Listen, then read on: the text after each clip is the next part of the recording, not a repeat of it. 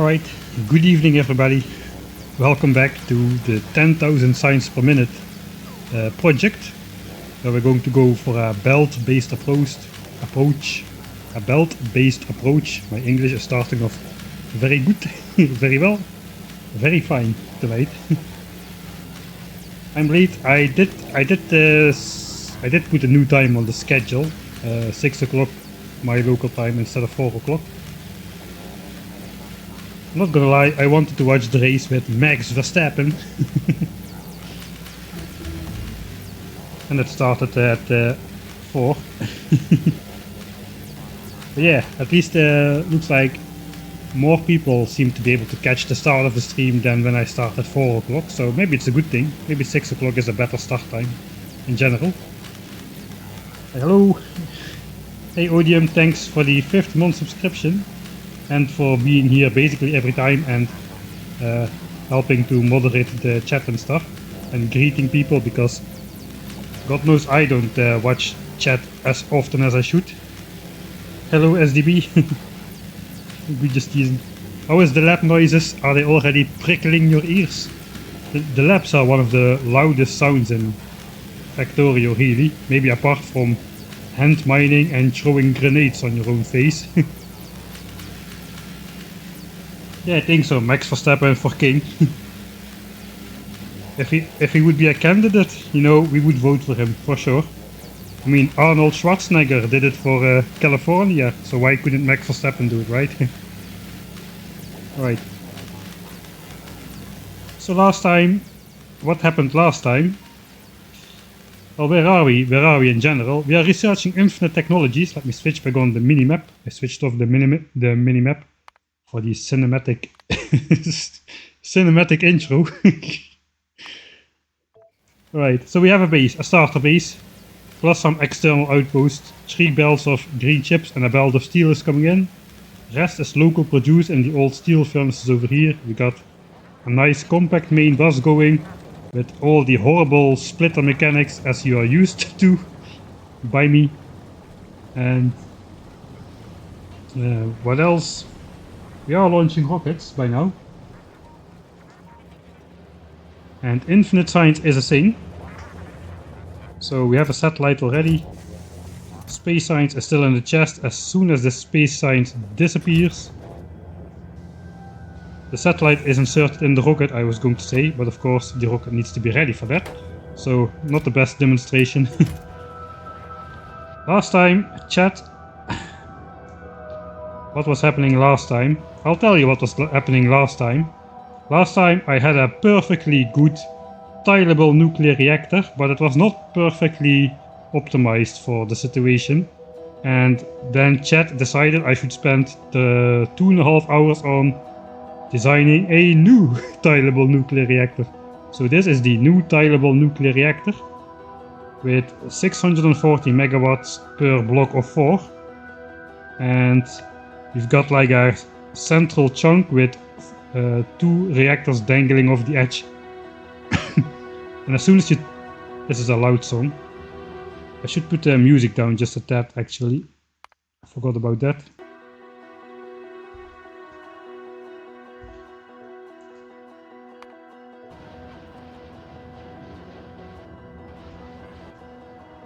So yeah, this thing has the reactors dangling off the edge. Those are overridden and integrated in the design as soon as you tile it.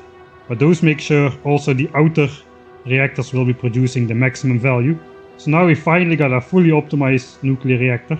8 of those things can support 64 of those things for 640 megawatts. And then we need 110 of these to consume that 640 megawatts of heat. And these things consume 640 megawatts of steam. So now we have a truly optimized reactor. I gave it some descriptions. If after this episode it turns out to be working in practice, we did a stress test. Everything should be fine. If it turns out to be working well, I will put it on the Discord as well. In the blueprint book. Right, so that was where we were at. I think we were standing somewhere over here. Yeah, here we've got like the a shiny new landfill blueprint which is not completely filled in, so we won't have that annoying pollution problem like in my YouTube series, where I went on to nuke each individual chunk before I placed the reactor on it. We won't have to do that here because we still got water. Water absorbs pollution, whereas landfill doesn't. So we'll be fine as far as it comes to that. Let's load the actual save game. I think it is time to get started. Voice seems fine. I turned the voice up also a little bit. Some songs are quite loud from the Factorio OST, and the one which is playing currently is one of the 2 loudest songs in the game. So if the music is still loud, it should get better basically for most of the rest of the stream. I do like me some Factorio music though, so you'll just have to sit through the, the 2 songs which were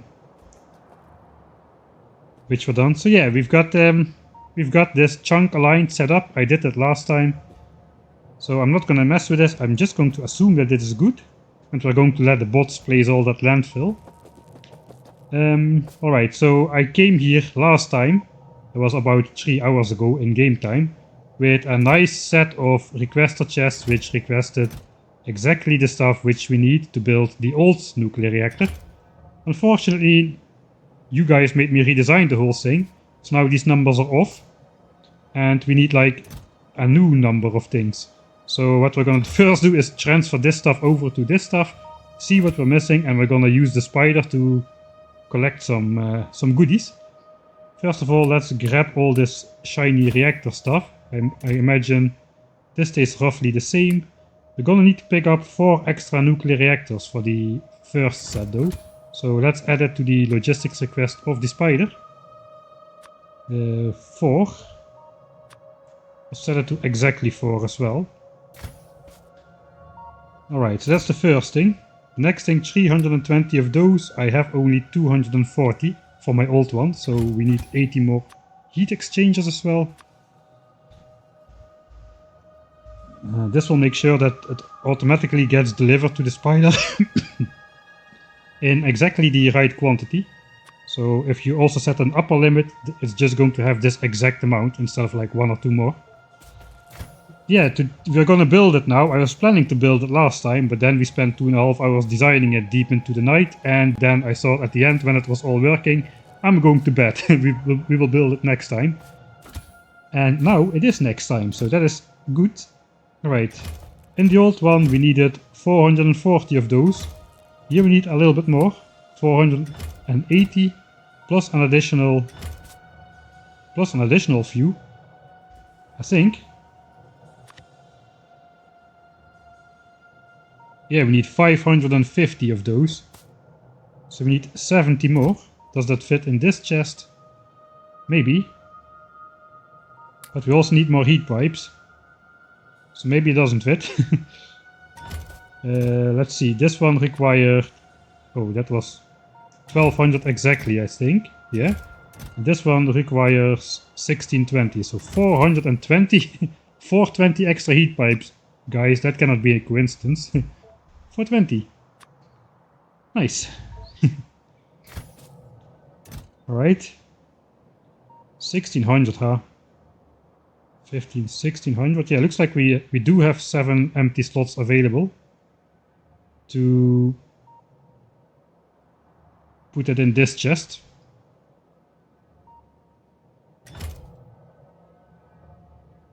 Did I not already make that the chest blueprint as well? Yeah, looks like I did update the values. Except I forgot to add those 70. Maybe not. And this one it's added. Alright. Let's just copy paste then the blueprint from last stream. I cannot remember already. Right, so that seems the nuclear elements are done. We just gotta need 70 more of those. Plus 40, so 110 extra steam turbines. That is how much more fine-tuned and how much more efficient this design is gonna be compared to the old one. Alright, so that is the 4 elements from the reactor. Now we got all the tiny tidbits. I guess I'll just throw my inventory in a chest for now. Let's just click that on here and then we can see the difference.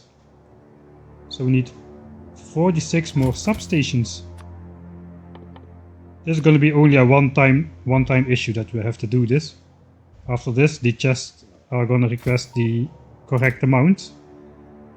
120 pumps instead of 80. Okay, so that's more pumps. We're going to need 40 extra of those. I think we've got those automated already, so, or at least temporarily automated, you know, Michael Hendricks automated. Oh, hello Matja as well. 2 moderators in chat. That's all my moderators. Welcome. Nice that you could join.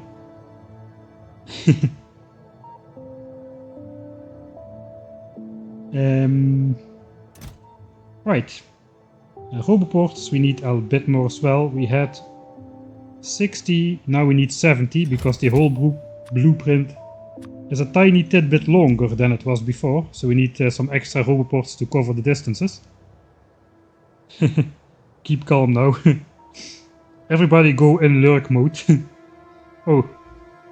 Moderators go in lurk mode, so everybody can come out of lurk mode again. Anyway, 40 pumps, that is the same. 40 inserters, 20 chests, 20 chests. I guess we're gonna need 4 extra. I guess we can just create those here. I have 4 of those. I can make 4 of those filter ones as well. So that's just a one-time thing. Because of the one switch, the reactor switch dangle off the edge.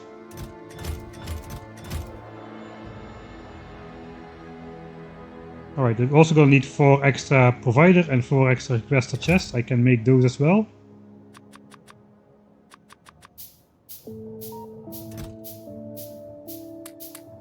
Alright, then we're almost done. 8 raiders, that is the same still. Okay, that chest is done. We are going to save a lot on underground pipes though. The old reactor had the water pumps at the edge of the blueprint. So we needed to transport a lot of water. But now we have the water pumps as close by to the heat exchangers as we can. So we only need like, whoa, 270 of these, which is roughly this much. And exactly this much. So we can put back all of these. So I guess we'll take a trip to the base as well, so we can put back all of those in the chest, since we don't need that many anymore. 970 of these. I guess we'll just request 70 more.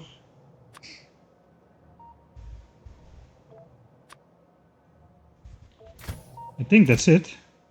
Oh, we've got the temporary extra ones in here. Alright, so that's okay. We've crafted those. Oh. Ah, it's not filter inserters. I just used regular inserters. Alright. Where did I put those things? Over here. Alright. Let's put them in here then.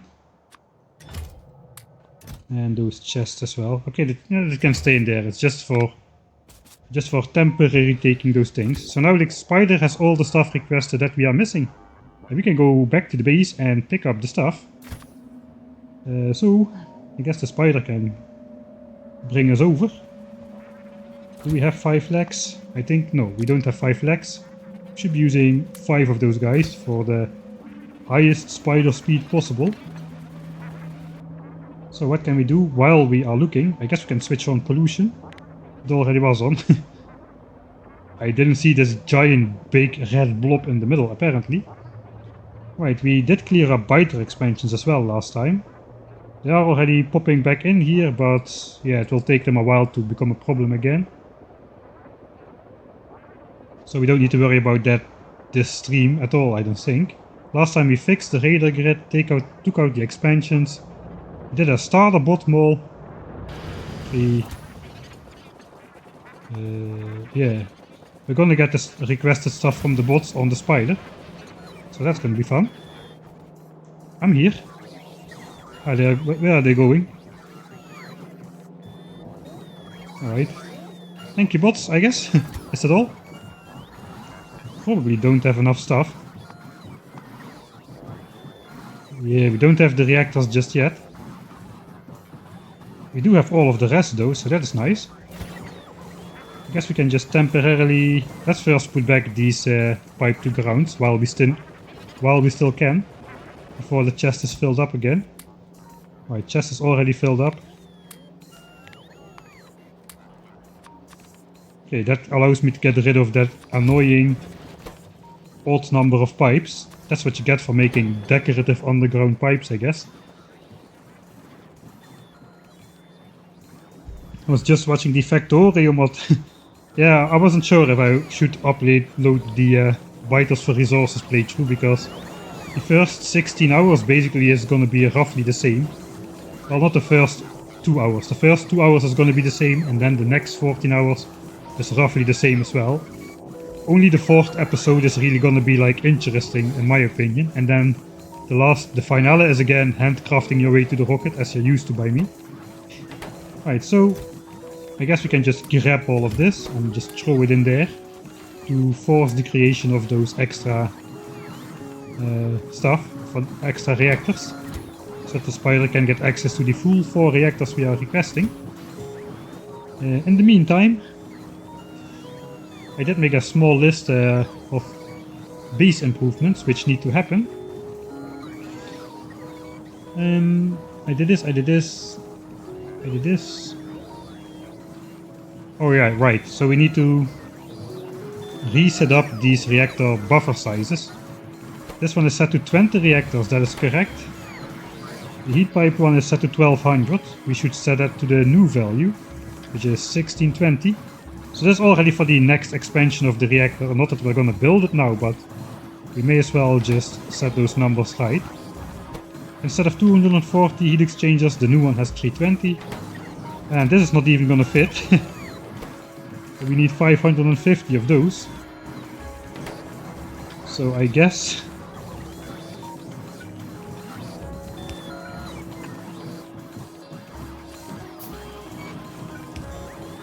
we'll just do this.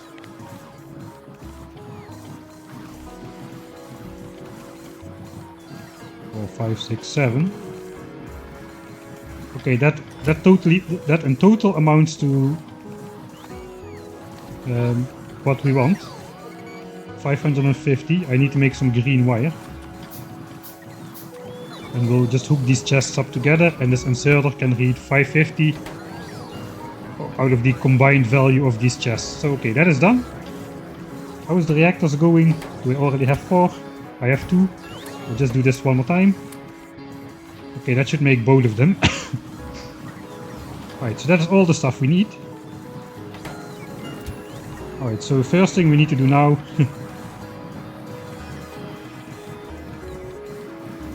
is get rid of all these requests, because this was just a one-time thing and we don't want to pick up those random differences again the next time we get around here. Alright. Balancing copper, where somewhere. Okay, this is a giant landfill mine. Still going strong. Looks like this side is almost run out already. Okay, now I understand why I had pollution turned off. 44 million. Let's make a tag that there is 44 million in the patch at this moment. We can see if that goes down significantly during the course of the game. So this is basically going to be mining full force all the time. It's going to all be turned into landfill all the time. Until all of these chests are full.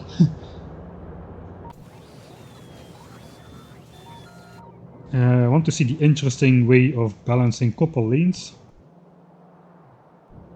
Do you mean this one? Yeah, it's just basically basic side loading. This should be yellow belts really, but yeah, we decided not to carry yellow belts around anymore, so here we are side loading stuff instead of not side loading stuff. Right, what else did I want to do? So I reset up the buffer sizes. I should check out the module chest. How much power are we using? Yeah, right, I wanted to switch to bot speed research after mining productivity. So I think I can benefit from bot speed a lot more than from mining productivity. So let's go for a couple levels of that. This is 4,000. Yeah, I think we can afford 4,000. Maybe we'll just go to bot speed all the way to bot speed 10, because we're not really going to be relying on a lot of extra mining productivity anytime soon, I don't think. Alright. So I don't want the gap in research, so I'm just in time. Let's see what we were doing for science. If we switch off space, the 10-hour graph is still looking bouncy, but we've been doing 63 science per minute for basically all of the time. Military science is now out of the question, and all the others are 63 SPM. This one is just too irregular. Looks like we have one launch every roughly 16 minutes, so I guess we are due for a launch, really. Yeah, there goes the rocket. Ha! Right on schedule. That's nice that we could catch that moment. Cannot resist walking up when the rocket flies away. It just has to be done. Spidertron patrols are not part of the vanilla game, at least not yet. Maybe Factorio 2.0 will introduce it. Artillery no, because artillery triggers revenge attacks, and we don't have a defense. We don't literally have no turrets in our base, except these meme gun turrets around the spaceship. That is all the turrets we've got. So we are relying on keeping the pollution cloud free of biters. That is our defensive strategy. So yeah, we need to clear out a lot of biters, but on the positive side, we don't need to build a defense, and especially we don't need to move our defense around all the time. Alright, so the base is at 380 megawatts while researching, with mining productivity 5 completing as we speak. Here is a mine, here is a mine. We now have 40% productivity. It's gonna pop up to 50. There's already 50% more mining speed as well as miners in the early game. That's gonna be pretty good. Come on. I know you are 5,000 science. I'm just gonna speed up the game a bit. Okay, there we got it. 50% productivity bonus. That should lower our pollution again just a little bit as well. Okay, all of these are idle. I think I'm just gonna make a couple more of these chests as well.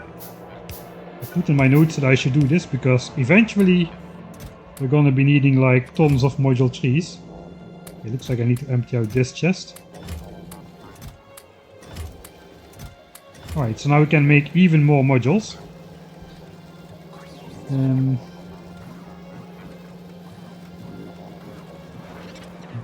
Blue chips, yeah, that's a good question because we're already pretty near our power limit.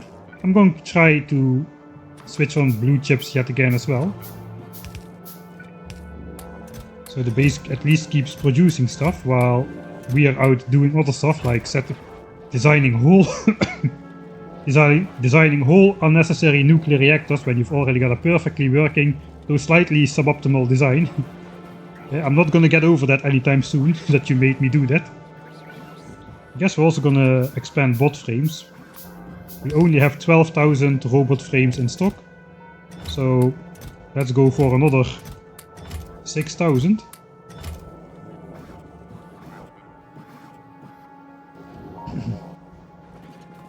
It looks like we did lose one bot somewhere at some point, so this I guess is the moment to... Oh god, which chest did I take that out of? Ah, this one.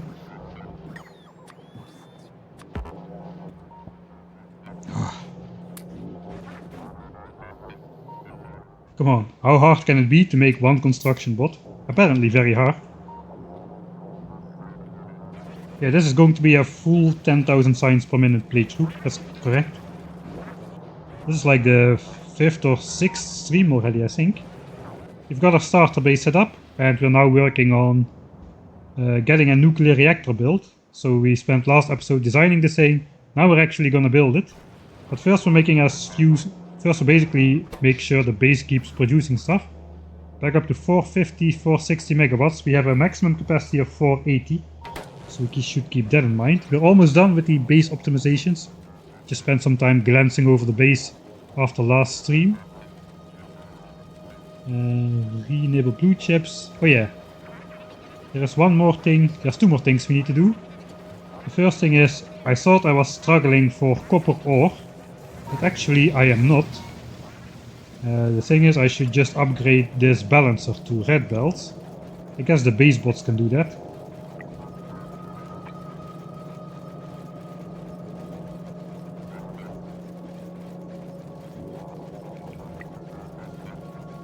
And then we should have enough throughput.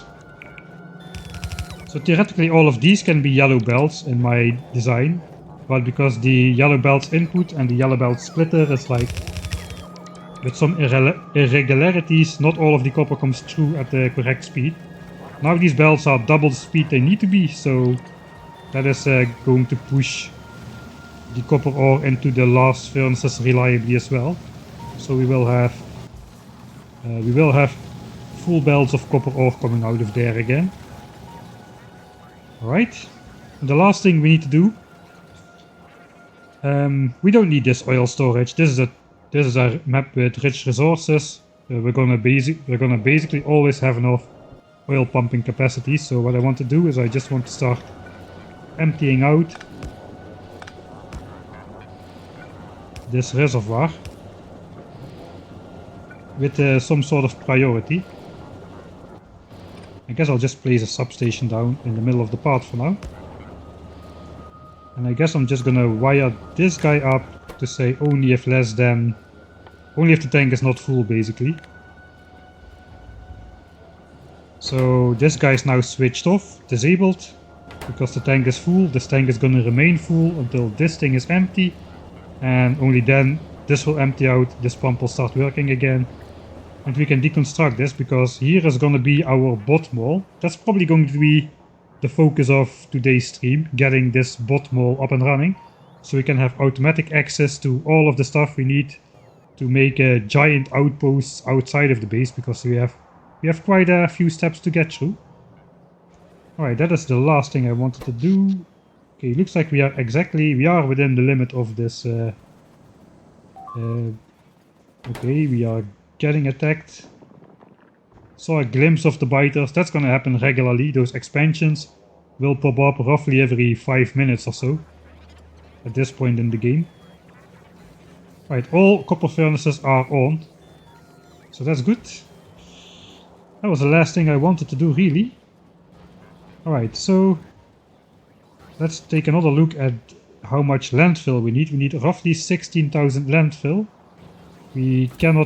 Can we carry that much? There's 1, 2, 3, 4, 5, 6, 7, 8, 9, 10, 11, 12, 13, 14k. No, we cannot quite carry enough landfill. So I guess we're just gonna make a trip back to here with a spider. Plop the stuff in these chests, and then we'll go pick up the landfill to actually build the nuclear reactor. And I kinda want to pick up all of those fish. I have some sort of great idea. Or at least, let's say I have some sort of idea. Not sure if it's great or not, but... How high is evolution right now? Evolution right now is at 97.8%. I tried to play default settings, but looks like I just cannot do it. I made bigger nests, but fewer of them, and I overcompensated the destroy factor, which pushes evolution. So every time we destroy a nest, we put way too much points in by the revolution, basically. Anyway, so we're basically maxed out for all intents and purposes. There is no real difference between 97, 98, 99, 100%, it's all the same. Right, we are back here. Let me empty out this guy. We can put the exact amounts in there, I guess. The 4 extra reactors. That is alright. Here we got the extra heat pipes, 1.6k. And 1620. The extra these things. And looks like we don't have 7 slots available. Forgot about those. We have only 6 slots available. Right, so I'm gonna have to update the blueprint. I guess we'll just put these 7 extra reactors maybe in this chest. The 70 extra steam things. Where's the steam things? Here, 70. Alright. I will delete it from this chest. And I need to update the blueprint. Not this one. This one. So yeah, just a blueprint with 4 requester chests, but the blueprint remembers you can see it in the mouse over, it remembers the amount which is requested to the chest, so that's quite useful. to have a blueprint to request exactly the right amount we need to build all of this. Alright, so we can get rid of the old ones, that is good news. Extra substations, check. Extra pumps, check. Extra roboports, check. And extra steam turbines, check. And then there's only this one, and that is the exact amount we need. Alright. So now we've got enough space for 16,000 landfill. It was 16k, right? Yeah, 16k. Right. So, out to the stone mine. We're gonna make a lot of trips now. It's good we have the spider throne with 5 legs. That's really... Oh, we can just watch the spider a bit. Why don't we have a spider cam? That would be fun. I can be spider cam. Not really. I guess this is spider cam. I don't know what I'm complaining about. Okay, I have time to read some chat and during those spider walks, I guess. Why the hell did I get an Italian ad? I don't know, maybe VPN stuff.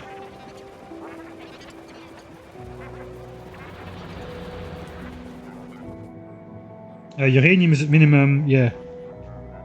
Other resources are at double frequency, but richness set to maximum. So not maximum frequency, because then you get like overlapping ore patches everywhere. If you just set it to double, you have a lot of ore patches everywhere, but they are usually not overlapping. So we can basically, eventually we're going to build like a standard mine design, which is roughly the right size to fit on any of these patches, and we can just plop that design on every patch and get a reliable, like, I don't know, 8 or 16 belts of ore out of a mine, something like that. So we don't need to rethink our mines, we just need to design it once, plop it down, and that is 16 belts of ore. Same for furnaces, we're going to do something similar. We have 68,000 landfill by now. Okay, that's great. That is 8,000 in the spider. I can carry a bit more myself. How much do I have on me? 1, 2, 3, 4, 5, 6, 7, 8. I can just hide a little bit more in my logistics slots just to be safe. As long as you don't have logistics bots coming to pick it up, you can just use this like extra inventory. Right, so moment of truth. I think let's walk back to here. I'm gonna make a save now. This is like this stream startup save. Stream startup save. Things like problems ironed out. Small optimizations. Like only the word optimizations is not optimized. Eventually we will go solar, but until 1000 signs per minute, until we actually need this 10,000 signs per minute base, we're likely going to be going nuclear. We need to make sure though to start production of solar panels and accumulators in due time, because we're likely going to need millions of those.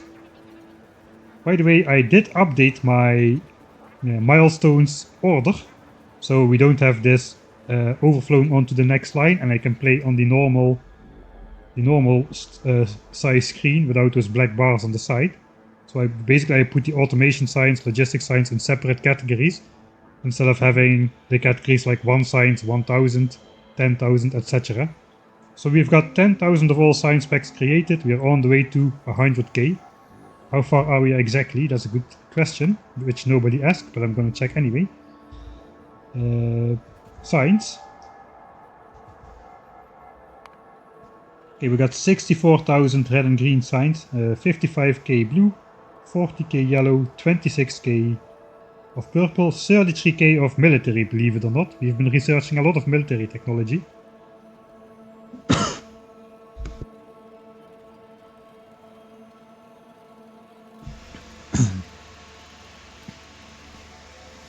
Yeah, I have the starting map on the Discord server with the milestones set up in the old configuration, so that's gonna be okay as well. Right. I kinda want to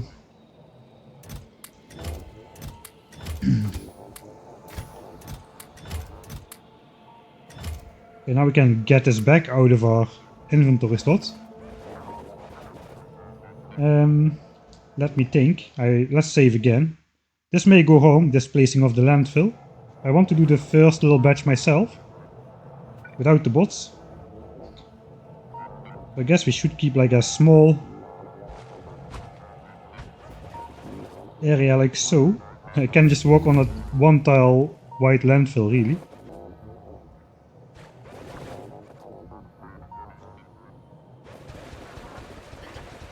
Oh, the spider is a bit jiggly though, so I need to go not too far. I just want to check out... I need to stay within the constraints of the of the blueprinted landfill. Landfill can never be picked up again. It's one of the most dangerous goods in Factorio, landfill. Oh, that went almost very wrong. Oh, it looks like we end up right at this island, but it's okay, because we do not need to worry anymore about water pumps at the edge. The water pumps are now integrated in the design somewhere over here. So this, let me check out if I did this right. So this line where I'm standing now should be all water. Okay, that is all water. Let's check out the other side.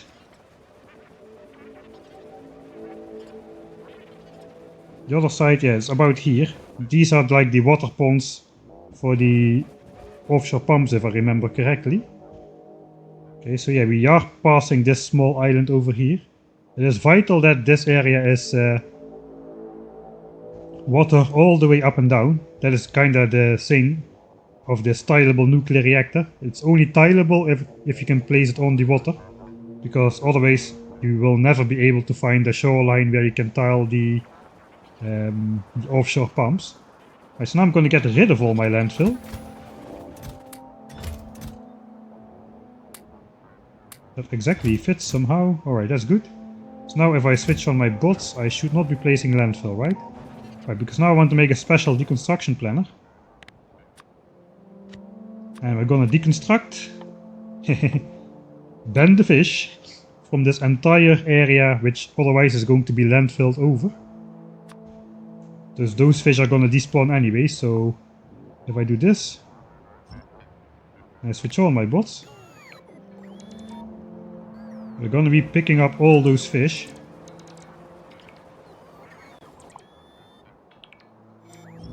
And I do have a special plan for all these fish.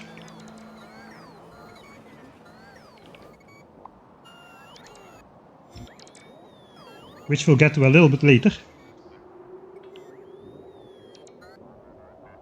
Yeah, it's just a save file from the start of the game, the unplayed map basically. You spawn in with a spaceship, and if you want you can follow along with the self-balancing starter base thing, which was basically the starter base. It's like a set of blueprints which have been in development for quite a long time, and everything has been as optimized as it can be now. So it's finally ready for release in public. We went over that in the first 4 streams, I think. Basically it allows you to build a starter base in stages. You just paste blueprints on top of each other, then at some points you upgrade from stone furnace to steel furnace and to Mark II assemblers, that kind of stuff. But it allows you to build a starter base which produces a reliable 45 signs per minute through the blue signs era even. While also producing all the stuff simultaneously which you need to expand your base. So enough of iron plates, gears, circuits which you can use to make miners, and belts and inserters are automated as well. And you can basically keep expanding at full speed while your base produces 45 signs per minute. I made that blueprinted set because in many of my early games always something gets starved. You either overproduce iron into chests and your base gets starved, or all the iron goes to the base and signs is made, but you have no iron to make miners and all that kind of stuff. It was annoying me to no end, so I decided to make a self-balancing starter base which produces everything in I forgot the right word, tirelessly optimized, tirelessly painstakingly fine-tuned ratios. So there's things like we're gonna make like 700 iron per minute in this chest, 400 gears, 600 circuits, 70 inserters, 200 belts per minute, and also 45 signs per minute. And basically, due to limiting like things like inserter speeds, taking all of that into account, inserter speeds, assembler speeds, belt priority things, so we prioritize to signs. 45 inserters per minute go to signs, the other 35 go into the chest, that kind of stuff. You always have stuff for construction available, always have iron plates, copper plates, steel available, and you always have 45 signs per minute. So yeah, in my earlier bases always something got stuff, like I was like if you put these inserters in a chest and then onto the belt, that is fine, but then you run out of inserters or something. But if you put them separately in a chest and separately on the belt, suddenly green signs get stuff because everything gets put in the chest, that kind of stuff. It was annoying me, as I already mentioned a couple times. That's a lot of fish. Yeah, so that is the reason why I did start the project of the self-balancing starter base, and it is working out, well, basically as well as I hoped. So that's a good thing. Right, so now we can safely place all that landfill. That is definitely going to drain my entire armor. So that's going to be unfortunate, but I'm not going to risk placing this myself, because basically that is going to be... Actually, I could let the bots build it. Yeah, we could let the land bots build it. I just need to place the first little bit. Let's place the first little bit ourselves.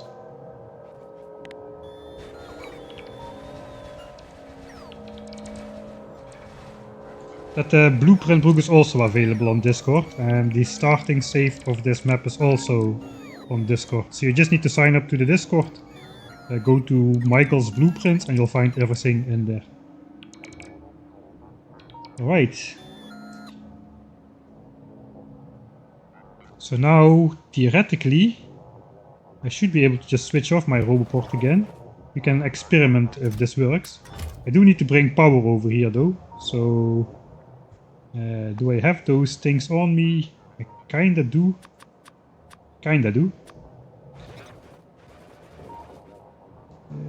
I guess here is gonna be a substation in the blueprint. I can already put that skeleton blueprint down. So we have one blueprint which is called the skeleton. That contains all the roboports and the entire power grid, as well as radars. So I theoretically should be able to paste that onto the landfill like so. That will be a set of roboports. Those will be in reach of the next roboports. So we can just keep placing that until the landfill is placed. And just keep pasting the blueprint. Then we do not need to worry about... let's do it anyway. This takes too much time. Let's just drain our entire battery, because who cares? Here we go. Just Control Z that. I can actually pick up the rest of the landfill as well. Again, we'll just throw some in there. Actually, the construction bots will be able to take from my trash slots, so that's a good thing. We'll throw some in the spider, and then the rest we can carry on us. Alright, watch the battery go poof. Probably I should walk. We can just guide the spider to go over here somewhere. That's probably where we'll need him.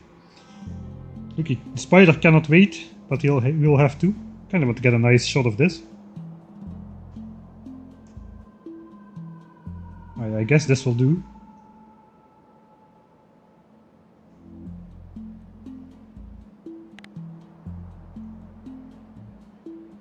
Right, the spider is trying to make its way. Okay, he has found his way on the path we created ourselves. That's cheating! That was not the intent.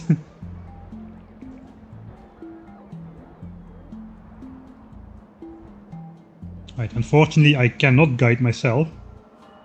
Maybe I can get in the spider. Can I get in the spider from the map view? Actually, I don't know that if I press enter. No, that's not working. Oh, it is working. It is working.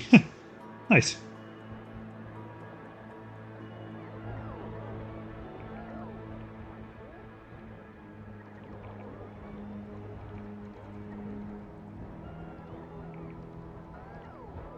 Yeah, so we will have radar coverage as well in the skeleton grid.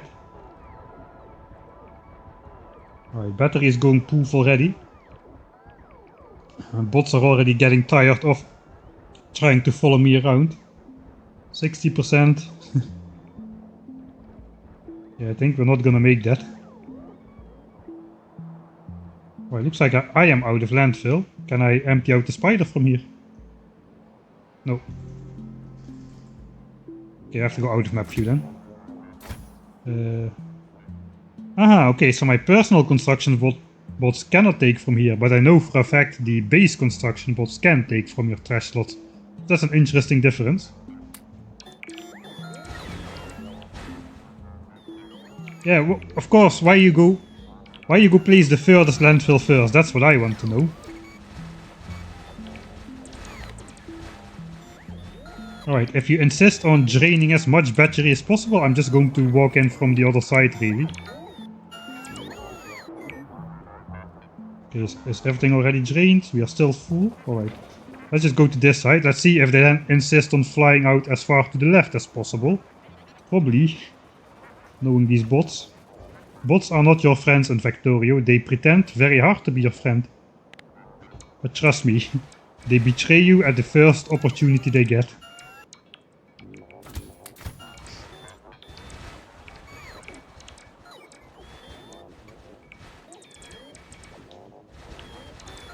That's definitely going to be poof for the battery.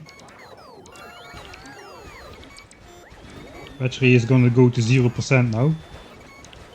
But we still have a little bit of juice in these roboports themselves.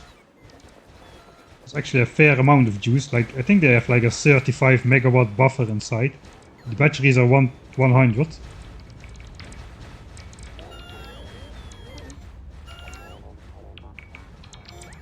Right, so will we get a bot stall or will they all retract in my armor? Okay, all of them are out of power now. But we exactly managed to catch all the bots. I don't think all the landfill has been placed though, so let's just go over that once more. Those fusion reactors should charge it up pretty quickly. We can focus charge maybe like 4 of them. That should go pretty fast. Alright, so they are working again. Now we can basically see if we missed anything. Bot speed 6 is in, by the way. At some point, the point of this bot speed is to get to a point where they will fly from the spider while I am walking. So bots are standard. They are trained to not fly out if you're driving a car or driving a train or something. Or riding a spider. But at some point the bot speed gets so high that the minimum threshold for your movement speed gets... Basically your movement speed is going to be too low and the minimum threshold for movement speed to have the bots not fly out gets overridden. So then I can build stuff while walking. So I don't need to have these awkward pauses all the time. Right. So much for that. So we can bring this landfill back to where it needs to be eventually. I think it's now time to build the grid. So what do we need? I guess we need everything. Should I just throw everything in a chest instead? Yeah, I guess I'll just keep the bottom line of like assembler stuff and whatnot. I guess I could get rid of these. Put those there instead. Okay, that is looking alright. So let's grab everything except the actual reactor elements.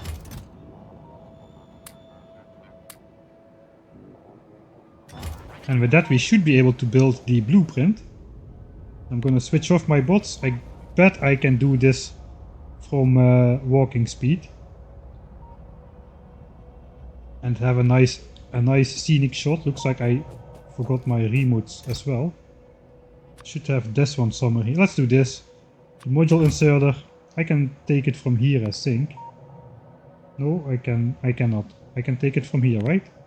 Yeah, I can take it from here. Alright, so I do not need that in my inventory.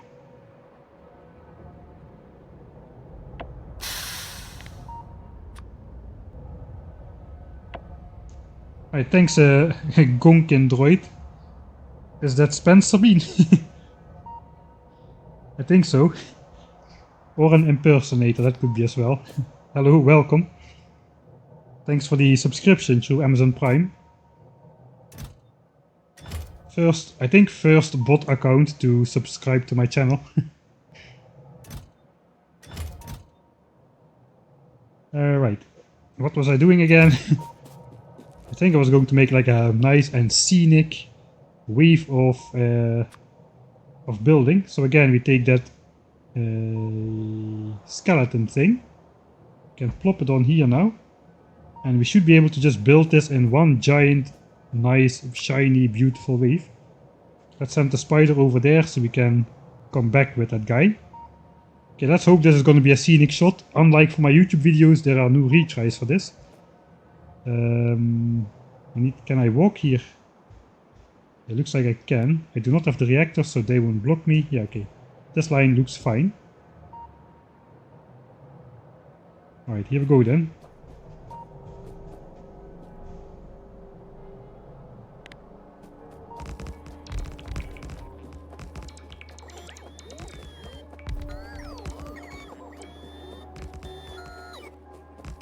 Okay, we could have been a little bit faster. We could have activated some of those legs.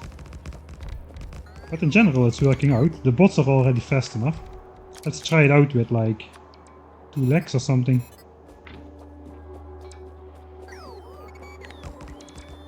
Oh yeah, that's better. Oh, that's awesome. So I'm a little bit too fast still. The bots will run out of juice soon. Yeah, okay, it happened. Looks like 1 leg is the sweet spot. But again, we have no retries, no redos here, so yeah, it's kind of funny. Oh, it's a second month subscription already. I think I didn't saw your first month, so sorry about that if I missed you. Right, getting some scenic shots in there. Alright, so that's the entire skeleton. We should now have radar vision. Except we don't have power. So we don't have radar vision. I think we should just prioritize connecting power now.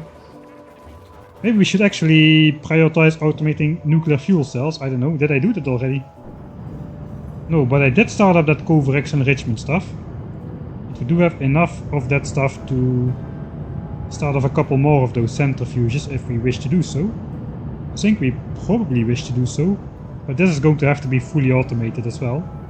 Maybe we will rebuild it over here. We've got uranium, we've got iron, and we've got oil. So basically we've got all we need to automate nuclear fuel right on the spot. We'll probably just do that in that case. It can be a separate logistics network as well then. Yeah. Not too bad. Okay, it's night again. Okay, it's night again, so yeah, we can do that. We can do the same. And we just connect this grid. Let's go maximum distance.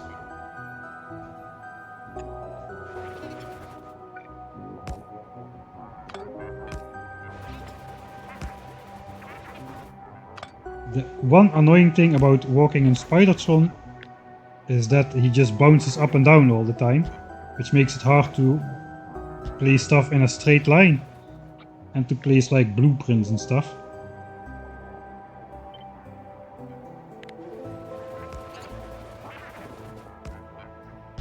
So every time you come to a stop, the screen wiggles back slightly.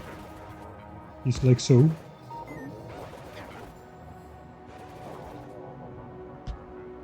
Okay, where do we have to go? We have to go straight, straight, straight, and then down, down, down. Alright.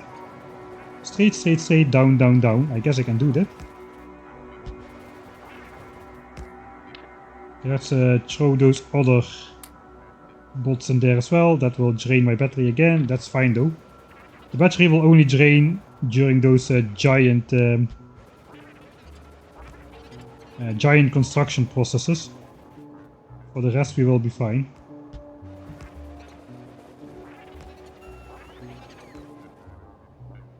Is it still far? It's still a little bit far.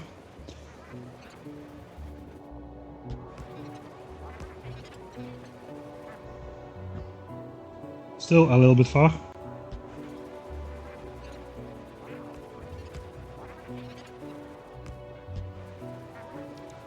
Right, are we already there? Yeah, looks like we at the roughly at this at the turning point. I'm just gonna continue this line perhaps. But then we need something like so. Take out that guy. Right, we do got a nice 90-degree turn, so that is nice.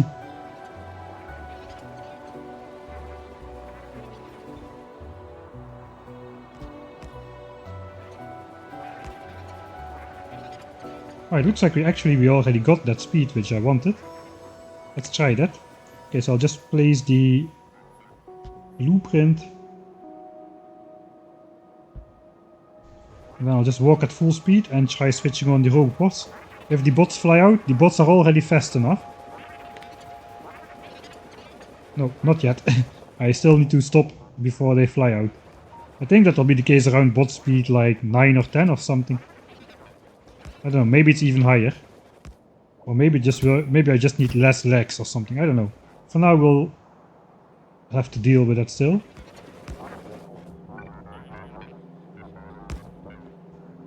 Alright. This is now connected, right? Yeah, these are all charging. Okay, that means... Oh no. Oh, there goes my signs per minute. Now all my signs per minute assemblers are working slightly slower. Because all of these robots are charging at the same time. So that was kinda bad. Should have first connected the power and then build these like 1 or 2 at a time. So now the reactor is working like overtime. The steam storage is going down at the moment because we are overreaching. Alright, it dropped down, but there goes my signs per minute. Look at the nice hourly graph of signs per minute. Yeah, there it is.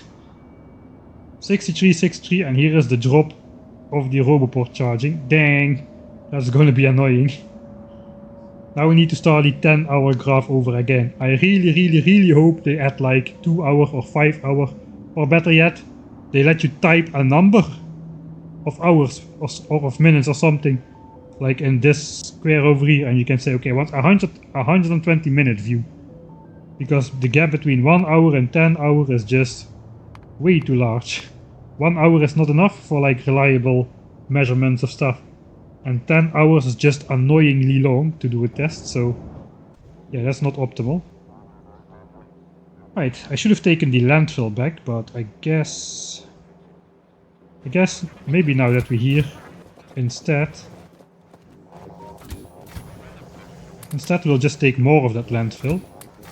So we already have enough.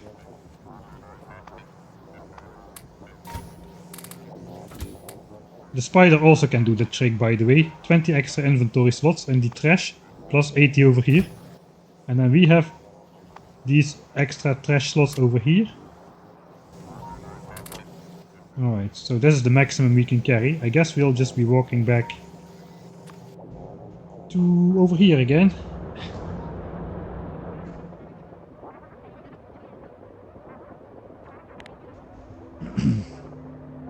Okay, that means we have enough landfill on site already to build another set of landfill when we need it. Right, so what is going on? We have like 700 fuel cells in here, so we could basically borrow those to get our new reactor started. We could take the old one out of commission. We could just like heat it up to like 1000 degrees and just let it stay there. Then it will always shine beautiful in the night, glow and rage for all eternity.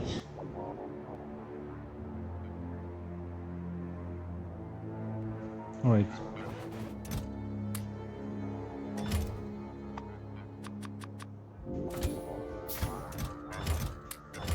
Now we need to grab all of this stuff out of here. It's a little bit annoying to access all this stuff. But if you need some extra carrying capacity for a long trip, that's one way to do it.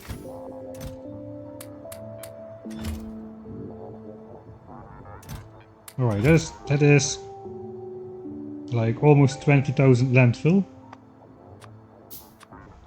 How much we required? I think we required like 16,000 or so. So let's take this back. But first I guess we'll start building the actual reactor. Battery is charged again, so we can again abuse that fact to build the reactor as well in a nice beautiful wave. Oh, hello.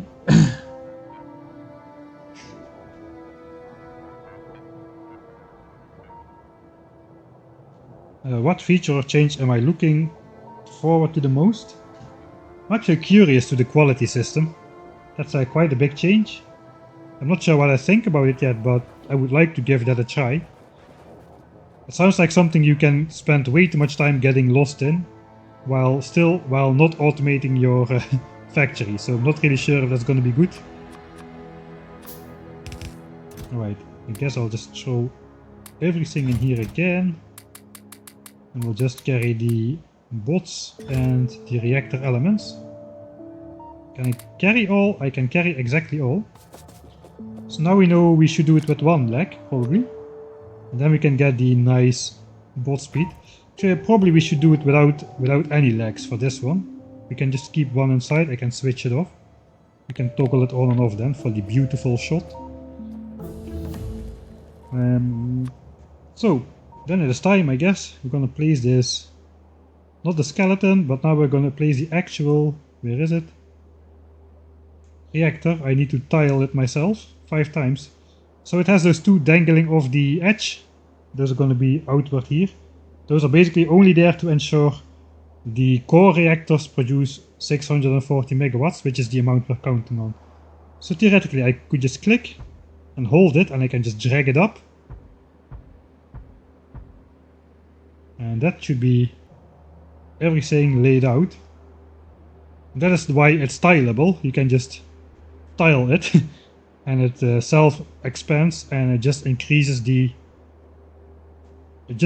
your power without further giving it a sword. So yeah, that was 2.5 hours well spent last episode. Now we basically don't need to worry about power until we need to start making a design for a tileable, Roboport supported, radar supported, solar power accumulator grid. Much later in the game.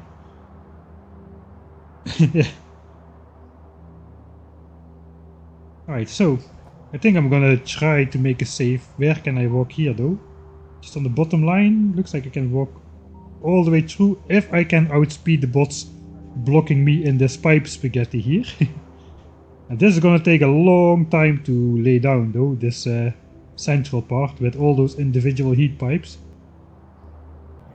I guess I could just hide those in the spider for now. That's a lot of entities to place, a lot of tiny ones.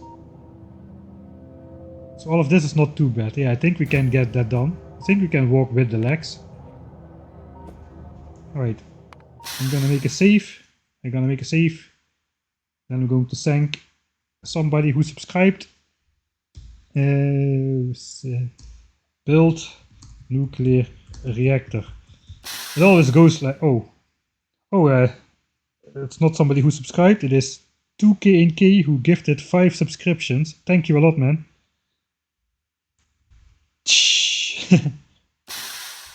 Get the trains there, man, for 2KNK. 2KNK, why do I pronounce the same letter different twice?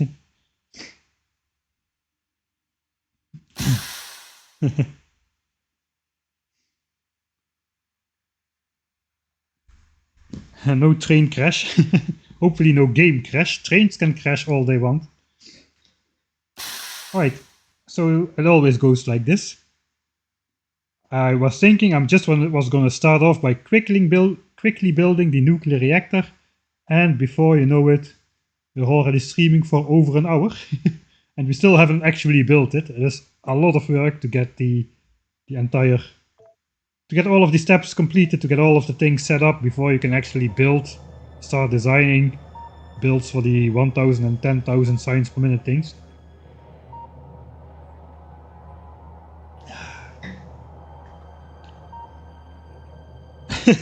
Okay, if you yourself don't know how to pronounce your name, then I can get away with anything basically.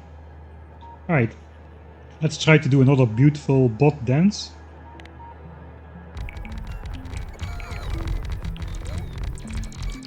Oh yeah, we are definitely... oh, the bots have had another speed upgrade as well.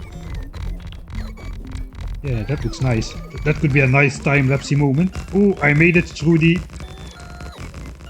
okay, the bots didn't place everything, but that's alright. So I think we'll just have a quick walk back before we walk further. We need to get the spider over here, because the spider has all the heat pipes.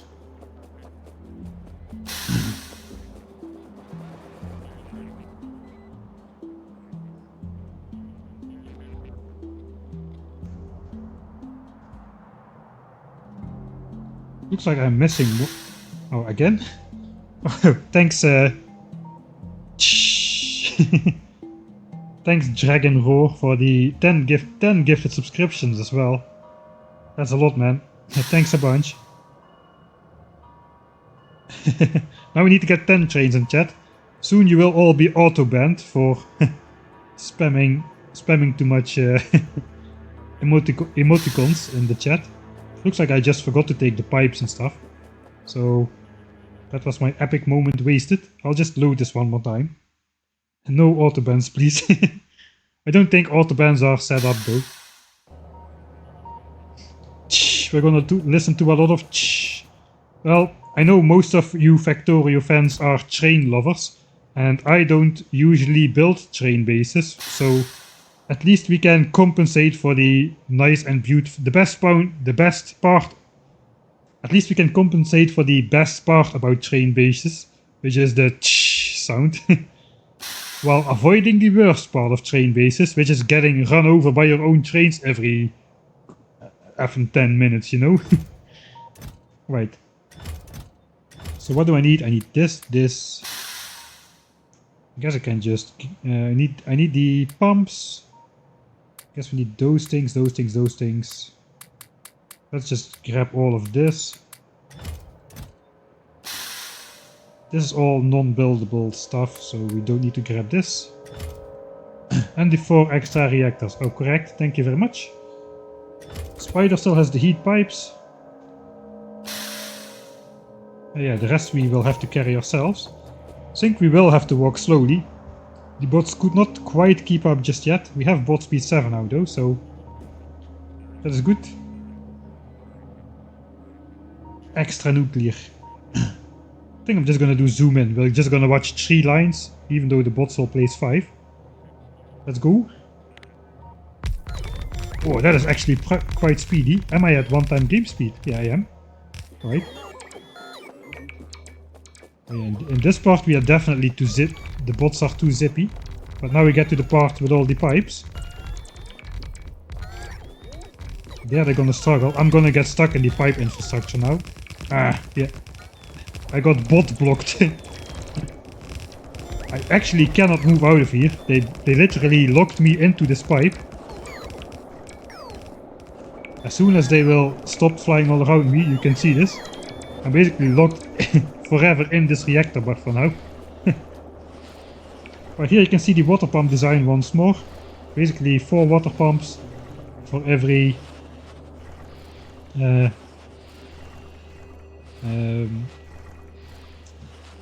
4 water pumps per gap. They are offset by 1 tile, so it fits, and you can just copy paste the landfill without this getting filled in, so that's nice. Right, now I need to just get myself out of here. Alright. We'll just Control Z our way out of here. Okay, sorry, that extra produced water will have to be reproduced. Alright, that's going quite fast. More than enough water capacity of those water pumps. Short lines, yeah. I didn't really like this open design when I just built it, but now I start to like grow into it. You gotta have a friendly spider come over here. And now I got nuclear reactor blocked. Okay, I can squeak through.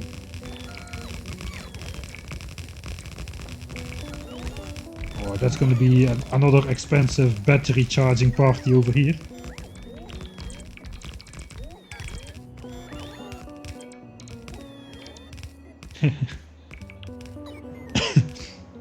I have become the reactor, not in this playthrough. The other playthrough I'm doing at the moment is the highest contrast you can get to this map. This map we're going to play as large as possible, whereas my other playthrough is the 12 by 9 map, inspired by Doc Jade's epic playthrough. 12 by 9 tiles to just basically finish the game on. There I am everything. I am the reactor, I am the miner, I am the assembler. All of that stuff. Alright. So everything is built. The only thing we're missing is 600 heat pipes in the center. Wait, 600? Why 600? Ah, because it only counts 600. Yeah, we should have like 1600.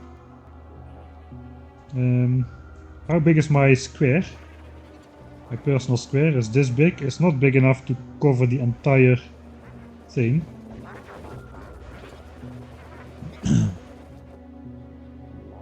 Alright, I guess we'll just stand here then. So yeah, I wish this was toggleable. I like to have a lot of bots, but I wish you could set the construction area. Now it automatically increases with the amount of roboports you have in here.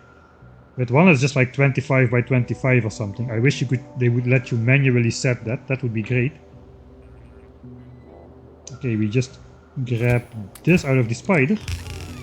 That's gonna be all the heat pipes. So yeah, we will build the rest just with base construction bots, but this is just the first time we're building it.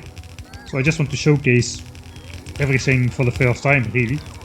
Instead of just plopping down the blueprint and forget about it. We're gonna do that all of the other times, but the first time we're actually just gonna watch it all.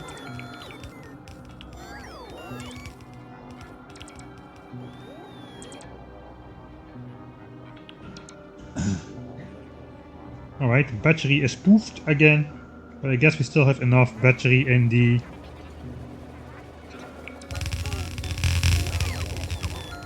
roboports themselves. Okay, that was fast. Yeah, these are still like mostly full, so that is still good. Alright, so we don't need to do anything special. The whole thing is constructed now. Here we have 3.2 gigajoules worth of power, whereas currently we're running on 480 megawatts. That's like an 8 times improvement once we get this thing started up and heated up.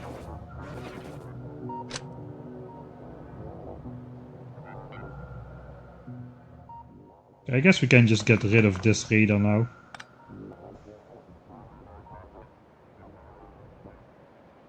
Alright, so this is how it's gonna look, and we can basically tile this whole thing vertically as much as we want.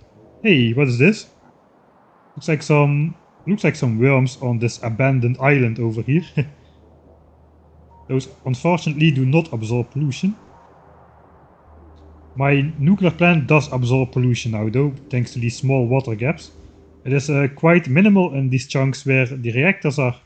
It is a little bit better here where the water gaps are larger. But the most important thing is there is some pollution absorption instead of none.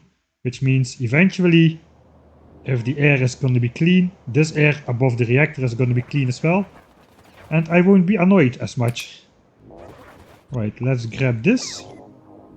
That is the reactor done. Now we just need to fuel it. And we need to automate the delivery and extraction of the fuel cells. Basically, we're going to need logistics bots. Looks like our first logistics bot network is then actually going to be... No, actually no, we have the logistics bots here already, feeding those temporary assemblers over here. It's like everything is roughly as filled up as we want it to be. Alright, why did the spider stop here? Because I clicked probably. I need to go all the way back to the base. Guess this intersection will do.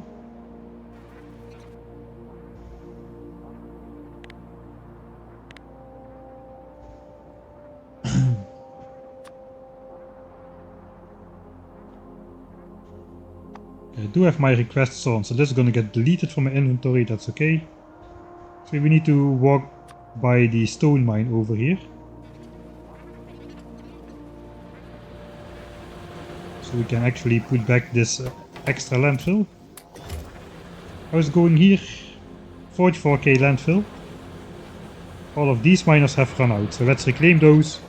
Those were a little bit of an annoying tack on. So let's just pretend these never existed. And more miners have already run out, but the rest is just a big blob, so I'll probably keep all of those around. Alright. Still at 44 million. Yeah, it's gonna take a while to mine a million ore out of this. 1.5 million actually by now. With the mining productivity bonus. Alright, so now we just go here.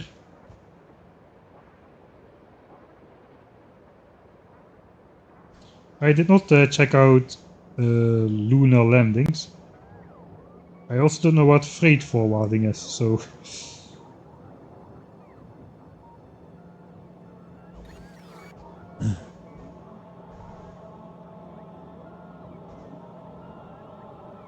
Yeah, it's a lot of landfill because things like this requires a lot of land. And what later requires really a lot of landfill is when we're gonna have like... We're gonna need to have like a solar panel field which is larger, a lot larger than the exposed map by now. We're gonna literally need to have millions of solar panels. So any water body that is going to be in the way will have to be completely landfilled in. That's literally going to be millions of landfill to fill in a lake like this. Every single chunk, a chunk is like this area is like approximately 1000 landfill. And you can see this is but a tiny square in the entire lake. I guess easily 1000 squares fit in this lake, so 1 million landfill. Gonna take a while to produce that.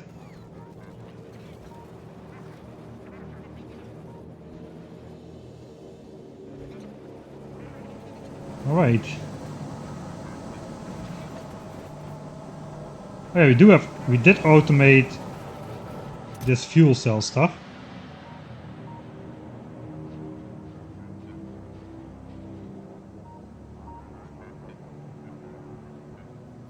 I made 24 reactors. I think I'm just gonna manually heat that system up already. Yeah, let's do that first. It's already connected. Yeah, I can just disconnect it and I can manually heat it up. And then we can just basically switch it on at the moment we want to without having to wait for the entire system to come up to temperature. Since this will just get up to a high temperature and it will just stay there forever. I am planning to edit this series into YouTube, but it's gonna be unlike my normal videos where I go into a lot of detail about every detail. Even my details contain details. This one I'm going to try to make it a lot more big chunks. So I kind of plan to do the whole self-balancing starter base as one episode, and yeah, to not have it drag on for an eternity. Alright, so basically I'm just gonna insert 3 fuel cells per reactor. That should probably be enough to bring the whole thing up to an acceptable temperature.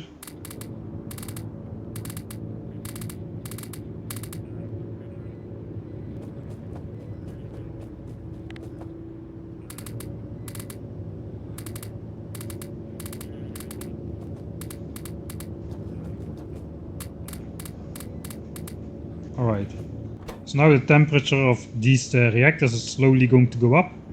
These things now have an output of 160 megawatts because they have 3000% neighbor bonus. So technically we do only need this one to make this one 160 megawatts, because the one on the outside is 120 megawatts. Technically we only need this extra lump on one side, but you know, then it's not symmetric, so we cannot have that. It needs to stick out on both sides. But yeah, technically this and this 480 megawatts total is totally wasted.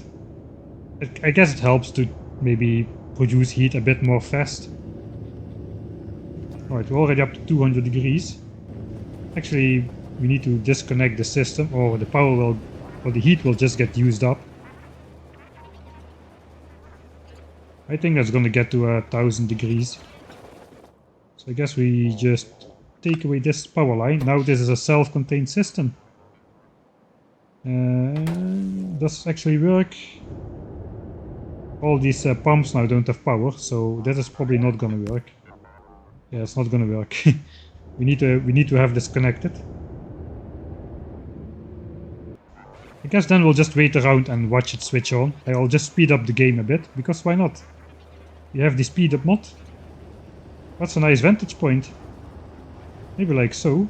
We can see these things switch on, as well as the heat pipes heating up.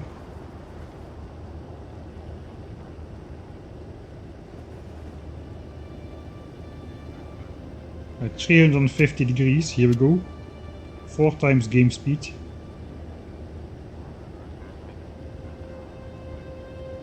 Lunar landings, okay, let me know how it goes. I really have no idea, so this maybe I explained already. Yeah, one chunk is 1024, so like roughly 1000. One mega or 1 kilo. 1 kilo landfill. Let's count it like that. For 1000 chunks, I need 1 mega landfill. Right, the nuclear reactors are up to 1000 degrees. It takes a little bit more time to actually transport it to the boilers. They are still at roughly 470 degrees. Looks like heat spreads faster down and left. Okay, we're gonna get up there. The reactor is gonna switch on. Steam is gonna go into these, and these will start consuming fluid. Nice. Yes, eventually they will all switch on. And our maximum power draw is going up by quite a bit. And here we have it, 3.2 gigawatts plus the old reactor. The old reactor we can then disconnect later on. But that is the tileable nuclear reactor activated. Nice. Alright, but for now I will probably just disconnect it. I can disconnect it maybe a bit closer to the base, since I don't actually need to be consuming this right now.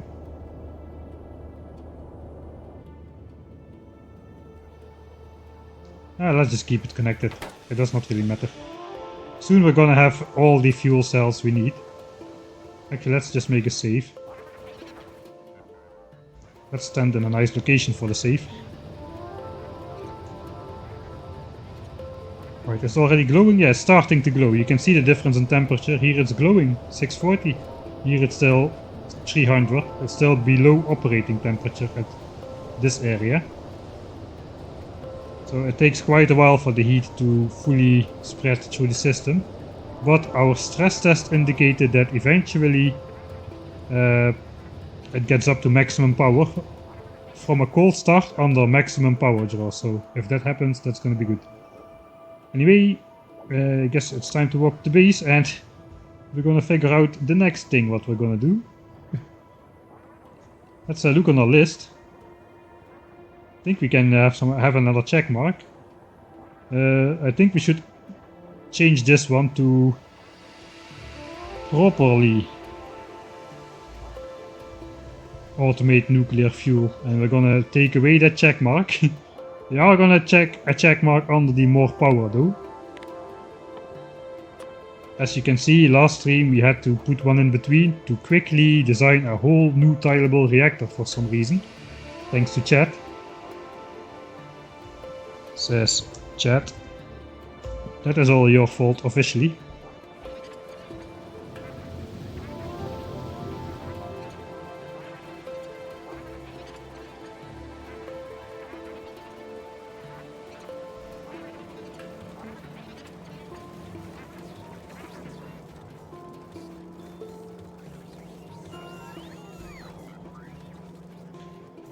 Okay.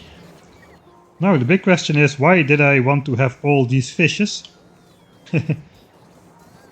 Unfortunately, this process cannot be automated though, but we've got a nice starting lake over here. But it could use, you know, like, it could use like a little bit more wildlife. There's only like so much fish in it. One of these is Ben. No, actually no, we already fished up Ben. He's the brains of this spider. So these are all Ben's cousins, but now we're gonna add Ben's distant cousins. We are basically just gonna release all those fish in our starter lake over here. There's gonna be a lot of fish. You didn't know you could do that, could you? That's already all the fish. 1.4k fish. There's a lot of moving red squares. This is gonna be a busy lake. We're gonna fish up a lot of fish and we're just all gonna spread it into our starter lake until the whole thing is just like one black shadow. That's going to be one of the goals of this playthrough.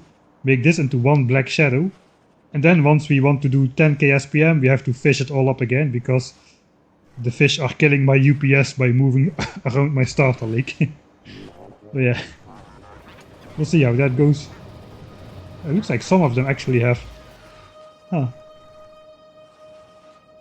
Like, do they move apart or are they just keeping on top of each other? Oh no, it looks like they're moving apart. It looks like they're like moving in clumps, like... Okay, no, it's just my imagination. I thought they would... I thought movement was random, but for a moment it looked like they had like predetermined random movement and they just swam in clumps together, but no, it's not the case. Right, I guess we're just gonna switch off this guy. We are connected to that one, right? Alright, everything has heated up. There is no fuel in the system though.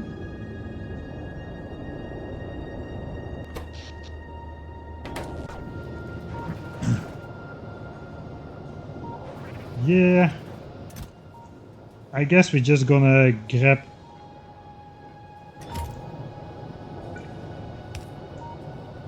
I think we're just gonna grab all of this. This guy still has like... I think it has 5 fuel cells inside now. 3, 3, 3 and 3. Okay, we'll just... Once this finishes, we need to have the other one automated because this one is just gonna die now. Or it's not.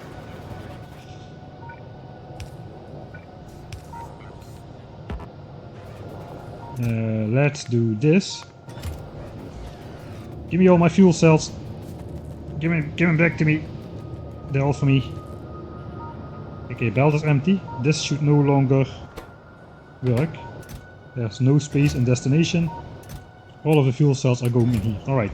We need to automate fuel and a little bit fast too. I guess we need some more centrifuges to make more Coverex. Did I automate centrifuges? I don't think I did. I could do like some cute bot stuff, but again I'm just gonna grab a bunch. Let's see, how many Coverex processes can we actually start up?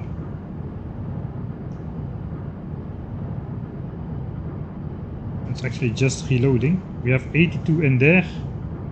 So we can do another like set of... it's actually... Alright, let me do a quick calculation. How many fuel cells are we going to use? We have 24 reactors. They eat 1 fuel cell every 200 seconds. So 200 divided by 24 is roughly 200 divided by 25. So that is 8. What did I calculate now? I calculated 8. 1 fuel cell every 8 seconds, right? 7.5 fuel cell a minute. Let's say 8 fuel cells per minute. That means we're gonna need to be producing 1 of these shiny rocks per minute, and the crafting cycle of this thing is 1 minute. So actually just a single one of these guys can more than keep up with 24 of these reactors over here. That's crazy. This is like 3.2 gigawatts of power, and all you need to keep up with that is 1 Coverex enrichment and like a handful of uranium miners, I guess, to provide the dark green rocks as well.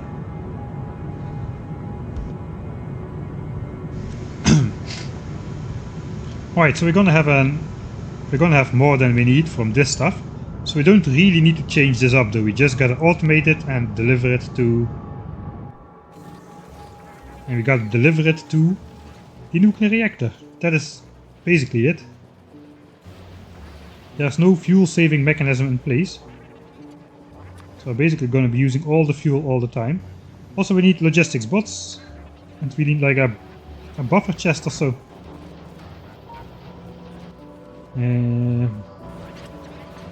How is it going with our new buffers? Full, full-ish, not full.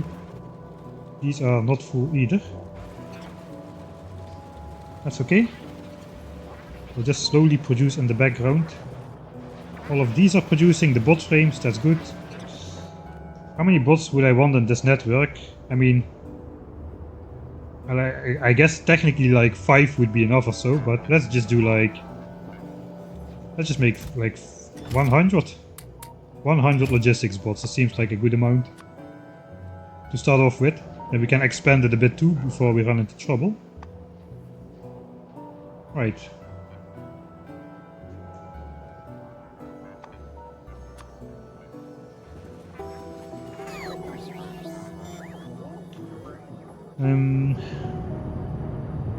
Looks like we're just gonna be... Yeah, looks like we're just gonna be automating fuel cells here for now. I think eventually I will move it to these ore patches, but perhaps once it has grown a little bit. Since what we have right now is more than sufficient. Probably once we need to stamp down the second or third reactor, we can move it over here. For now though, there's no need to re-automate that.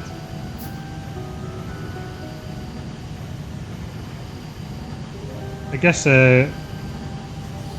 all computer movement is predetermined random movement, since they always take an input seed.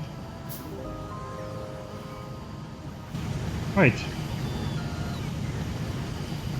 So I guess we can just do something sweet, like...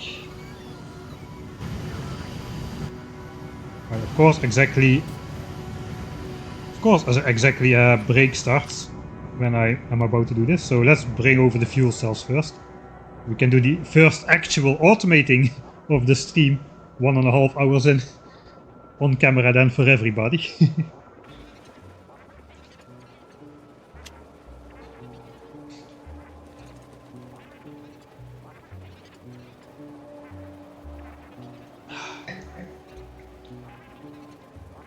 Yeah, we're not, it's probably not going to be that much longer that we can use the speed up function. No, it's going to be a bit longer still, for sure. Once we do 10k, we can no longer speed up the game, but actually after 1k we can still speed up the game, I think. Alright, so what we need now is... We need like... What did I set the requests to over here? 50 fuel cells. I don't have enough already. It's okay, the bots should fairly divide the available fuel cells over...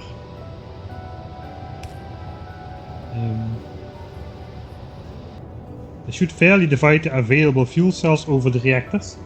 I guess for now I'll just keep these in the active provider chests until we set up nuclear fuel reprocessing. Roughly 2400 fuel cells fit in each chest. Times 200 seconds.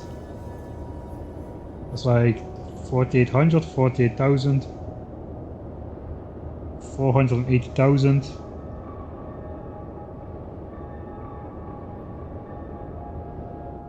Okay, it will take 133 hours, so we gotta... Let's make a note, because I will postpone this forever. Gotta...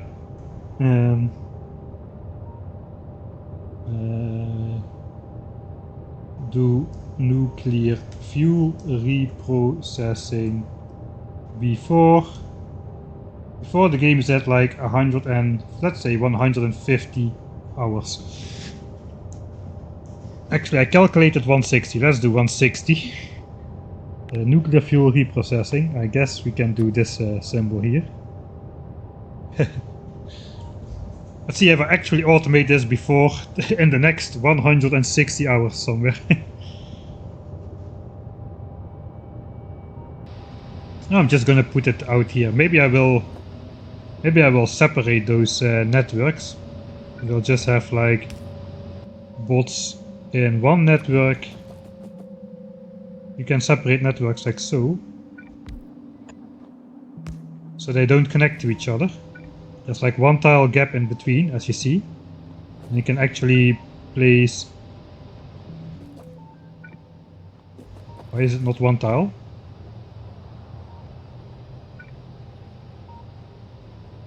It's not one tile because I just misplaced the roboport. Alright. Now it's one tile. Now it is one tile, okay. Get out of the way, spider. Basically you can just have a requester chest on one side, which feeds into like a buffer or provider chest or something. Then you can request stuff from one network and the inserters will just put it into the other network. So that's a neat way to actually deliver the nuclear fuel cells. We can also just eventually we can retract the used up fuel cells like so. Put them in a chest over here and that will bring it to the rest of the base. So that could be sort of a system to bring stuff in and out of the networks. Of course you could have a belt in between as well, but this direct chest transfer stuff looks kinda neat. I bet that is how we're gonna do it now actually. So for now we just need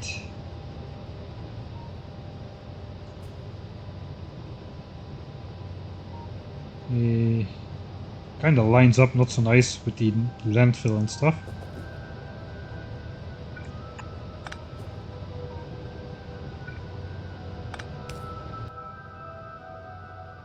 Alright, I don't think I have these set to request from buffer chest. Okay, they are set to request from buffer chest, so I can actually put the fuel cells in a buffer chest as well. Can then request back the unused fuel cells, so that's a good thing.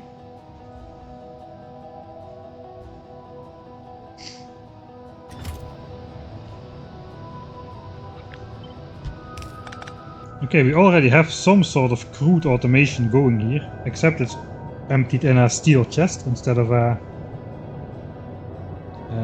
provider chest. But in general, we can now request fuel cells to here. I guess we'll request all of them, because why not? Let's request 2K. And we'll also hook up this inserter with a wire. That guy should stop inserting fuel cells after 2K as well. That means there's always going to be some extra space available in the chest, so that's good. Now, I guess this eventually is going to be set to use up uranium fuel cells, but I'm not going to set that just yet. I'm just going to do that once I actually need it. Alright, so technically it's going to go like so. And that's going to be put into here.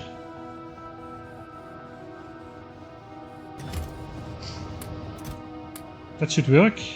Now we just throw the bots in the network here, and then we can watch the bots deliver the fuel cells, I guess.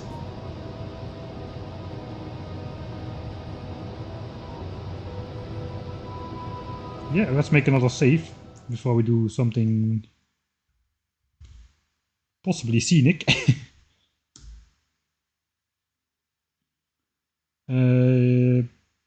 Fuel cells to reactor, and that's probably the last time we have to walk back here for quite a while. Right, here we go. I think they all fly out at this. Oh, no, actually only 24 are gonna. No, they're all gonna fly out. They're all gonna fly out. Let's watch what happens.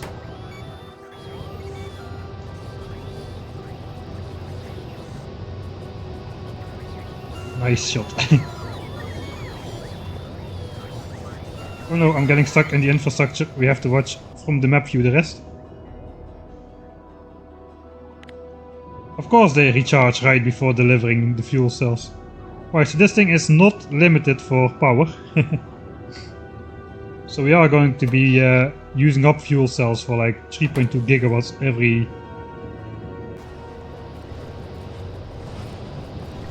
It's a bit annoying I cannot walk over here. That's why I have the spider, I guess. The spider doesn't care about stuff being in the way. Right, so technically I could switch off like a part of the reactor by just resetting these requests to 0.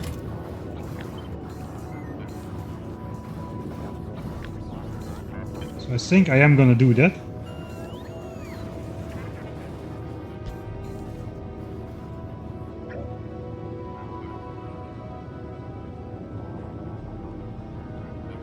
So all of these now don't request anything, so we'll empty those out. We'll recheck all of these as well.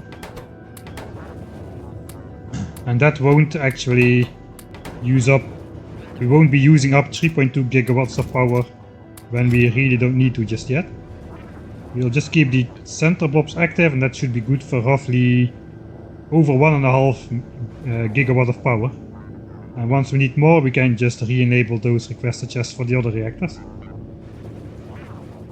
We are going to be using like 1.5 gigawatts of power though.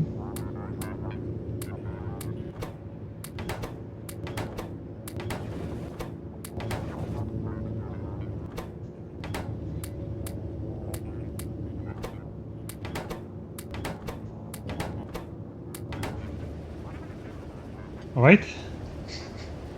That is decent. Then we can actually set up one of those alarms as well. So let's throw that in there. We can do another one of those bot shots. This time with a spider. The spider is going to be probably too fast.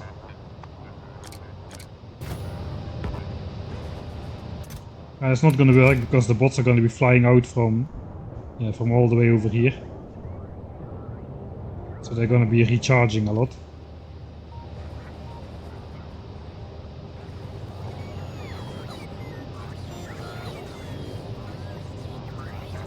Here we go, recharge mode.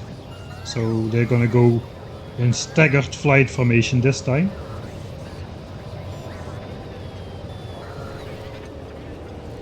But that should fill up those chests with 50 fuel cells in every chest. That means we should have some left over in our buffer chest. And we can set up an alarm with the circuit network stuff. It's quite simple, just a programmable speaker and one wire is all you need. You just basically set it up the same like a wire condition. So we got like 250, let's say, we already know if this chest is empty, we still have 50 fuel cells in every one of those reactors, so we don't really need to be alerted much sooner than that. With 50 fuel cells, they can still run for over 3 hours. Yeah, these are now out of commission, so we're only actually using... we still have a couple in here as well. It's like alright, it doesn't really matter. So we can basically set up this speaker. And we just say, you know, if fuel cells is less than 1 or something, or is equal to 0, it does not really matter. You can play an alarm. Let's set it to more. Yeah, it's gonna do that all the time. I don't like the volume. I do like global and show alert. So basically something just starts silently blinking in this corner. I probably should see that before 3 hours pass, so the volume is not really needed. Bring fuel to tileable nuclear reactor, you fool. Alright. Now we just save that. And now we see on the alert, bring fuel to tileable nuclear reactor, you fool. Oh, that's not very nice. Anyway, so that should work. Now we switch it to less than 1. Now this will go away after a couple seconds.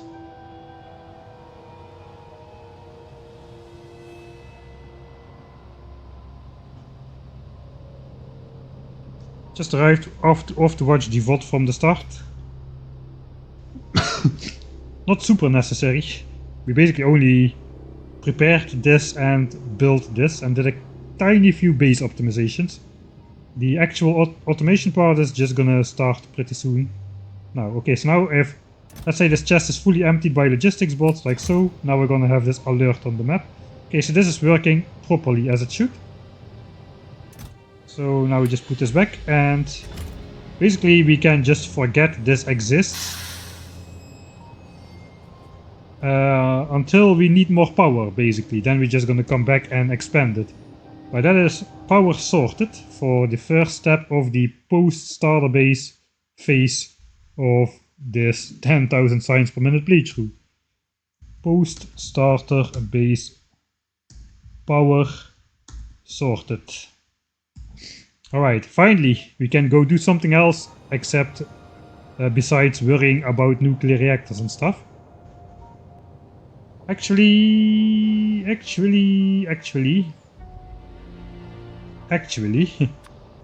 we should still, I was going to do that before the commercial started playing. Then the commercial started playing and I forgot about it again. Basically need to set up an automatic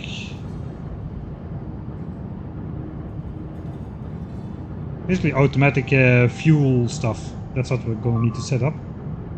Radars are getting destroyed all over the place. Where is this? Oh, already 2 layers deep. Alright, they are getting somewhere. The biters may become a problem sooner than I hoped they would.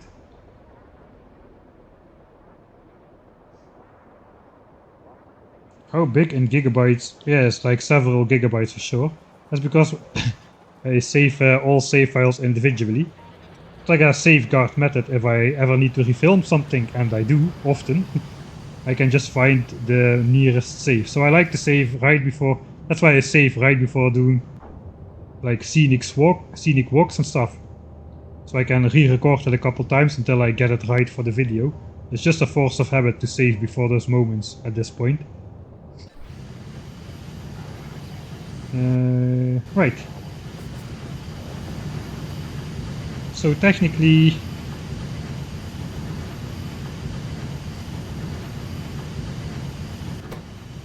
H2 is in here.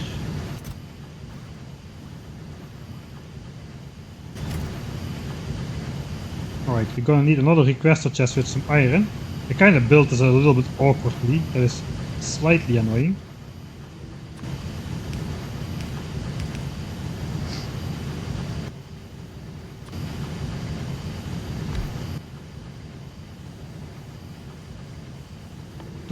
Do I have Mark III productivity modules? I don't think I do. I do have some Mark IIs perhaps, maybe.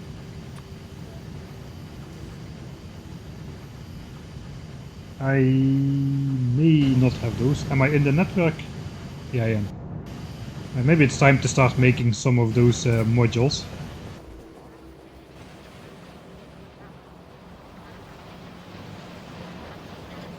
So it's not really super necessary, but now I want to have like 4 of these Mark III productivity modules for that.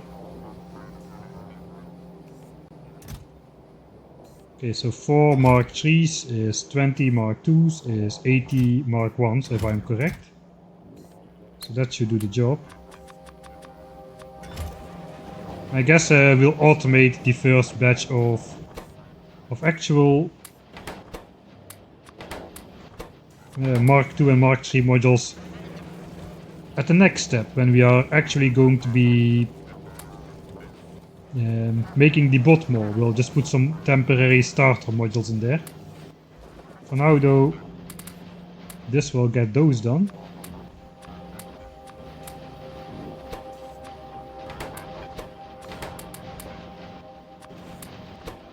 Alright, so we can pick up those. Then we still need like 20 or so.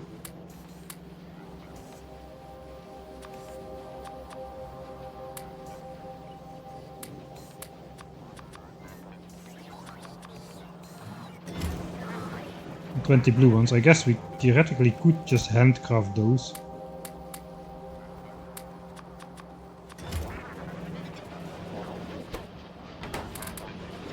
But since we're here anyway, we may as well just make those in the assemblers as well. It's gonna be faster.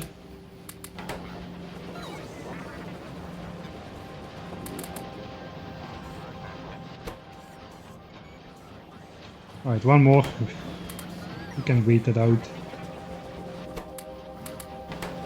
The last one we'll just make by hand.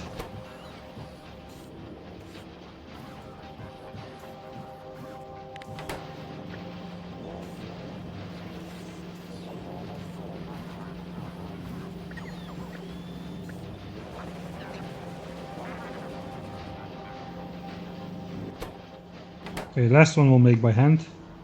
On the Wii. It looks like I messed it up a little bit. Okay, it looks like we'll be making 2 by hand. That's okay too.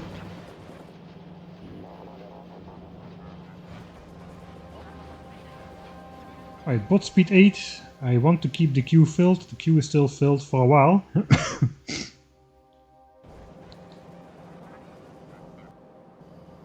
I wonder when I should switch to mining productivity. Perhaps I should just go up equally a little bit. So this costs 4k, next one is 8. This doubles every single upgrade.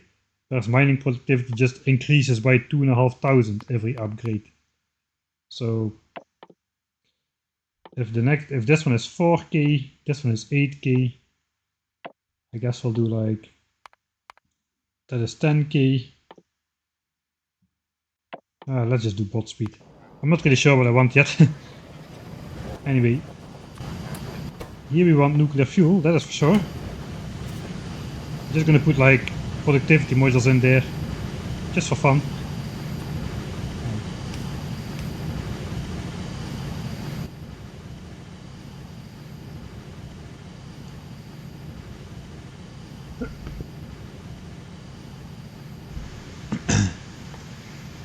Guess we do need like a stack inserter maybe. And this needs to be like a provider chest. It is really time I have like logistics request set up so I can have all of this stuff automatically. I guess this guy can...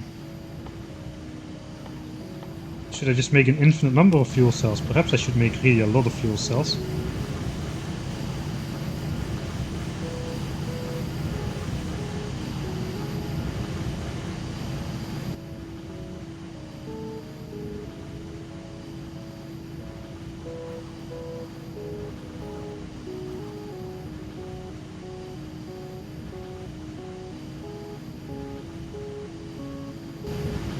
I guess we can just start with a little bit.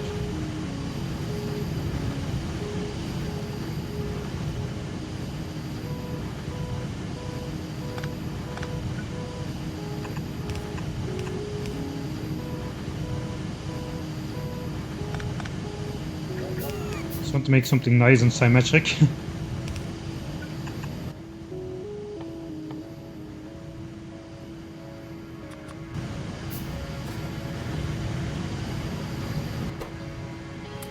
Alright, 40% productivity bonus. Actually going to be need to requesting iron over here. I forgot about that. You can why not request some iron to both of these side chests. Make it look more horrible.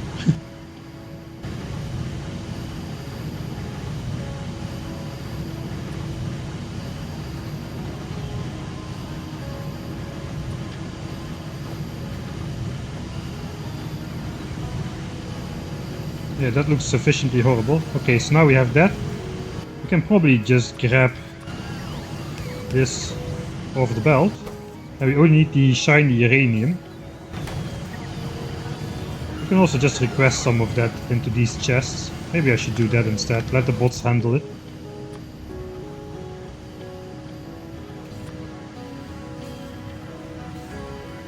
Let's do the right ratio then as well.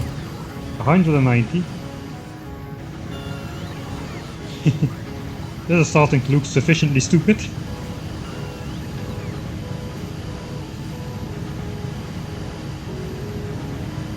Right, so then the only thing we need is extracting this shiny uranium. We're gonna do that from the Scovrix enrichment, but of course we need to keep this amount here in here. So I guess we'll only extract if there's more than 50 shiny uranium in this chest. I guess we could also make this requester chests. So this always keeps going. We'll just request like, yeah, let's request like 300 uranium in here.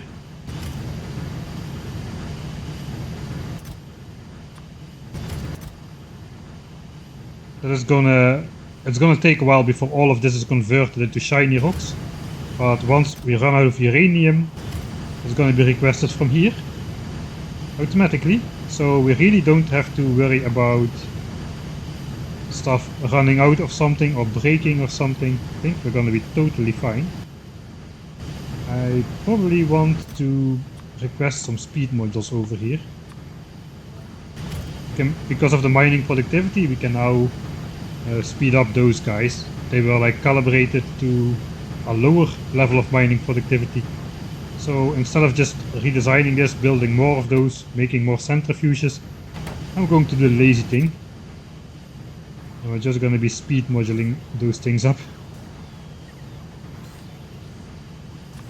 I guess it gives me another excuse to use that module inserter.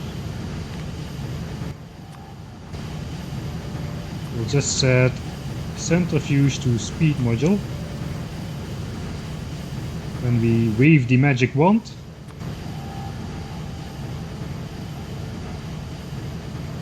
and now the base bots are gonna do it because, or what? Yeah, the base bots are gonna do it. Okay, base bots. I could have just left it to the base bots then. In general, okay, here goes the speed modules back in my trash slots. No more need for that.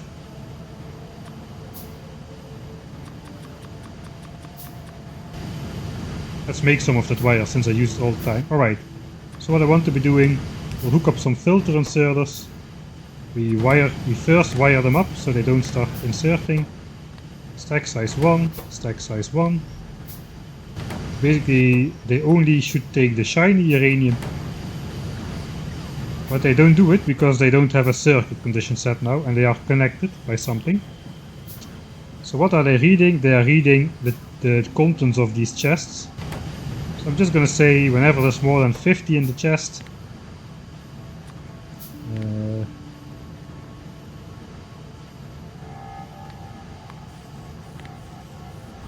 okay, that went a bit too fast.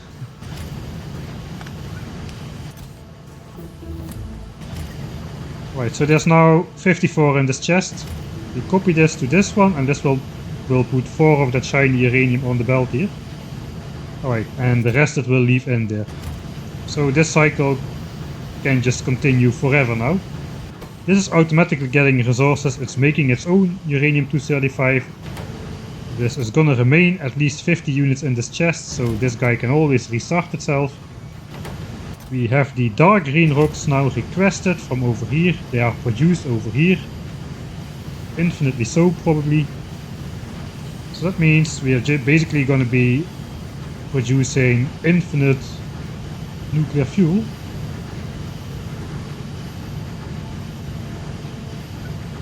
And I'll just put one more over here. Let's override the stack size of those to 2.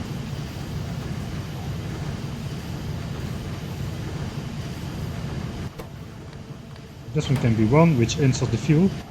That means they will take out 10 at a time in unison. Okay, so that's nice, 5 chests. And they all put just 2 in each chest every time. That's going to be a little bit suboptimal though, because the bots can carry 4 units. So the bots will make like twice the flights. And it's a little bit unnecessary that they actually make those flights, but that looks nice. So for now we're gonna keep it. Until we have UPS issues, we're just gonna do dumb stuff like this. Alright, all of this should get picked up. Or not. Oh no, wait, I set the request for this chest, but I should also set the request.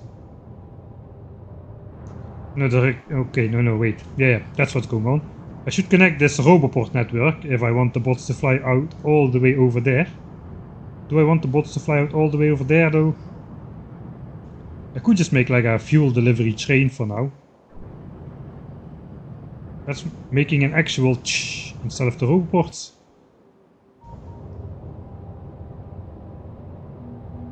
I don't really think so, because we're gonna set it up here anyway.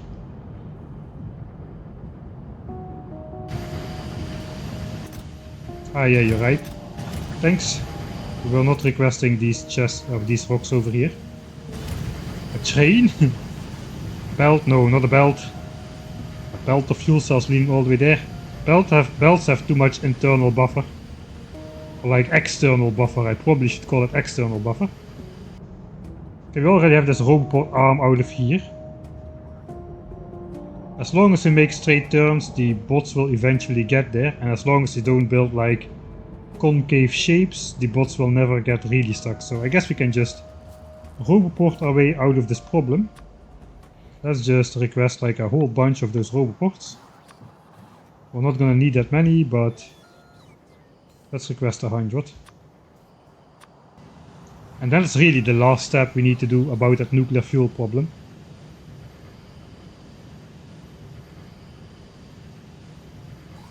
Yeah, there is some debug setting which shows like the usage of time,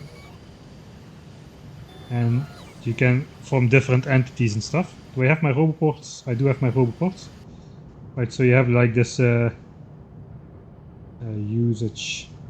You can show like time usage, and then you get a lot of stats on the screen, like how many milliseconds is it taking to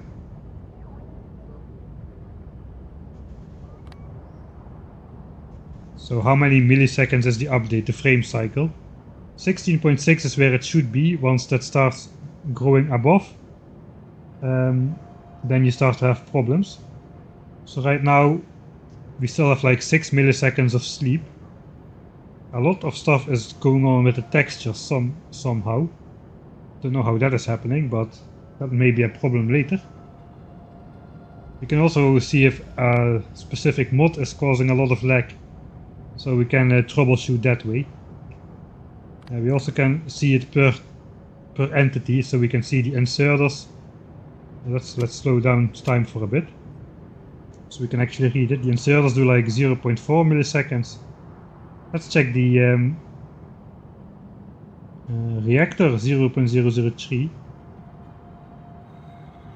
So normally the inserters are the biggest UPS consumer, so that's going to be the true limiting factor. Stuff like the heat manager is using like 0.1 milliseconds to update. That is our nuclear power, our tileable nuclear power plant. So even if we build that like 5 times the current size, it's still going to be like 0.5 milliseconds update out of the 16.6 we have. Now an update takes 3 milliseconds, all the updating stuff. So that is going to be great. Yeah, this is really nice to troubleshoot whatever is causing stuff. You can also show the GPU. Yeah, we don't really need to get into that just yet. Okay, I need to expand my roboports, I think.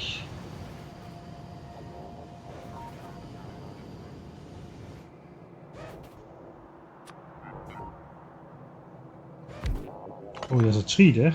Alright. Yeah, that's gonna be kind of an issue, so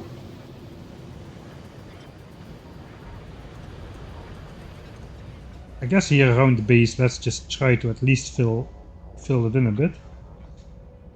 I do have a blueprint somewhere with space-aligned power lines. So this is what I normally use to expand my blueprint or my bot network in a straight line. There's basically 2 roboports the maximum distance away, with equally spaced power lines between them.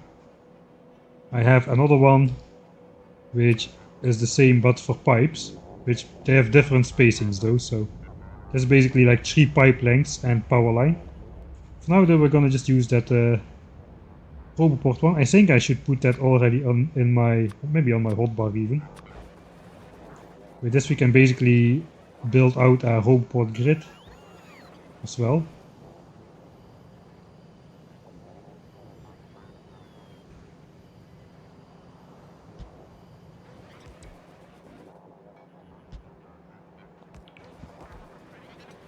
So for now I just want to go up like past this furnace area, I guess.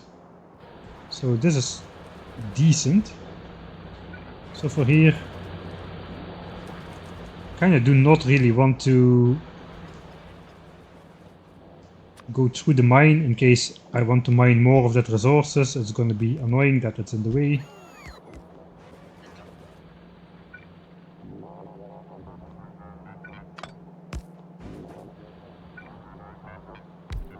Alright.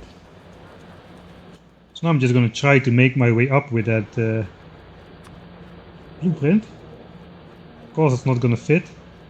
It's okay, we can just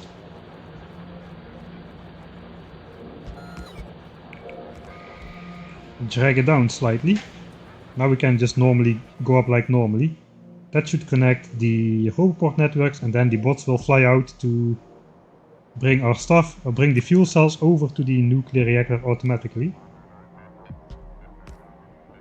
The nice thing about the power lines not being max distance is you can get away with like 1 or 2 tile offsets every now and then if you need to. Something's in the way.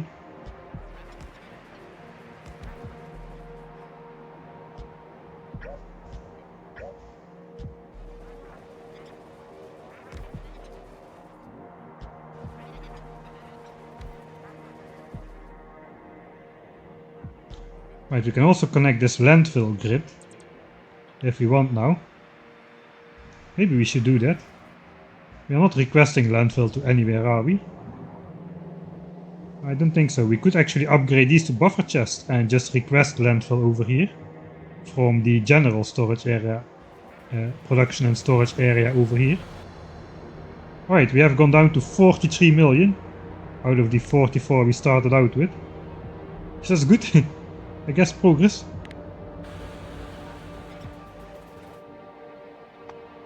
I'm out of these power lines, I guess. Let's just handcraft a couple. Right, so I could just connect that with one simple roboport.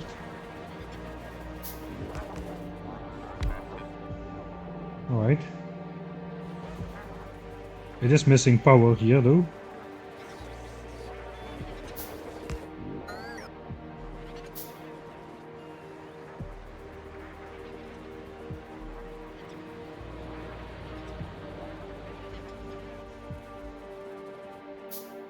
Yeah, like if you go for a truly UPS optimized megabase, the first thing you should do is play without the resource patches and just spawn in the resource patches right in front of the furnace, mine directly in the furnace, get rid of all that, get rid of the middleman, you know?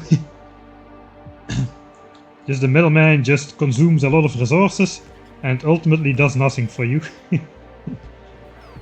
Even in Factorio UPS related issues, that appears to be the truth.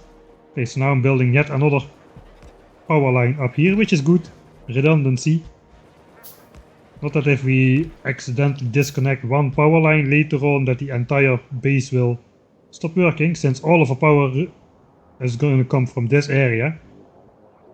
So biters may eventually decide to expand from this area over to here or something. Walk all the way around, destroy a power pole which happens to be in their way, and we will be out of power. So it's not too bad to bring a second power line up this alley. Alright, that's connected to there. I guess we're just gonna go horizontal from here.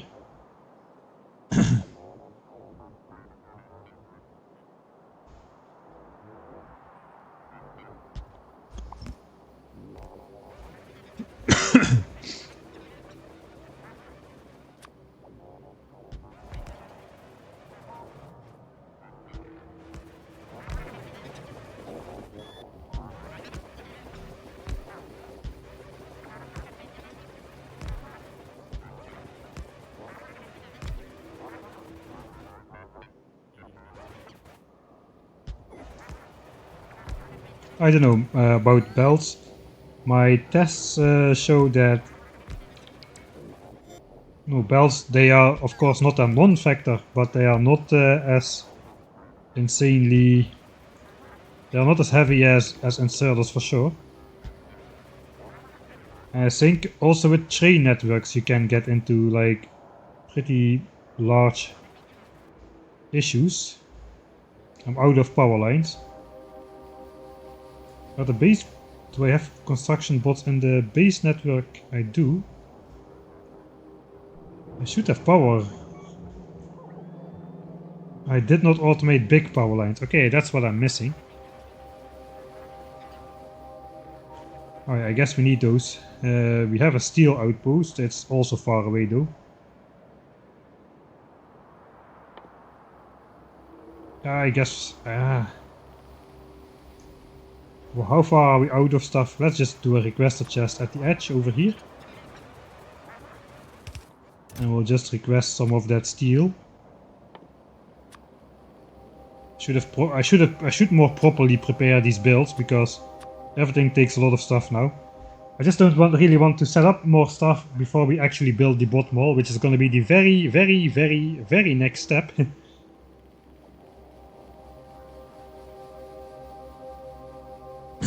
I don't know, I used to think unsaturated belts are a lot more heavy on UPS than saturated belts.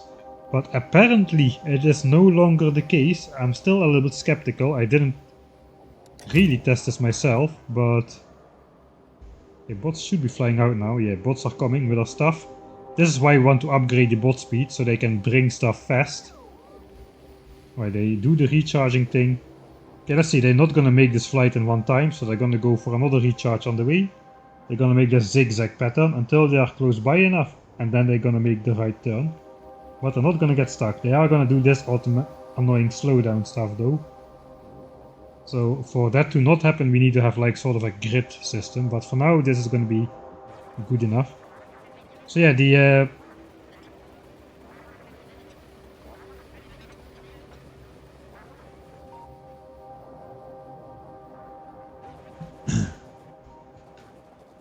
the main thing is what was I speaking about again? There was a main thing.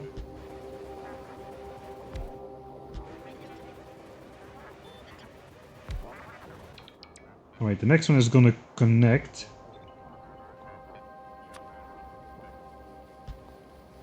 Alright, so normally I do not have a blueprint for this. Normally I just have this in my control copy queue. And actually normally I have like a longer version of that, like so. And I can just copy paste that every time. Have the bots arrived yet? Not really. Perhaps it was a mistake to just request steel and iron to that chest.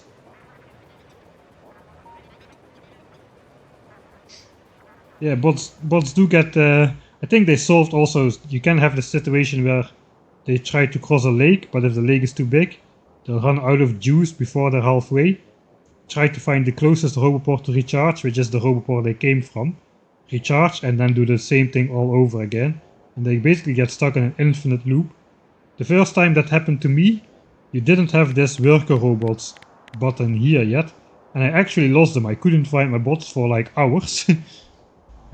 Nothing got built anymore in the base because the bots which were tasked to do the next thing, they just were still busy like bringing landfill or something. Which was quite annoying. But yeah, this was a mistake. Now if I pick this up... okay, one more cycle. These bots are still on another cycle.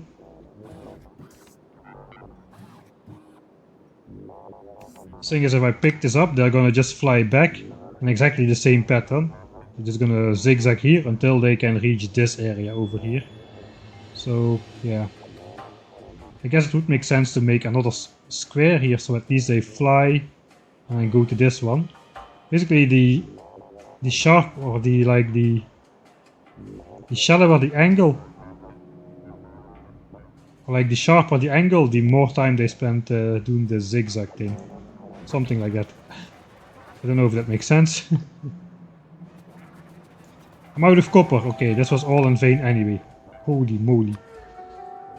Okay, last manual return trip before we build the bot mall, right? This is the last step to connect everything. Please tell me that is true. Bot mall is next. We're gonna do a bot mall this stream, dang it.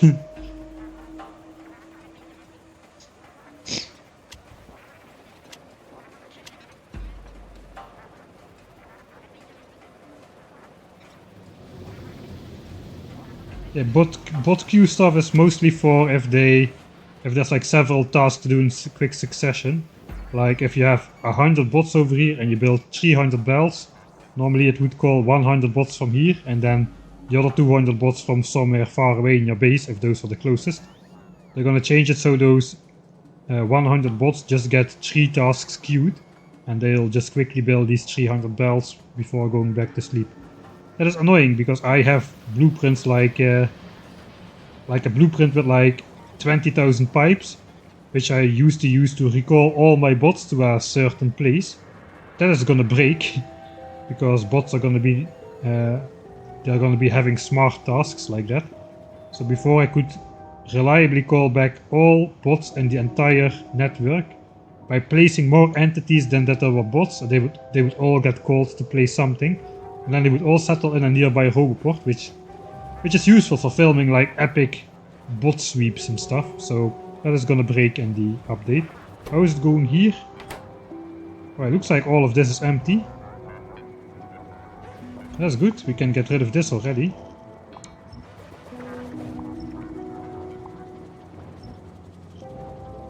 Alright, I guess we also get rid of this part.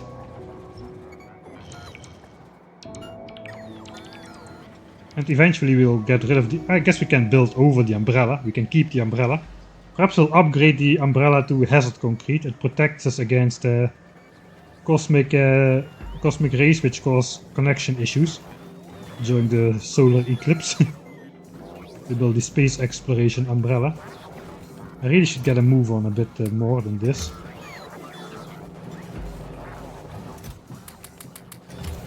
Too much talking, not enough playing. I do have iron sticks.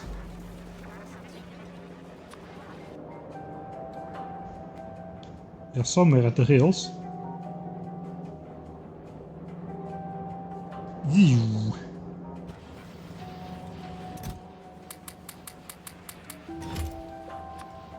Alright, 100 of those should be enough to complete any task imaginable until I actually need that stuff.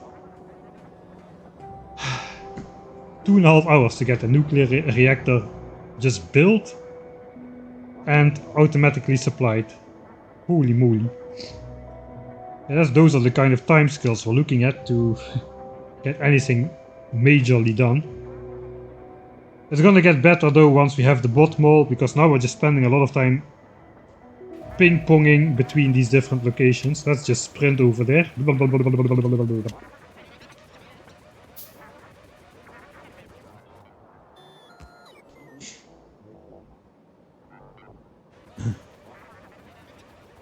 So in general, I'm not really planning to use bots to... Okay, cool. The bots are already flying out without me interrupting the spider, so that was the kind of speed I wanted to get to. They still are not fast enough to catch up again though. I'm still outrunning them. So we need a little bit more bot speed. Also, I only have 3 legs at the moment, so... not quite at the 5 leg level yet. Okay, this is the moment of the truth. Connect this. Now we're gonna have a whole bot explosion. They're gonna bring the fuel cells out to our reactor. I bet we have a whole bunch of them already. You have like 700 or so already. Yeah, that's cool. Looks like we did not break the centrifuge just yet. That's gonna take a while to arrive as well, thanks to our zigzaggy bot network. So I think I'm just gonna build like... let's see how far they fly out. And we should build another one. Another vertical line. Like closer by than where they turn around. They turn around over here. There's like 1, 2, 3, 4, 5, 6. Over 6 chunks away. Still have the robots and the power lines, so let's add a vertical column to speed up the transfer of everything, because this is going to be annoyingly slow after a while. All my bots are getting stuck now doing this task. So yeah, we definitely need to do something about that. I guess we can go between the coal and the copper patch. That would be a nice line. That's somewhere over here. So this chunk. Let's walk over there.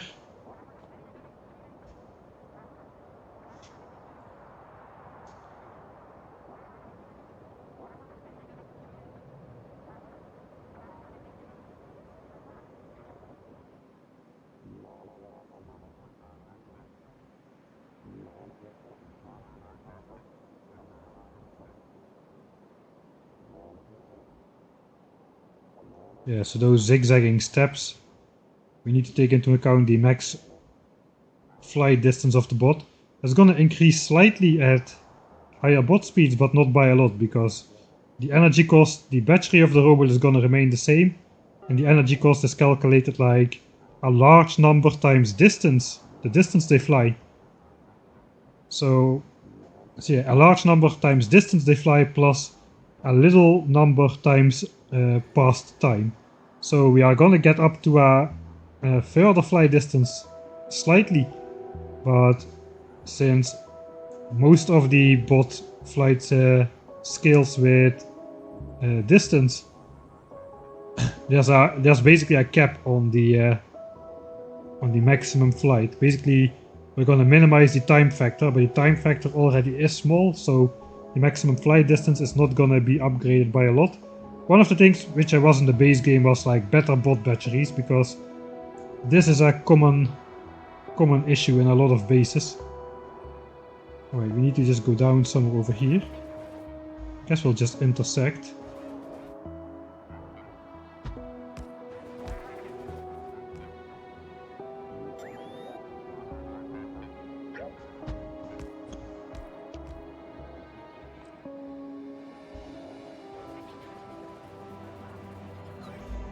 Okay, this already helps, because so now they can go to this one. That's already more close by. Let's see, this guy, yeah, this guy already goes to here now, so that's good. Instead of zigzagging, now they take like 2 less zigzags already.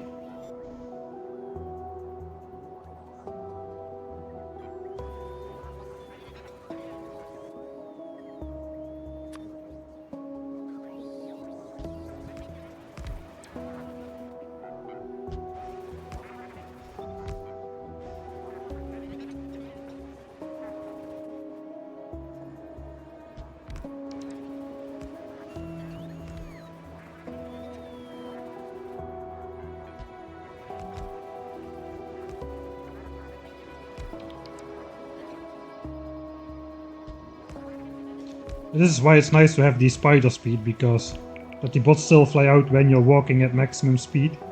Because if you don't, your construction bots are not available, and the task to place the roboport will be delegated out to the base bots, and they can take quite a while to arrive on the scene.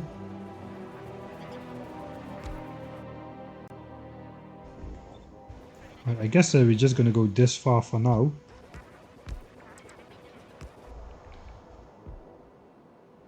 They can definitely cross this distance, so we don't really need to close it. We can still close it though.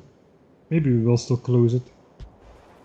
Just make a nice grid. Then we also, what is nice, if we walk back, we can plan. Okay, this is what happened. So this one did not get placed by the spider. It is tasked by a bot from the base now. You can see they just deconstructed that rock. And now this part is disconnected. So that is annoying. But if you have a maximum speed spider, then you don't need to worry about that stuff. Alright, let's go like so.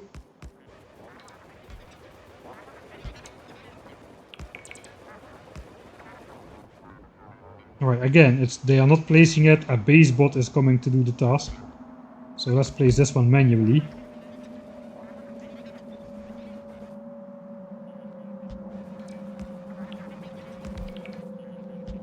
Alright, so now we have a loop of roboports. It looks like the flight pattern is already a lot better. Now the construction bots are getting stuck in the zigzaggy pattern as well.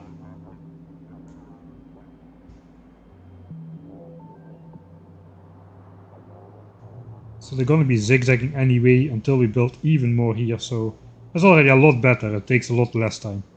We're gonna be happy with that. We're just gonna increase the number of available bots by a lot, so bots can be at many places at the same time.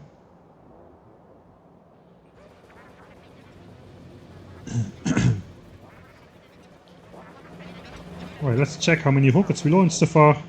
25 rockets are launched, this is rocket number 26. Going steadily at 63 signs per minute still. This is the part where I really test my base, of course. Looks like so, even though we, at the start of this stream, re-enabled everything, module production, blue chip production and everything. You still can see this tiny dip from the super roboport charge up, even in the 10-hour graph, which is annoying. Now we have to wait another 1.5 hours extra before we can see the flat 10-hour graph. Yeah, pretty annoying.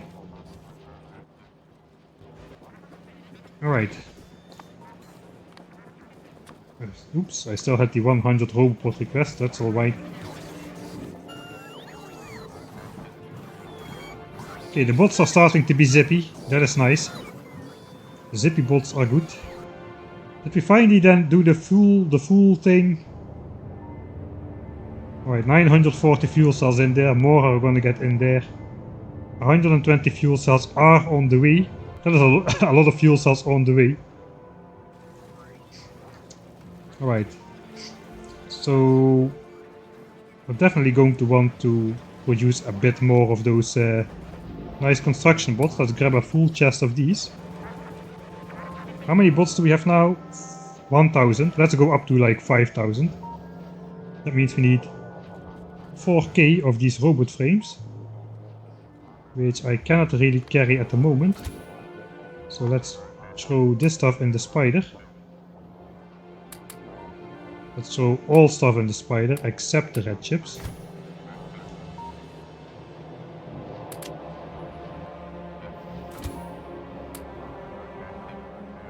One, two, three, four, 5, 6, 7, 8 until here.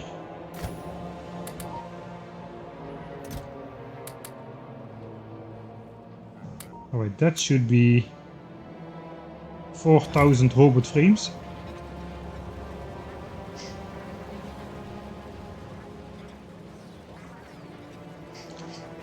I really don't understand how the Factorio devs do it though, all this hyper optimization of stuff. Alright, I guess we can cancel. Okay, that doesn't work, my inventory is full, stuff gets dumped on the ground in that case.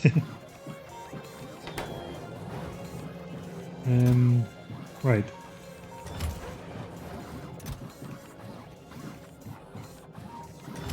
I just want to make this construction bot or logistics bots for this moment.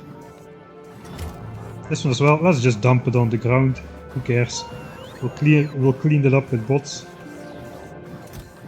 Set this to nothing.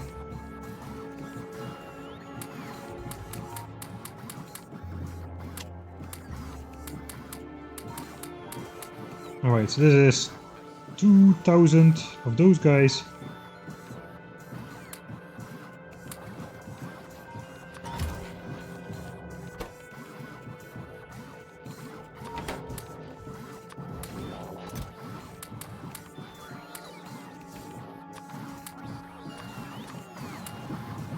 Roughly. Ooh, I forgot to disable these requests. Roughly right. All my robot frames are gone, so that is good. Not all of my red chips are gone though. I think we need more red chips. I will bring those later. At least we are making construction bots now.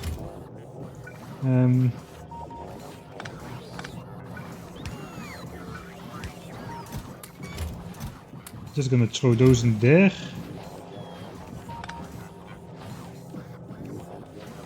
I think it's time for this area to go. We will deconstruct all these inserters. We are going to be making like an actual bot wall right now.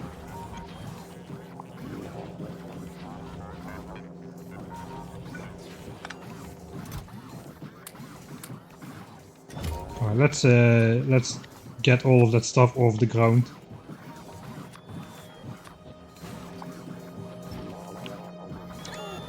Oh, zippy, robot speed 8 is in. Right.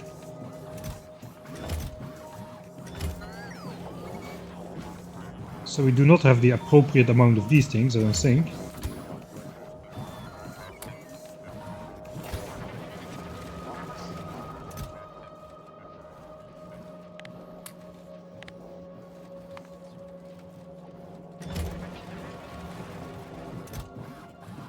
Okay, I do have the heat pipes. I do have these. I do not have those reactor things. Steam turbines.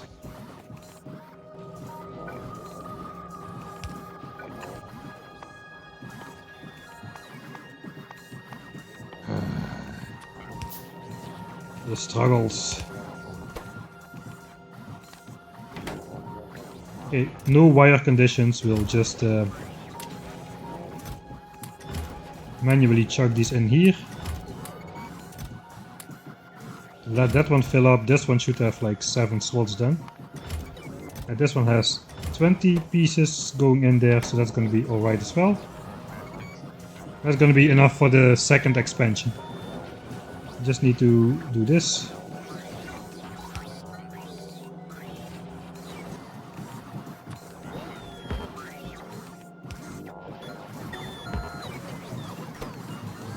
Alright. Am I now done with the nuclear reactor? I think I am done. Okay. 62, I guess, post starter base power sorted for show this time, right? We're gonna make the base build things now. But yeah.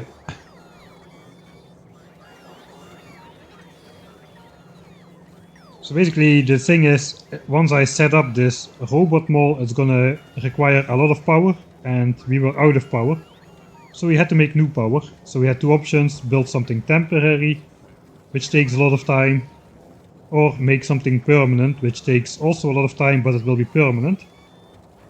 So we chose that option. It was a bit more annoying to set up, but we still did set up like a temporary mall over here. Now we're gonna set up a definitive mall. So I guess we're first gonna start on some sort of a design. I guess we get rid of this radar for now.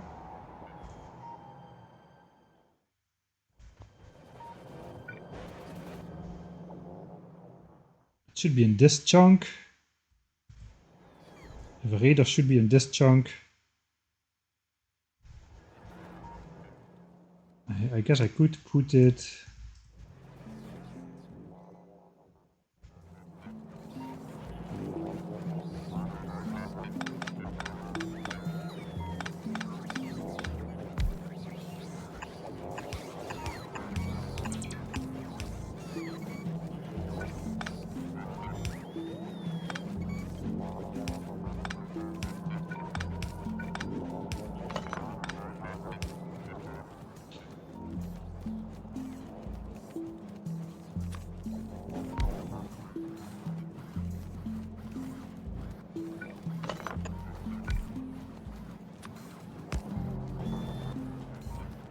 Yeah, something like so.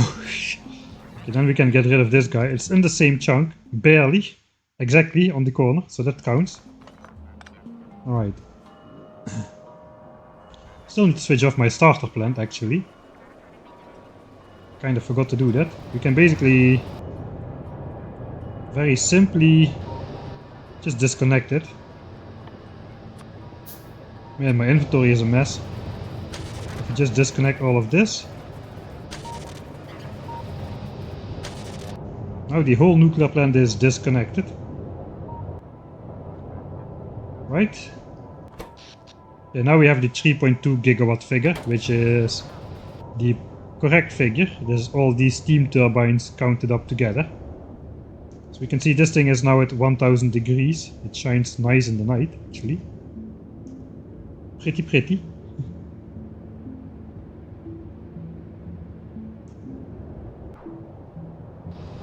And this thing is out of fuel, but...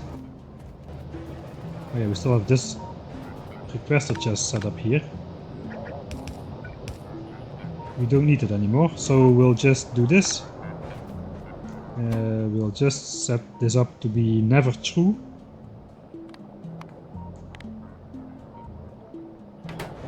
Actually, we could just have an infinite spin. We could just set up these to be never true.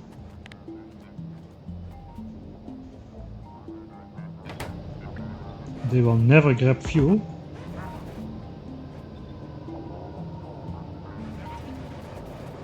And we will just leave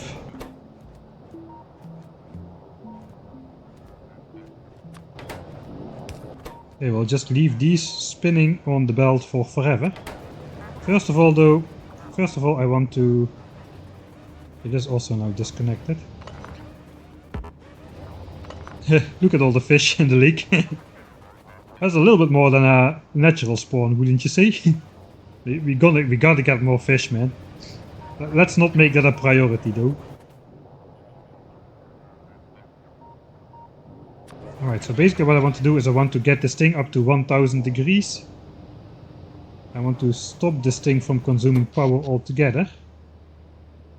But it's still on there. 2 more roboports. Okay, those can be deconstructed as well.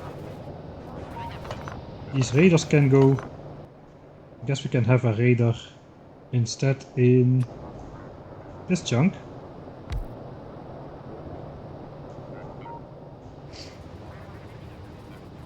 What is still on there now? Assembler. Oh yeah, okay. Maybe we gotta get rid of the assembler as well.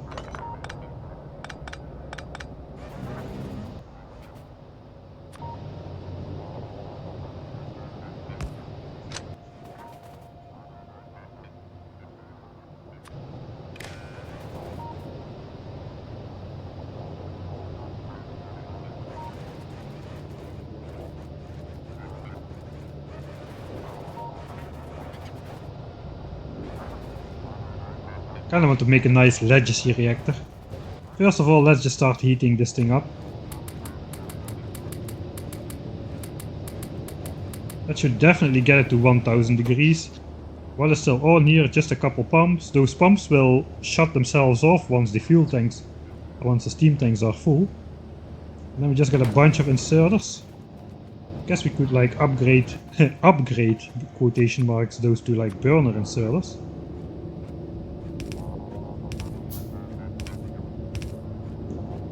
Anyway, they won't ever activate.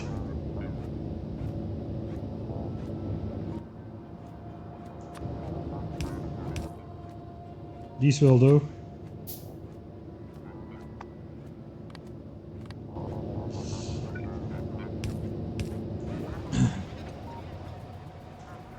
Alright, we can just feed those burner inserters 1 wood each. That should allow them to output the last remaining fuel cells without going out of power.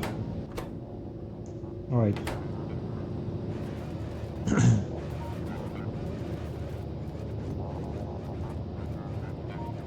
I can disconnect these wires.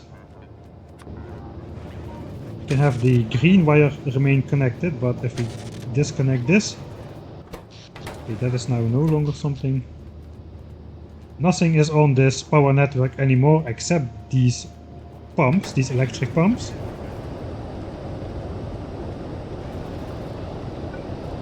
I guess we could just get rid of those pumps entirely.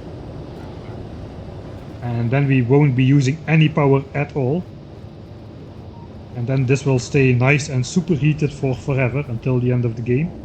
So now it's not really glowing. It only glows like when it approaches like 800, 900, 1000 degrees. I want to go all maximum. This is a...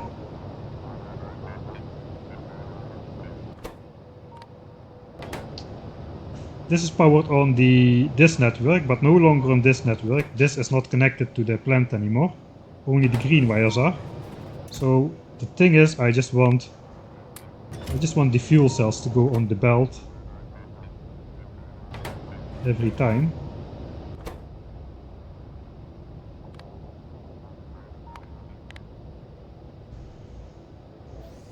So just set it to something that's true. Now we're gonna have that fuel cells. Those fuel cells are gonna just circle around for forever. They are no longer getting inserted because we set this to be -1, which is always false. Alright, how is it going with the steam in these tanks? It's probably gonna fill up quite slowly. We can come back later. Then let's just keep one fuel cell on us to put the last little bit of temperature in there once everything is filled up. So now we'll just leave this behind. This will cause UPS issues for the rest of the game. Eventually, when we will actually enable the 10k SPM base, I just will go over the entire base and we'll just simply deconstruct everything which is no longer needed and which is requiring calculations. But that is hundreds of hours in the future.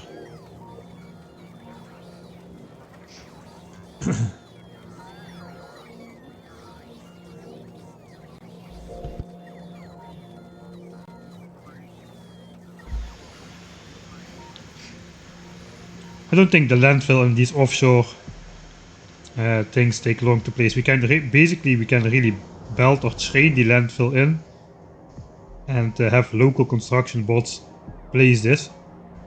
It really won't take. It will take like at 1000 as long as the rate at which you're expanding your reactor anyway, so it's not really a problem. What really is a problem though is once you start with huge solar fields, it will take forever to landfill over these lakes, because there's also going to be a feature in Factorio 2.0. You can place blueprints including landfill, including entities on top of the landfill in one step. Whereas now you cannot do that. You first need to place the landfill, wait for the bots to place the landfill, then place the next distance of roboports, and then the bots will place the next distance of landfill. Then you again manually have to put the next distance of roboports on there, etc, etc. It takes a very long time and a lot of manual interruptions to landfill over lakes. So yeah, that's not great. Perhaps I should have set the scale of those lakes even bigger. Then I could have found like areas to place solar panels in without needing to landfill those over. So I don't know. We'll see how that goes.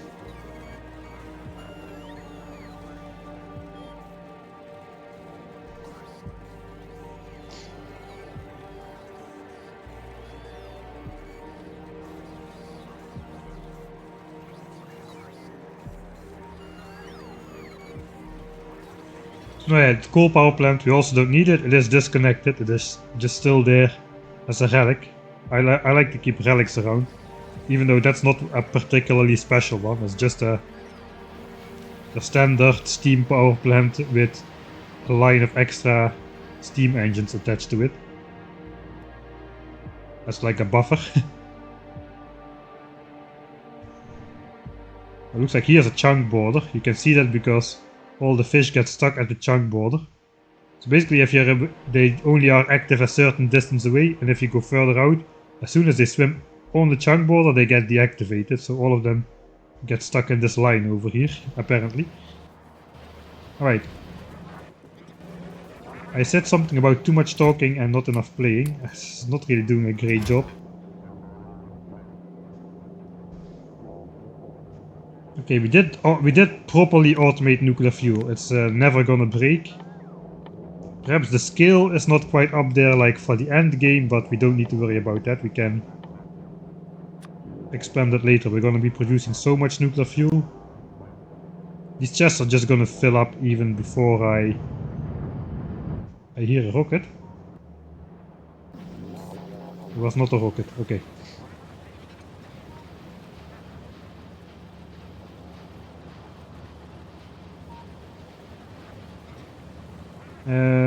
Got interrupted again. Bot mall. Looks like I'm just postponing building a bot mall. That is what's really going on, I guess. We do get all of those bots like clumping together here now because they bring the fuel and then they just settle in the roboport, and we're gonna lose all of our base roboports slowly.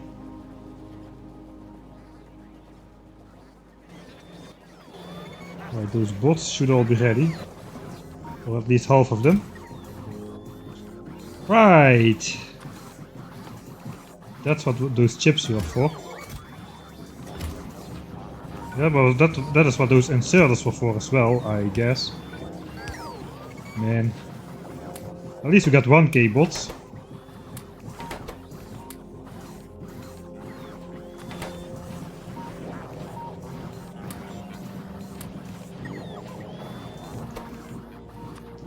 We're also gonna automate the bots in the network. But yeah. For now, let's first let's try to come up with something. It is no longer procrastination. Okay, I'm gonna do a little bit more of procrastination. So I guess this is gonna be 62B. Where are we at? 62A. Yeah, 62A. 62B for sure, really right. Right. I'm going to do one little bit more of procrastination, and that is going to be, I'm going to take a small break. Just grab a bite, just to grab a quick snack to eat. I don't need a dinner break this time, just like a quick 5 to 10 minutes and I'll be back. So I just saved, I can load that. Let's do one more of those zoom out things.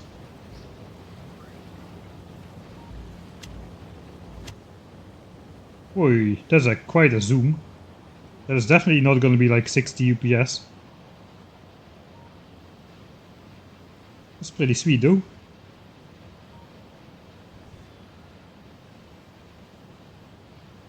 Maybe it's a little bit too far, but we're gonna keep it like this. I'll switch off the minimap as well. Putting even way too much effort in going on a break, I don't know. Normal people just have a break screen. I every time need to construct something for some reason. Right, minimap off. Right, so enjoy this break screen, the beautiful base lights turning on in the night and such. And I'll see you in about 10 minutes. Bot mall after the break. Hard promise, pinky swear. For sure this time. Really final finale. And etc. I'll be back in 10 minutes and we'll go straight to that south western area building a bot mall. That is what we're gonna do.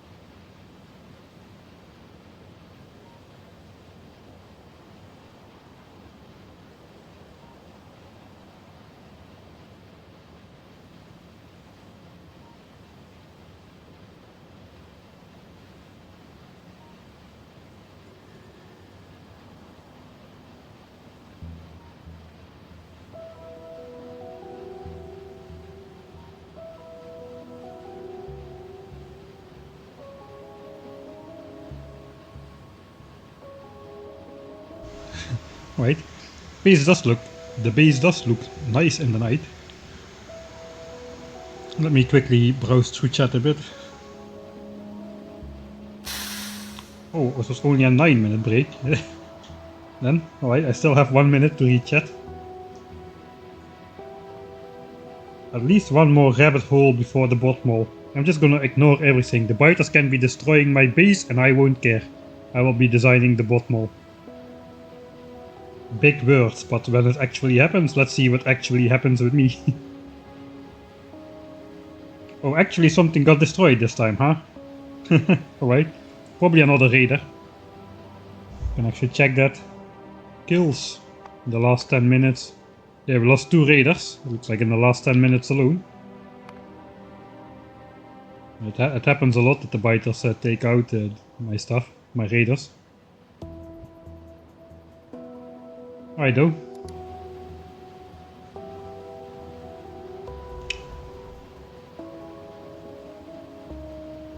It is time to proceed with coughing. Before I get a chance to mute the mic.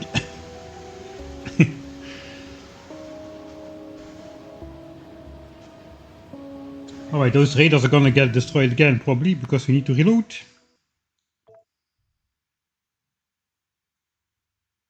Wait, why am I in a different place?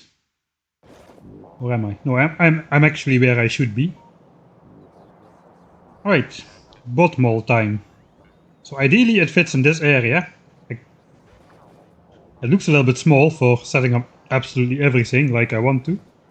First of all, let's clean up the inventory a bit. Let's just use the bots for that. We're gonna use I think we're gonna use the buffer chest system. Since this is gonna be a long playthrough, it's gonna be quite useful if the bots just return everything that is deconstructed to the bot mall again. So I can just shift click everything away, which I don't need. And then we'll re-request a bunch of stuff. I guess I should go in the bot's range. I guess we're gonna be using a lot of roboports. But to design, just a little bit. Yeah, let's get rid of this blueprint. I have it in the queue anyway. Where is my... I wish the inventory opened in the same location. We're gonna need to keep our fish deconstructor as a memory.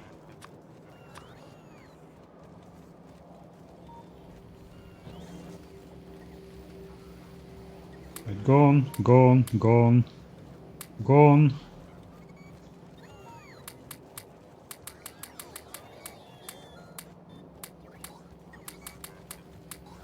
All of this garbage, I don't need it. Blue chips, I don't even need blue chips.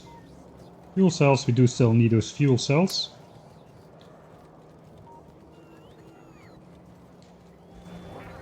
As a matter of fact, this is not a distraction, this was part of the plan. Let's take a look at how this looks. Should have made this my break screen actually. The infinite cycle of looping fuel cells. Right, we are at 1000 degrees. What is still working, the pumps are using a very minimal amount of power.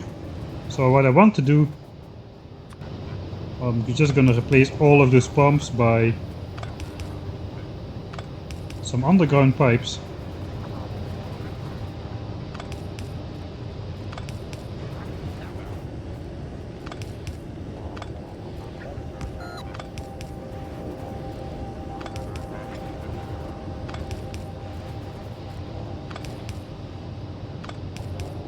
And then this loud nuclear plant should theoretically stop making sound completely.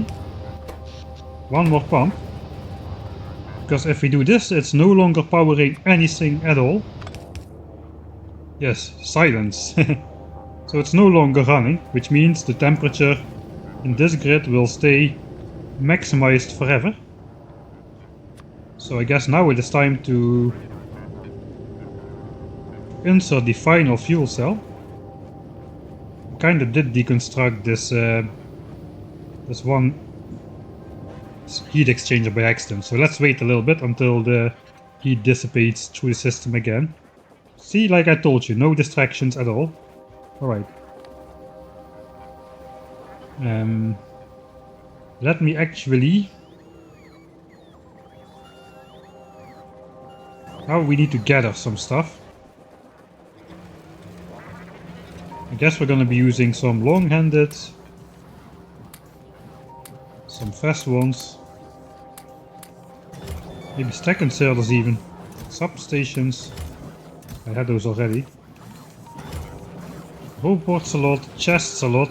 We're gonna need some specific type of chest though, but we can make those. I think we're gonna go the buffer chest route.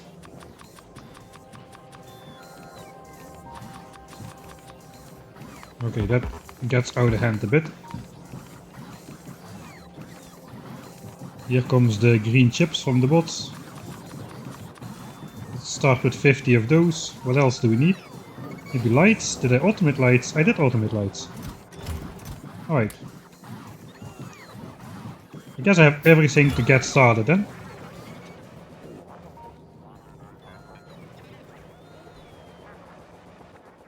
Alright, so the basics. Let's just park the spider somewhere on the edge here. Basics.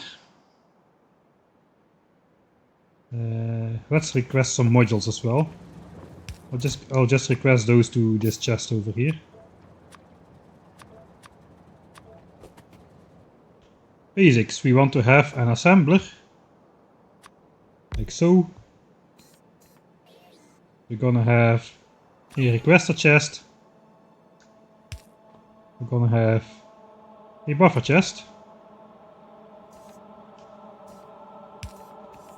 And ideally, I guess I want them not on the same side, so let's place them in the middle.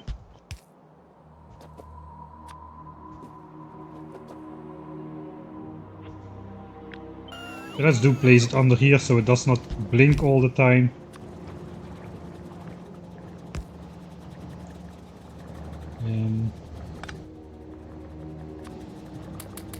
Now we're gonna make like a default template. So we want the requester chest. There's a fast inserter doing something, an outputter doing something. The outputter should be wired up. Stack size, yeah, good question. I think we'll just leave it.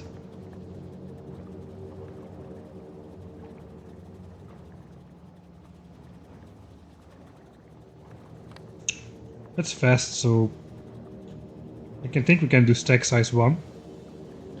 And we need a default condition. Eventually you can do like a... That's also gonna come to 2.0, like a general item count instead of a specific item count. So then you don't need to set up every item individually. For now though, I guess we're gonna want like roughly 2000 items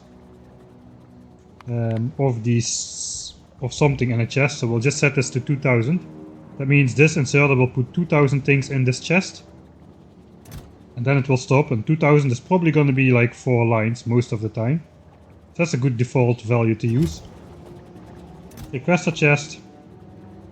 Yes, we should be requesting from buffer chests, since we are going to use the buffer chest system.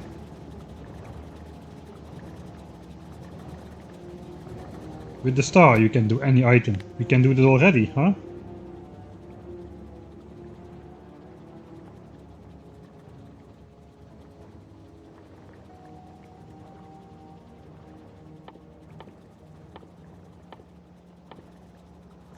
Is that in the game already with the star? I mean this star. I think this star is mostly used for like circuit, like combinators and stuff, right?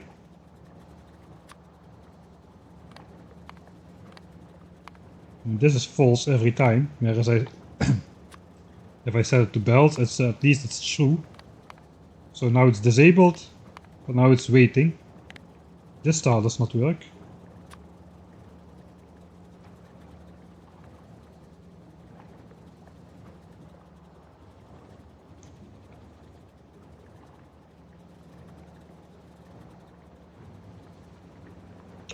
Why not the robo network? Because I'm going to have one giant roboport network in the end.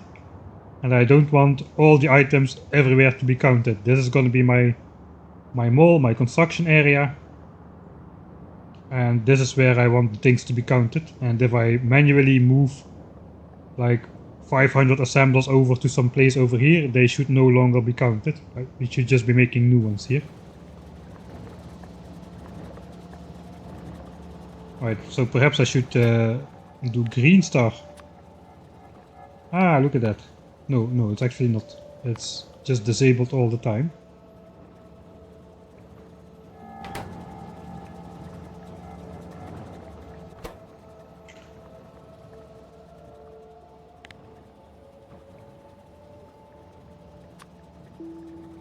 Ah, dot signal. Aha.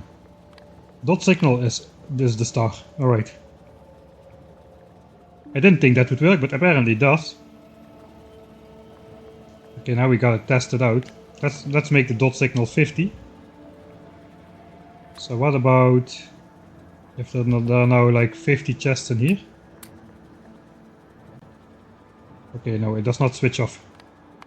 Okay, so that is not a wild card either. Because if there's a steel chest, it switches off, right? Yeah, now it switches off. Green star. Ah, green star. Green star is always off. Yeah, you need to use combinators and stuff for this. We're not gonna do that.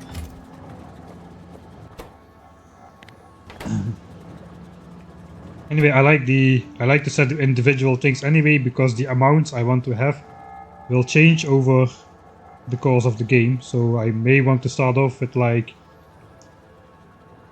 just like 500 stack inserters, but later I want 2000 stack inserters or something like that.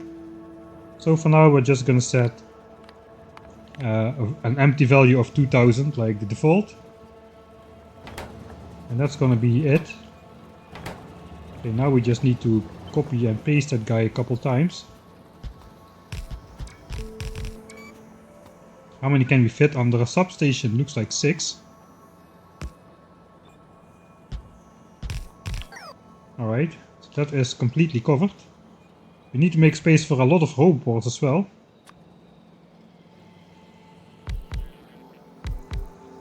So I guess that means we need to be spacing.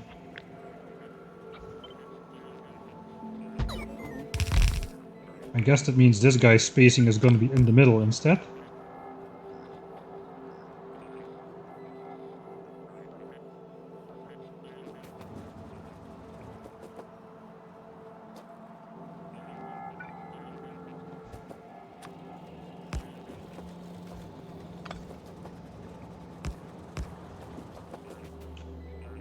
Alright, we're going to want to have some parts, so this is going to be the back end where stuff is requested.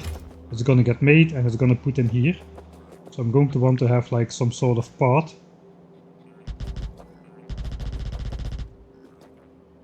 On this side, as well as on the other side.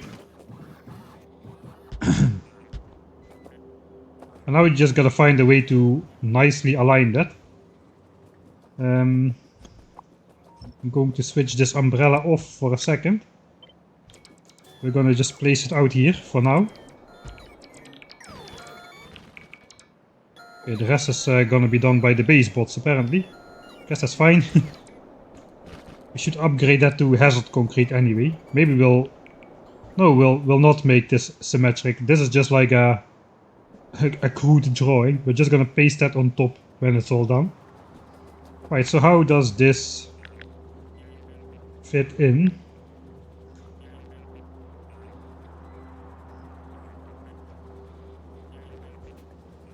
Right, this is the point where it's gonna be annoying to have construction bots in the base. So what I like to do now, I want to take them out for a little bit. So this trick will still work in this version of the game, but apparently this is not gonna be working anymore in 2.0. So basically what we do is we do this. That is 1500 entities. Okay, it's a bit much. I only have 500 construction bots.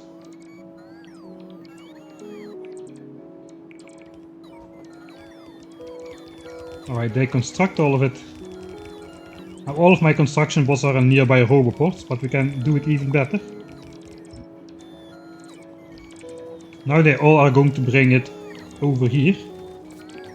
And they will all settle in these nearby roboports, so I can easily take them out as soon as they have brought all of this stuff into the network here. Yes, Botmol, it's been 84 years. We're only at day 251.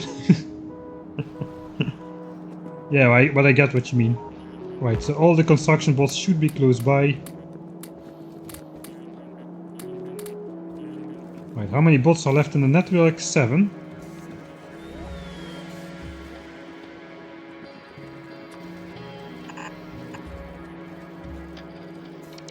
Right, here's the 7 bots. And now we have 0 construction bots in the network and 2000 logistics bots. Okay, so that's good.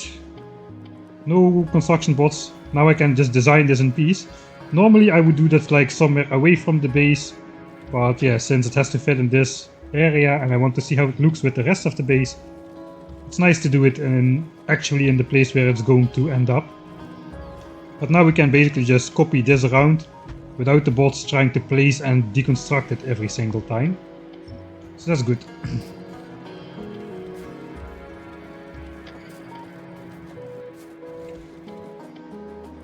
Right, I guess we're gonna use some blueprints because it is not possible to copy paste with tiles. Now we just gotta check how this fits in the grand scheme of things.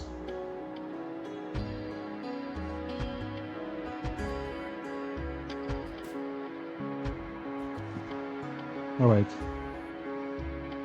So that does not quite align. We have 1, 2, 3, 4 tiles extra. 1, 2, 3, 4, 5 parts. So that is not great. What about if the first one is half? So we don't walk on the outer edge, but we walk on the inner edge.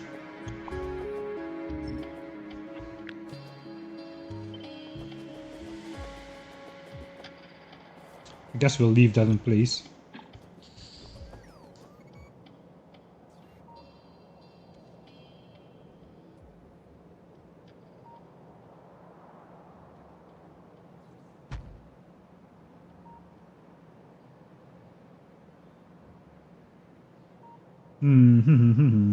Looks like we don't need to go too close to the edge.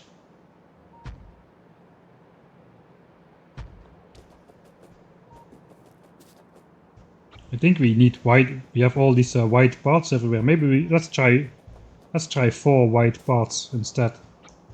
Let's first see how this lines up. I should have used a blueprint to include the parts.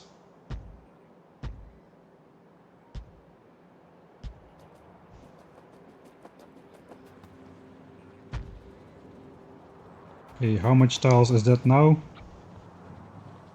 1, 2, 3, 4, 5, 6, 7, 8-ish. Okay, let's try something else. We need a nice solution. Okay, here we go again.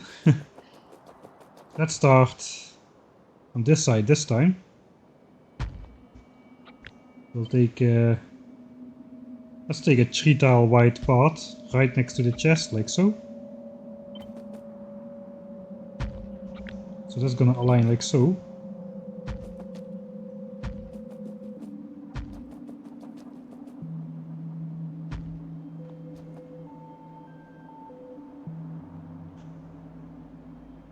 That is actually not that bad.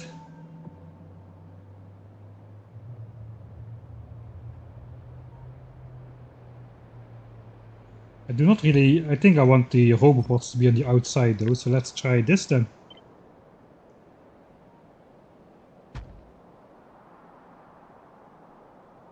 It should be flippable, right?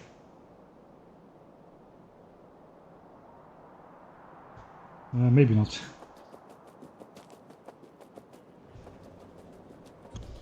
I need to deconstruct this whole thing.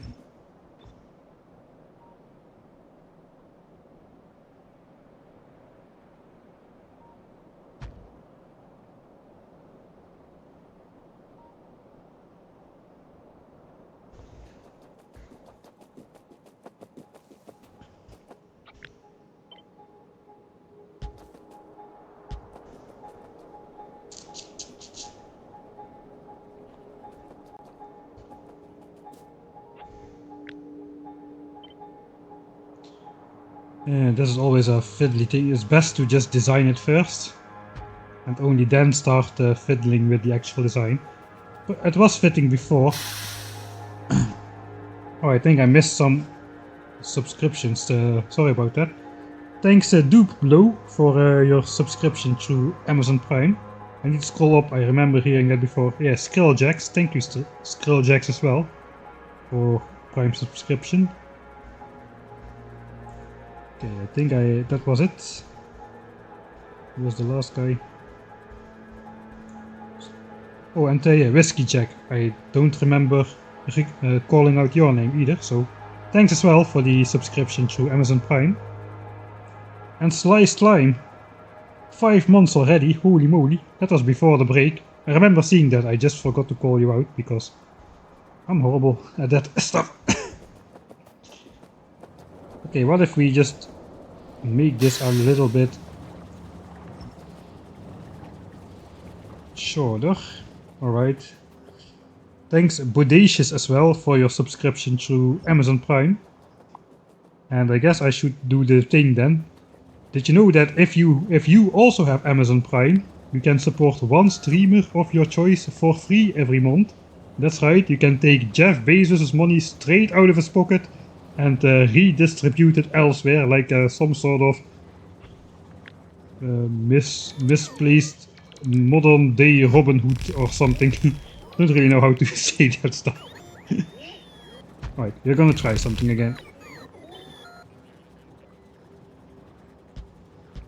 Let's do a 4-tile white part.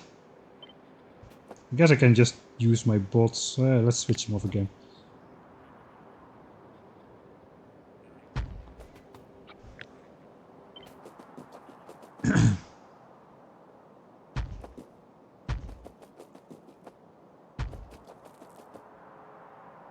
This kinda works. Okay, so I can do like the backside with those things. We have a line over here. Perhaps I should flip this around. If I flip this around, we do have the back end against the oil industry. That looks acceptable, actually. Okay, that looks acceptable. Okay, now I'm just going to construct everything, I think, which is bad.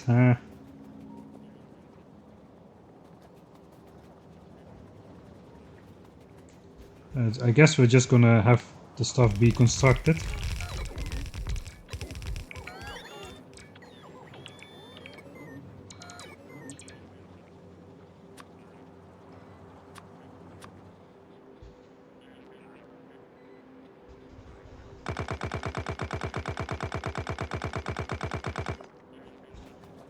Okay. That looks to align better, at least, so there's something.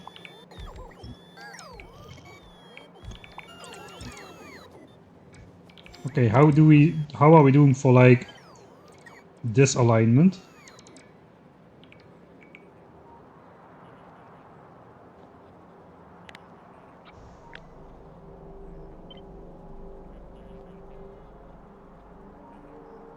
Three, 4, 5, 6, 7, 8. 8 tiles is a lot. So perhaps if we go down a bit and this one take that one up a bit.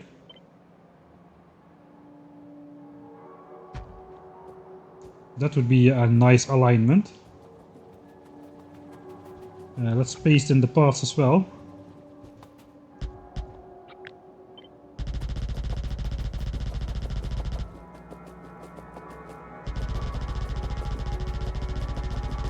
Okay, I guess this is going to be the definitive build because I don't want to spend 2 hours fine-tuning every last little bit of symmetry, offsets to the left, to the right, to the center. I should do that kind of stuff in my own time. Right. So now we have a central line here as well. So the only thing that is kinda offset is this 2-tile wide part over here. I guess we could widen that as well. This part is only 3 tiles wide though. I guess we could widen that as well.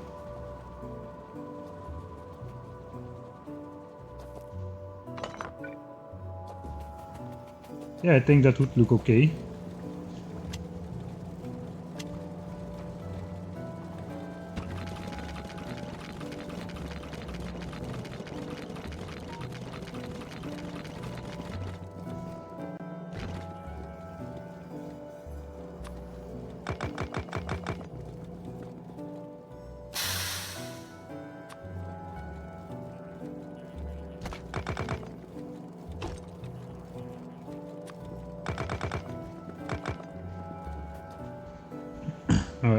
People are doing it and I'm missing it again.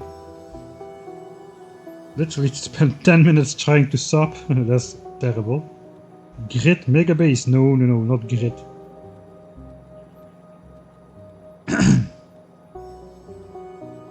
Subbing on phone costs more for the same thing than... Oh, that's strange. Thanks Queller for the Prime subscription as well.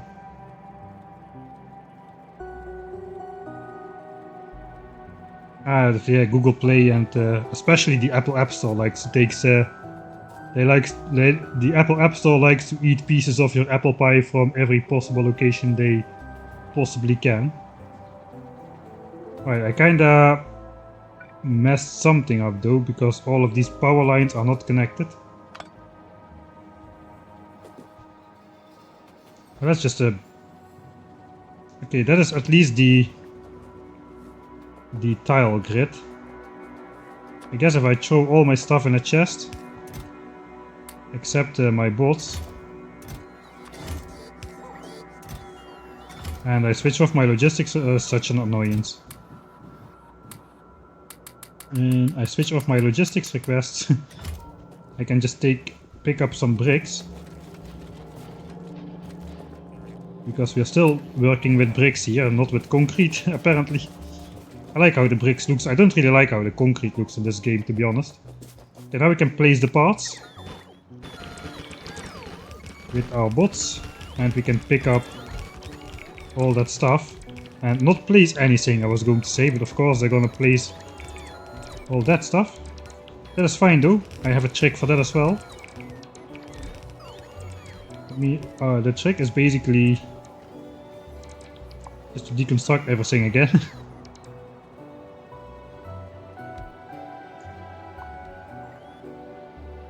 Like so. Oh no, there goes all my hard work. Oh no, I deconstructed my chest as well.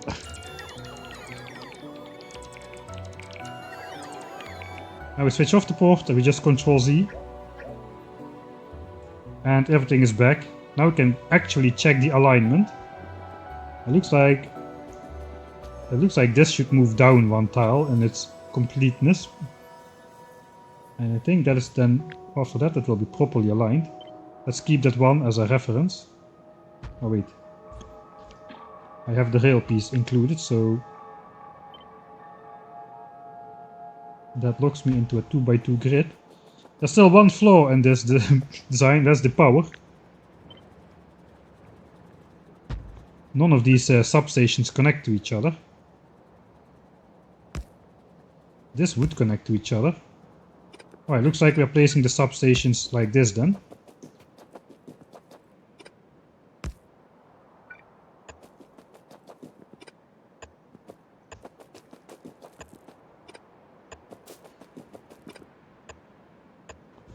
Alright.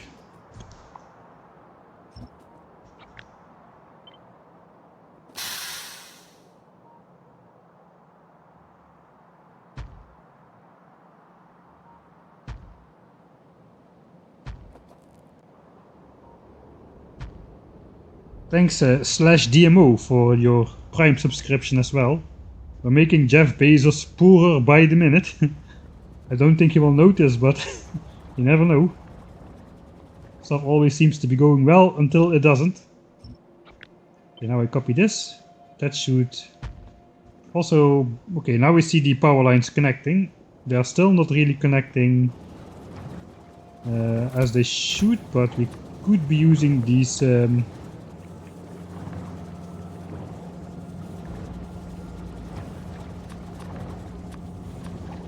these.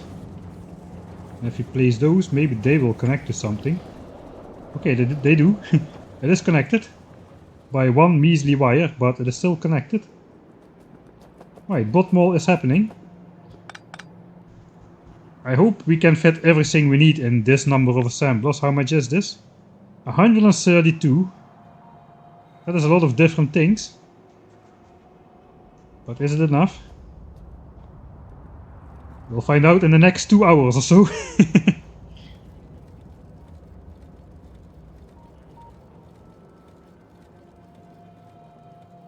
Paving is not correct top and bottom, different amount of room. Ah yeah, see. I guess we can also maybe update this outer one to be one thicker. No, this is the outer rim. That is a little bit annoying.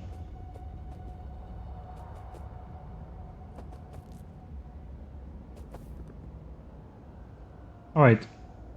I guess the solution is gonna be...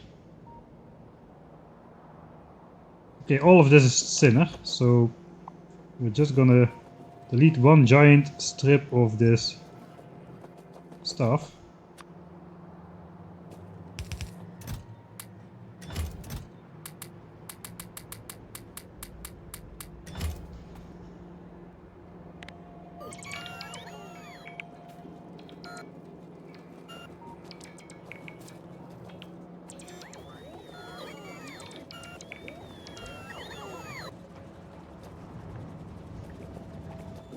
I guess maybe we are just able to add this to the back and it will not look horrible.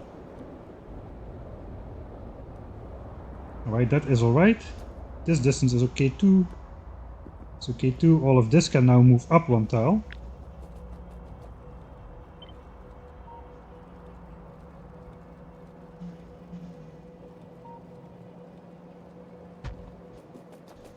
Now it's symmetric, right? Yeah, I think that does the job. Now we just gotta copy paste all those parts back to connect.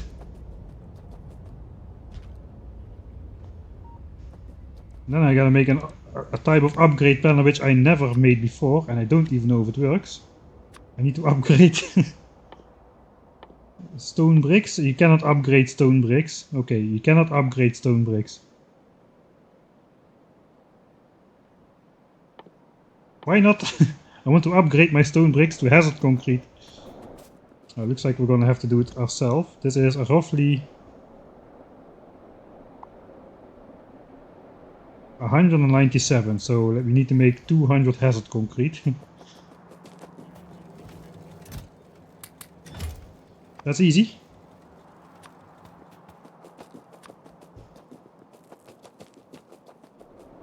This time we won't need to do it behind our nuclear plant, so that's already something. Looks like we'll oh, we could make a cool rod in the umbrella actually.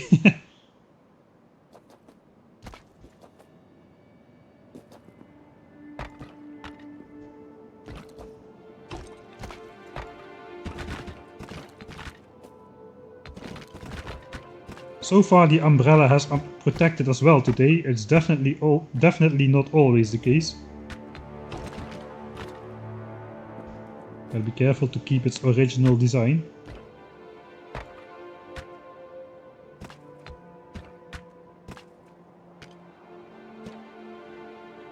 I think that's all of it.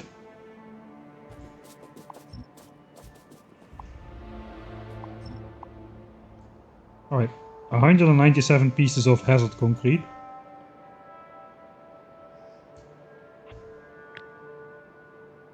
Now we just gotta paste this bad boy back, nuclear umbrella, back somewhere in the center. Perhaps not really central. I don't have a center. There's like 5.5 blocks. There is no center. Maybe we can do like two of them.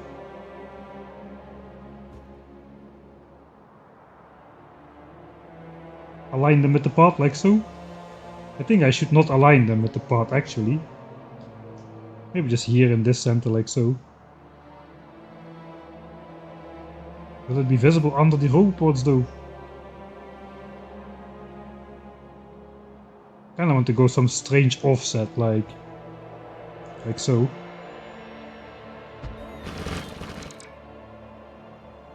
That looks absolutely horrible. Okay, what about, what about if we just place it then intersecting? It's it's annoying if it's overlaying with the chests. Perhaps we can do this. That is better.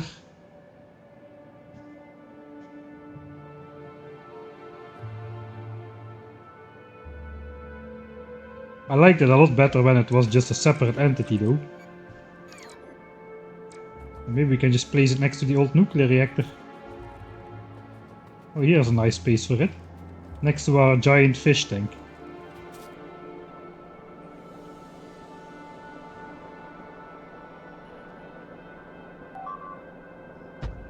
Okay, this one is not from the bits. Thanks, Matcher.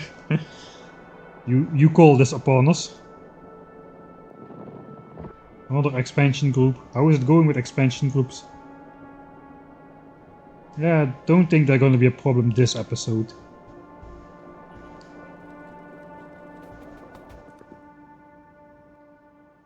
Well, I have clean concrete, but somehow the concrete is not clean.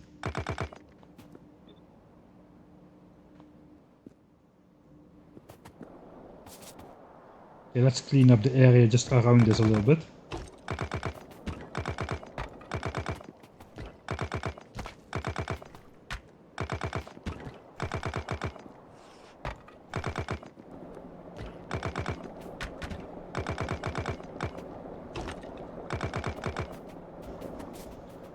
Alright. That looks alright. Okay, now I gotta grab my inventory without starting to place everything. We gotta light this thing back up. It was lit before.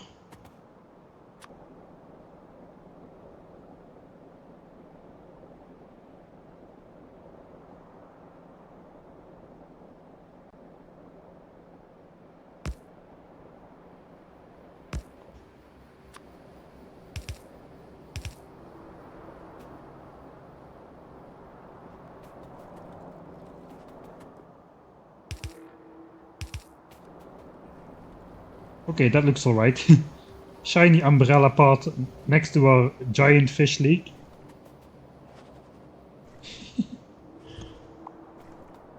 One and a half thousand fish in this lake. Right, I guess the steam balancing thing should have filled up again. Right, this is as much as the natural flow allows. There is just no more flow between these tanks. Even though they are not absolutely filled, it just won't fill up unless you pump it directly in there. This is good though. This value is no longer changing, so nothing is happening. Everything is at maximum temperature. It is time to put the last couple fuel cells in there. Right, this is going to be our starter nuclear plant. Honorary tribute. It helped us through the starter base phase of the game. Now it's gonna circle this nuclear fuel around eternally. And it's gonna eternally stay at 1000 degrees shining into the night. Nice.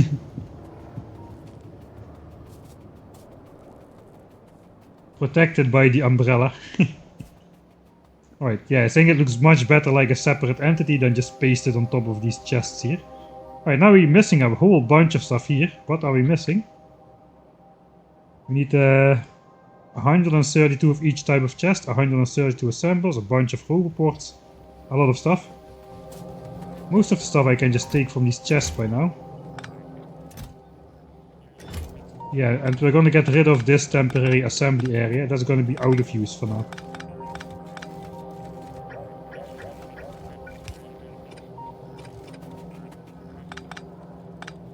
No more funny business.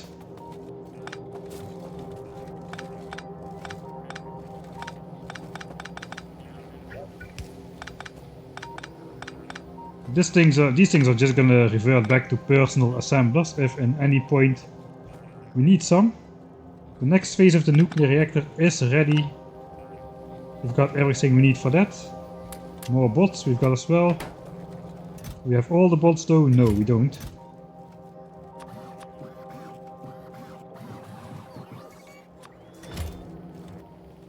I set out to make 5,000 bots, but somehow I keep failing.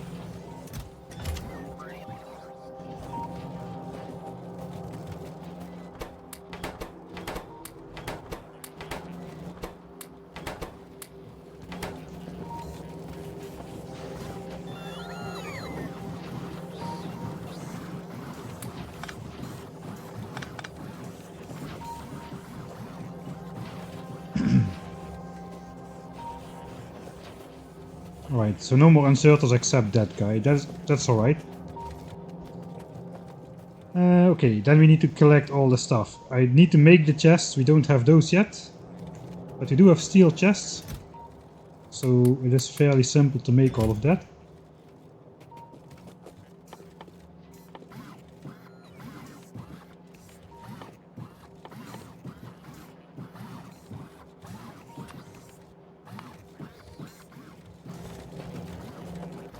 Do I want to switch on? Yeah, sure. Let's switch on the requests again. I don't need passive providers, I need buffers and requesters. Let's make.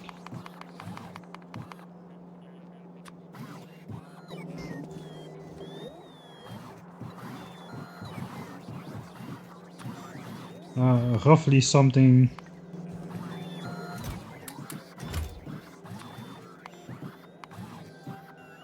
That's roughly the same. That's going to be good enough.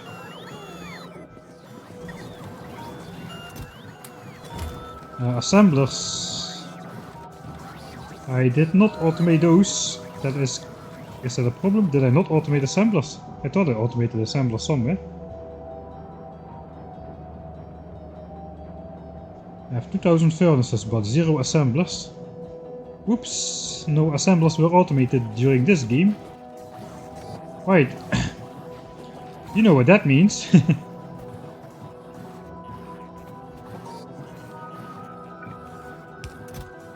Let's put those in there. Maybe you don't know what that means, but I know what that means. That means I have a whole bunch of garbage in my inventory again.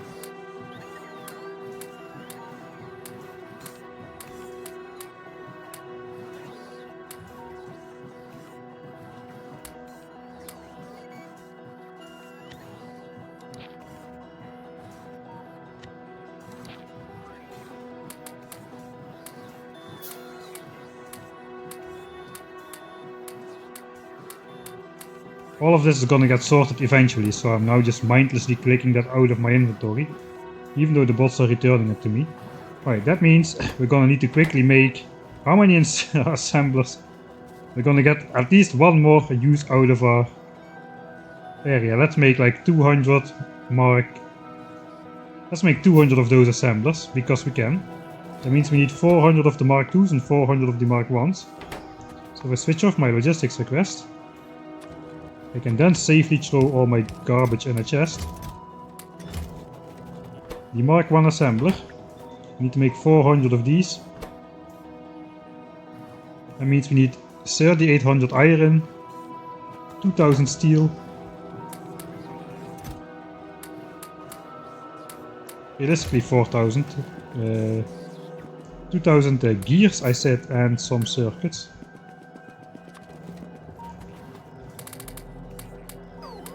This is going to be done super fast with the speed modules. I could barely see it. Alright.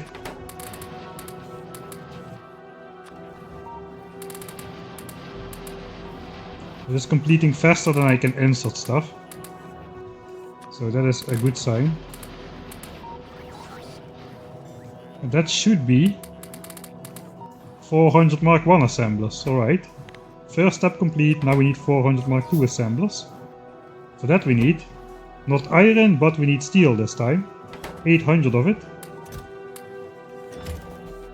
Realistically, we're gonna use 1000, because that divides easy.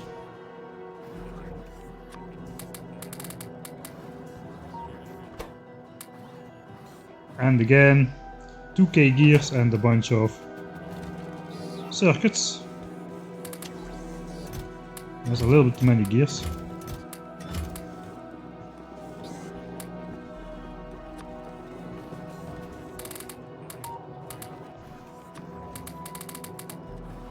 Oh yeah, and of course the Mark 1 assemblers. Looks like we're using only 8.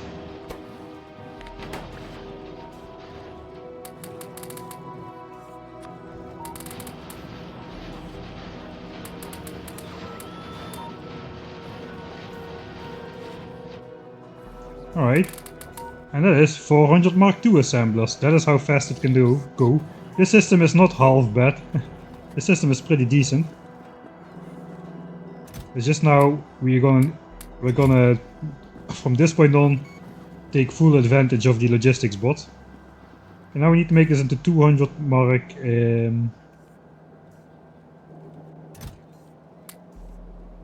Mark how much?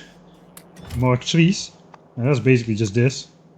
And that's gonna just handcraft in like 100 seconds. So pretty easy. Make 200 Mark 3 assemblers, not a big deal. Easy handcraft. For the last time, let me enjoy it one more time. From the moment this bot mall is finished, I'm going to play like a normal person. Just give me this. Just give me this. This one sin. My guilty pleasure. Right, is that everything? I guess we'll just enable the bots and find out. We've been waiting long enough. It is time to build bot build busy bot buildery. I don't know. That was not a good one. Inserters, alright. Yeah. And modules, but I guess I know the base bots have been disabled. Yeah, nice shot.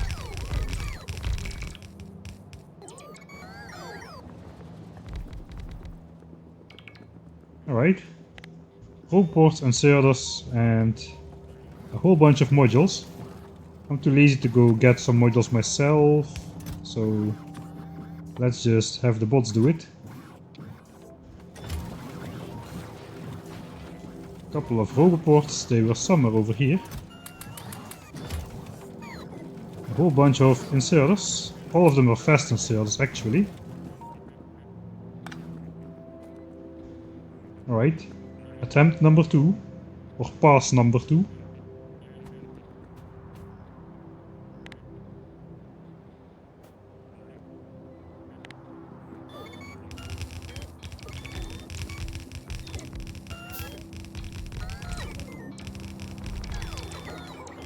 Right, the bots are already fast enough to go in my armor at walking speed, and I don't use my legs, so that's good. Okay, I'm still missing a ton of those efficiency modules.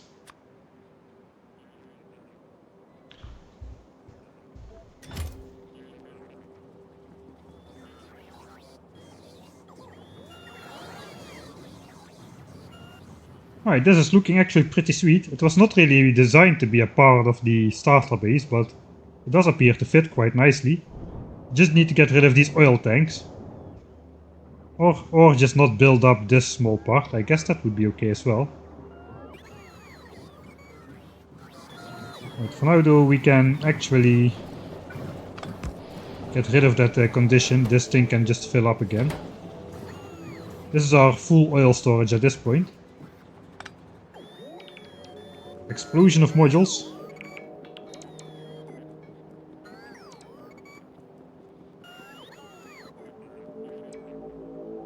Right. Bot mall complete. Except, now comes the hard part.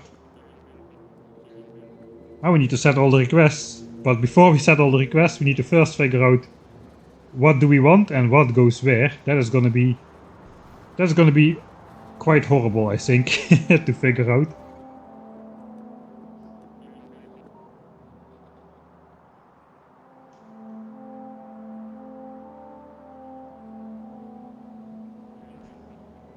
Yeah, where to start even? Holy moly. Okay, so now all these things are already preset to request from buffer chest. All these inserters are already not preset to 2000, because looks like I messed it up in one of the iterations. So we will need to do that ourselves. We can still do that now. Something less than 2k. We should be able to copy paste that, right? Yeah, okay, we are able to copy paste that.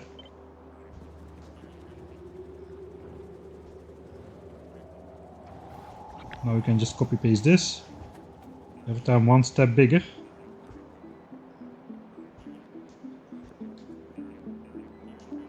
Actually, I may have just killed my signs per minute again with this massive... I know, we have now the 3.2 gigawatts of power. So even though the hope was probably spiked like a maniac again. Probably did not... no, we did not lose power. Okay, that's good. So signs per minute should be flat. Signs per minute is flat. 63 signs per minute. Alright, we're doing well except this small power dip. It's still... board speed 10 is still in the cards. I guess we'll revert to mining productivity after that. It's gonna take a long time to complete all of that. Lamps, yeah, I forgot about lamps.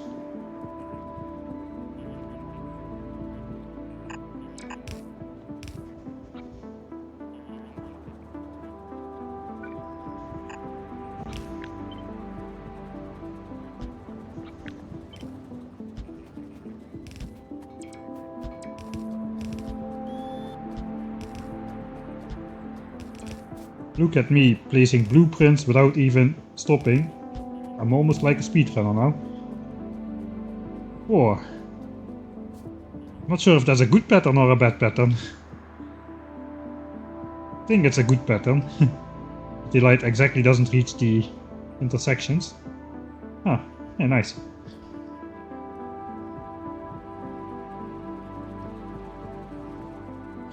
What is the anything signal? Can you be very specific? Because I don't know what is the anything signal.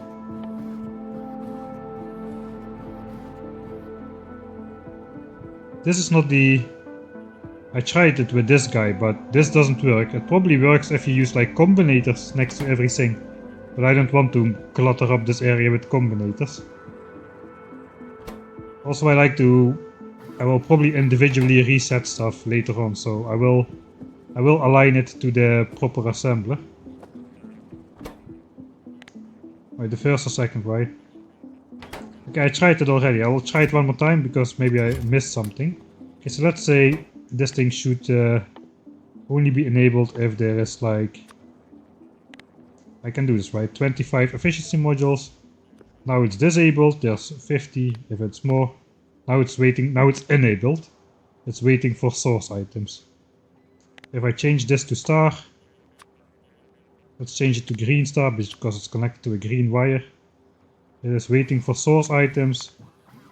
No, now it is. Now it does work. What the heck?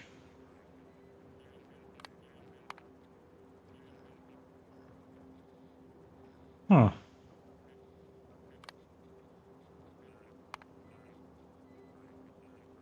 I'm pretty sure I tried this exact same thing like half an hour ago. I was already thinking, why am I doing this again? But apparently now it does work. Maybe I did something different. Maybe there actually needs to be something in the chest. What if the chest is empty? Aha, if the chest is empty, it is just disabled all the time. So that's not good.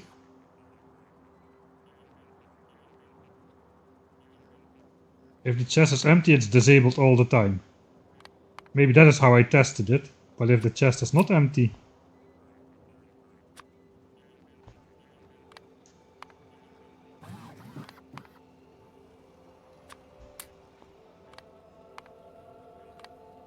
Yeah.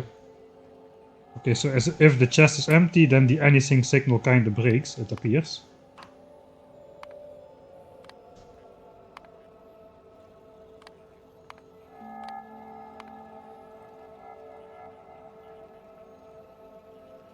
Everything. Which one is everything?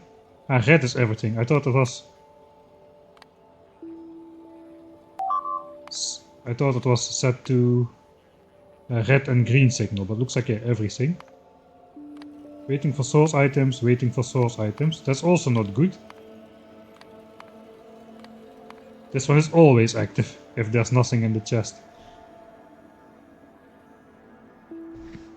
Is that bad? I guess that's alright. I mean, if the chest is empty...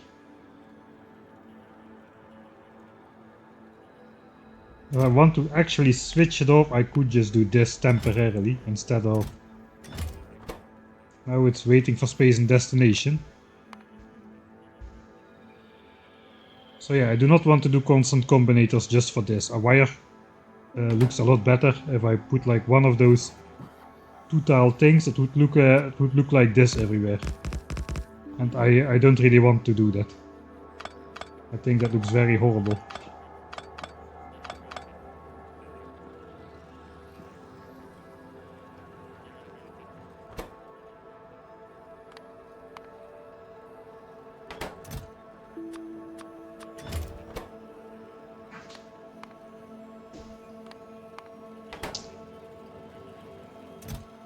I mean, let's try then the anything signal. I'm not really convinced that this is what I want. But let's try it. Maybe it will work better. Maybe I'll turn around. Enabled if something less than 2k, right? So if there's like, let's set it to like 100. Or 140, I guess. Okay, now it's disabled. Okay, that does work. And I can still change the individual values on the individual assemblers like I want to do. I do not want to read Roboport network, I want to read chests, so I guess this works. It's only it will not be like if this is fast inserter. Waiting for source items, disabled. So this one is disabled when there's nothing in the chest. But with anything it will be enabled. Okay, I can live with that. It's not so bad like the other one, which is always disabled if the chest is empty, then the process will never start. This process will at least always start. Okay, that's what we're gonna do then. We'll see how well that goes. Let's try something new.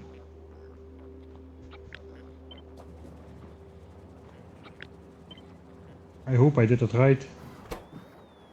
Yeah, under 2k, alright. So we still need to set up the individual buffer chest requests. At least we don't need to set up the inserters individually.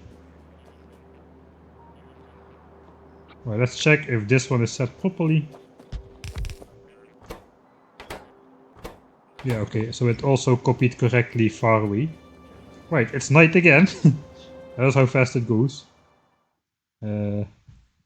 Everything signal.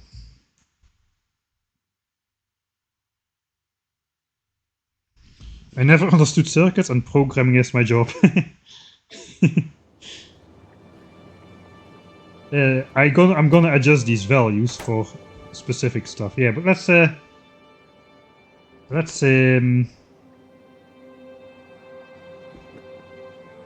start with the obvious things. I guess this is like the front end. We're gonna want stuff which we want to access more regularly over here, and stuff which you want not so regularly in the back. So now we're just gonna do a whole bunch of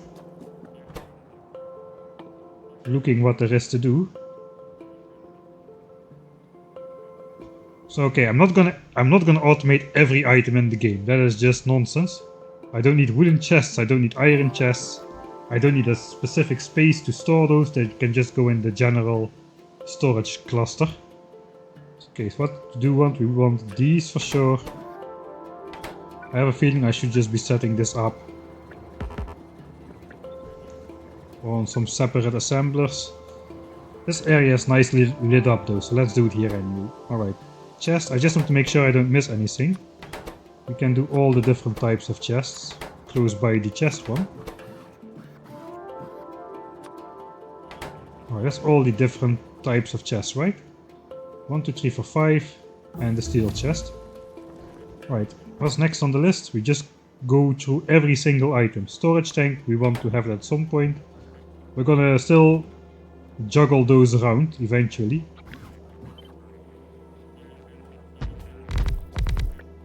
If we're not sure, I mean, this is pretty obviously going to be one line, I think. Perhaps we'll change the order, but I'm probably not going to mix those in different lines. So let's say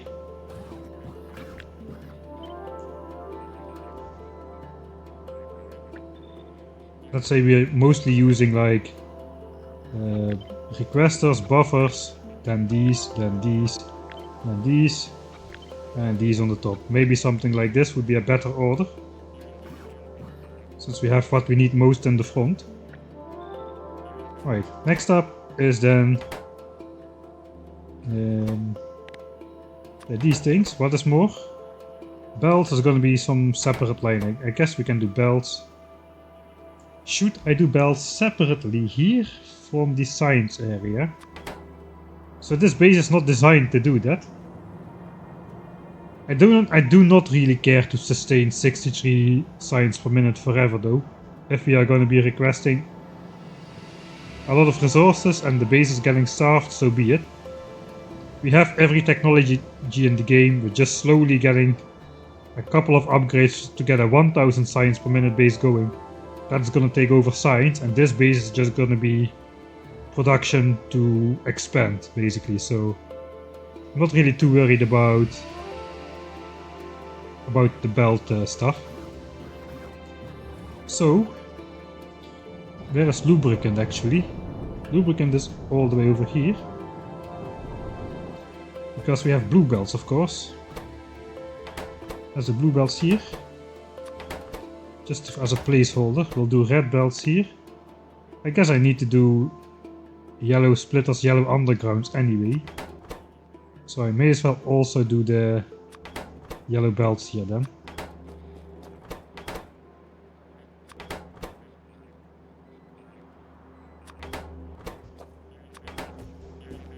Alright, those are probably better suited as like a block that like faces each other. I think I want these in the bottom and these kind of things at the top. Alright. We still have a little bit of extra space. So this can all be cleared again. Okay, we got 2 belts. What is next? Belts is done. All the inserters. 1, 2, 3, 7 types of inserters. Do I need to automate burner inserters? I highly doubt it. There are some use cases for burner inserters though. These are all should be available at any moment, that is for sure. I guess that can go in a separate column somewhere as well already. Okay, so then we have these 2 which are not automated, which we maybe want and which we definitely want. Now we will go further. Power lines, wooden power lines. I think I will set one up for wooden power lines actually. I mean, my entire starter base is relying on those. I think I'll just set those up. We have steel power poles, we have big power poles, we have substations. So that is a group of 4, which could go somewhere. Alright, what's next? Pipes and underground pipes. Alright, so I do have those in the bus. Maybe I'm just going to get rid of all this bus storage altogether. I only have the intermediates on the bus. I'm just gonna repurpose all of this into the belt area. For now, let's just put pipes, underground pipes here. Pumps, we also need pumps, that's for sure. Rails, I guess we need the rails. I think we should go on a separate line again.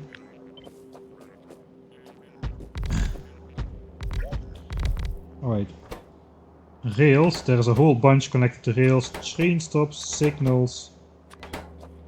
That's all the soft infrastructure. I guess locomotives. Cargo wagons. Fluid wagons. Artillery wagons we're not gonna use. So we do have a rail automated at purple sign, so that's another thing which we may not want to put in here. That means we can basically do this, and this will fit neatly into one line now. Probably not a front end line, so let's put it at the back end. Alright, so far so good. Let's keep here at the empty area. What is next after trains?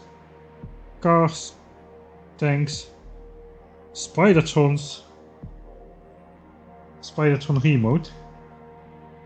Okay, this does sound silly, but I think I actually do want automated Spidertrons. Because it's a pain to make them yourself. That does kinda mean though, we'll do that if we have space. If we don't have space, we won't do it, but if we have space, we'll do it, but we also need to automate stuff then like rocket launchers and fusion reactors, legs, that kind of stuff. For now we'll just put it over there. That means we also need like the remotes. Questionable. I guess if we automate Spidertrons we should do the whole shenanigans. Okay, logistics bots and construction bots are definitely something that needs to be automated. And we need to hook this up to roboports to keep the numbers of the bots at a certain level. Yellow splitter twice. Yeah, that's yellow splitter twice. Oh yeah, I see.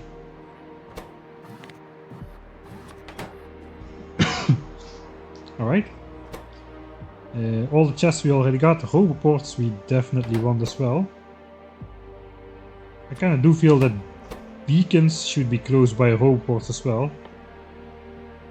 So let's put beacons already prematurely in there. Right, then things like lights, red wire and green wire seems a bit stupid to automate. And all the arithmetic stuff.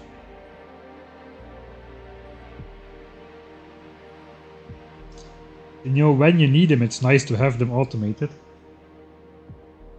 On the other hand, they take like half a second to craft, so unless we have really big plans, I think I won't go into that for now. Programmable speakers, those actually we may do that to set up some alerts on the map if stuff is running out, like important stuff, like we did at the fuel cell. Yeah, I'm not gonna automate those. Who am I kidding? Cliff explosives. Well, no cliffs. Right, so concrete we have automated. I don't think I'm gonna automate refined concrete. There is no use. We're walking around in Spidertron anyway. I'm not the type to pave over the factory. Landfill is automated elsewhere.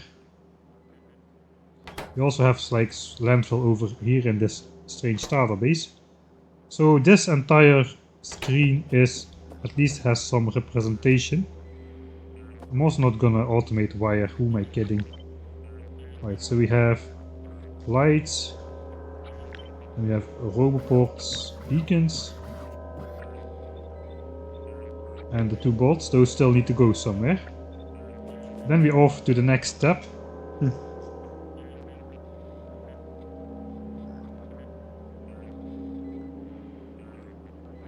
Is there a cap on bots around 10k? My base won't print out more than 9600 bots into the network. I don't think so. I think I've gone over 10,000 bots with automatic insertion before. What can happen is that if you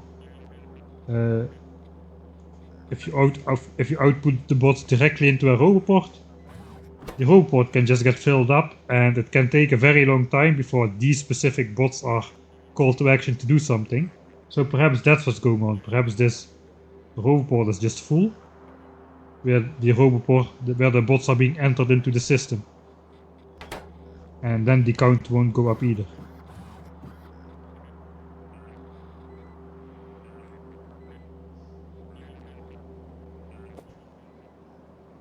Alright. Tab number 2. Tab number 3 is going to be very quick because we have all of the stuff which we need on the bus, so we can probably skip that entirely. And military stuff is not going to be a lot too. So this is probably the last real tab. Repair packs. I don't think so. What the heck would we possibly need to repair in the base? I probably should automate repair packs though. No, let's not automate repair packs. I will put them on here for now. Let's put repair packs there. I don't think I'll automate those though. Boilers.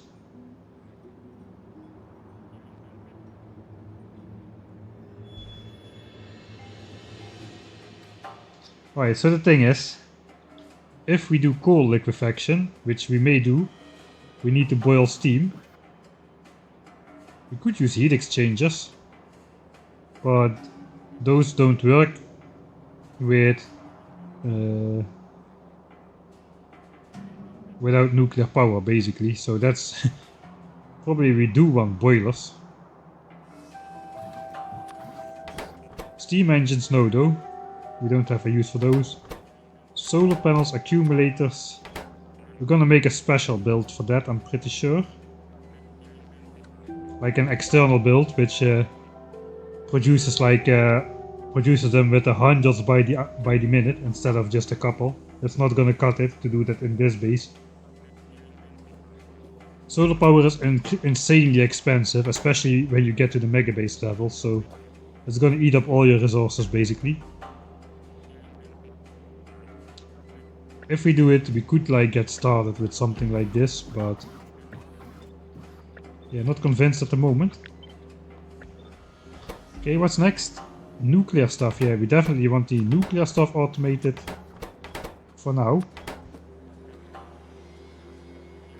That also has to be somewhere on a separate line, probably. I don't know, I kind of like nuclear in the front really. That's actually a good place for pumps to go as well. Pumps and reservoirs. So those are dealt with. Okay, what else are we considering? Mining drills for sure, burner miners no, offshore pumps as well. Those would actually be pretty good at nuclear power as well, perhaps even more so than these things. Those things fit more with chests perhaps. We do need automated active providers. I probably do not need automated... I do need automated storage as well. Okay, let's just keep this here for now then. We'll put it back. I can go with the pipes or something. Right, too much stuff. Alright, we need all 3 types of assemblers since they are all required as like some sort of a stepping up. We need the first ones for the blue ones, then we need the blue ones for these ones. So even though we only need these ones, we need to make all of those. That actually could fill up this belt section nicely. Alright, what is next? I have a feeling we're going to have plenty of space to automate also military stuff and such. Okay, oil refs, chemical plants, centrifuges, why not? Labs. Yes. Sounds strange, but we will need a whole bunch of labs for the 1000 science per minute base and eventually also for the 10,000 science per minute base. I think I'll just put them in the automated list as well. Beacons I already put somewhere. And I guess we could even automate rocket silos.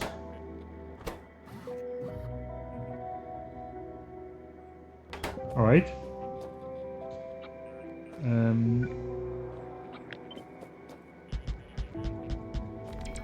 Another line. Here it comes, the expensive part. So we have the modules on the bus. I do want to automate Mark IIs.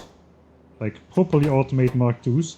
Not a lot of them, but a couple of them, and Mark IIIs as well. There's gonna be like a slow trickle production, I think, in the main base here, because this can easily hog up a lot of resources. So we can kind of regulate it by, I mean, this guy requires like 2.5 Mark II assembler to keep running, and those require like 2 Mark I assemblers each. So you need 5 Mark I assemblers into 2.5 Mark II assemblers into one of these. But if we just limit this to 1, then the production of these is just going to be limited by the assembling speed of this guy, because this guy needs to create 5 products before this guy can make 1. The crafting time is only twice as long, so this will then be active maximum 40% of the time, which is probably good because these things are insanely expensive. Alright, so that's modules. That's the last on this step. Let's check if we actually have everything here. This on the bus, barrels, don't need it, I think. It depends how we are going to treat lubricant for belts, but I think we can just pipe that over. Bus, separately automated bus. Alright. So that is basically, oh, we have so much space left over, I think.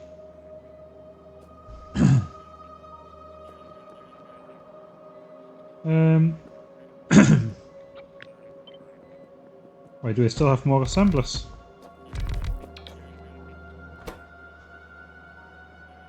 Okay.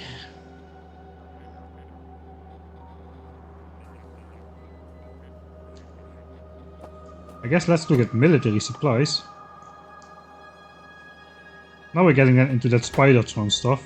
We could just copy paste it up here. So we have Spidertron. We also need Power Armor Mark II on there. It's always nice to have a couple spare power armors laying around. Especially if they are like pre-charged up with fully charged up bots, or like fully charged up running armor with 10 legs. Some stuff like that with 10 legs and just full batteries instead of power. That's probably the fastest realistic way to freely move around your base later on. So let's do Power Armor Mark II as well. Alright, so what do we need for this? This is automated, this is automated, this from the bus, from the bus, from the bus. Okay, that is done. This is from the bus. We have radars in the chest already. I guess we could also do radars here, since those radars are actually meant for the silo, and we're just going to keep these separately over here. I'm not going to make those into provider chests. These are just going to remain inaccessible. So yeah, we do want radars here as well. Alright, then the rest of the spider, fish. We kinda have, we have a lot of fish. We can make roughly 1,500 Spidertrons from this extra fish which we took. Okay, bus. This is just automated over here, Mark III modules. So then we just need rocket launchers. Those are all like basic ingredients. Fusion reactors, which is nice for the grid. Legs, which I want anyway. That is what we need for Spider. Then we need to automate some more stuff for the inventory grid. I guess we want like Mark II batteries, which require Mark I batteries. Shields. Pretty sure I'm never gonna use shields. The spiders are strong enough. Although remote spiders may benefit from shields. Especially if they run around with personal construction bots. Then the shields will, on light hits, avoid that the bots fly out mid-fight to repair the spider. If we have remote spiders running around. So I guess I should do shields actually. Okay, what else? Let's first look at all the equipment. Solar panels, yes, portable solar panels, we do want those. That means we do need to automate actual solar panels in here.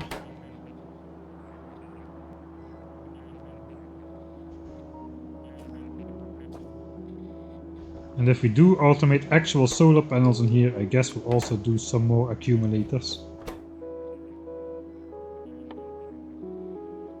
Or perhaps we could just do some sort of direct feeding. No, I don't think so. Can we?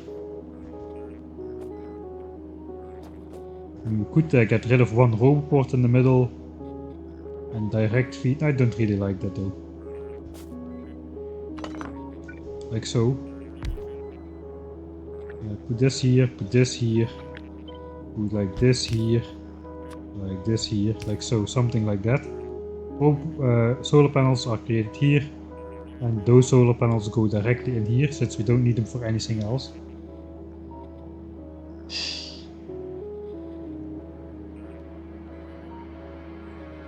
No, it breaks the pattern. I cannot stand that.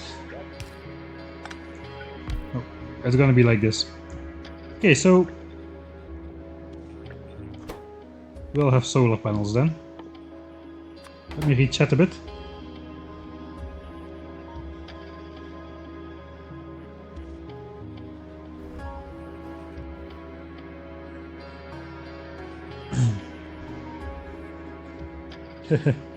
Yeah, we could actually try to fish empty the lake again with the long-handed inserters.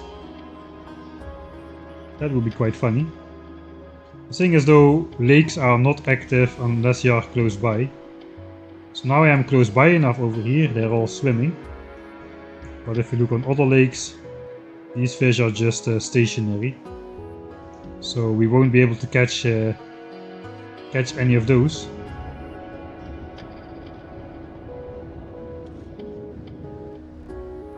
Let's check how it's going here. This chest is full.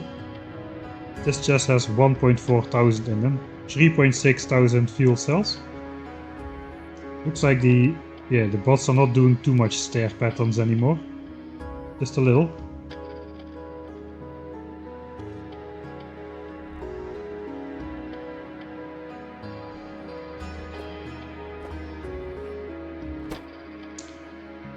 Man, what else?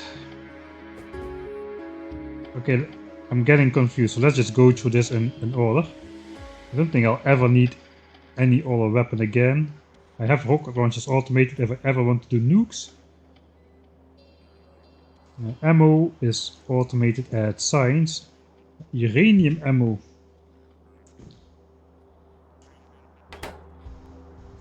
I'm never gonna defend with uranium ammo. I mean, there's nothing better than the Spider rockets and personal laser defense in my opinion, so I don't really see the need. I could just manually make 8000 uranium ammo over here, stash it in a chest like so. And perhaps we can test it out at some point. I just don't really see the need to do that here. Right, what else? Shells, no.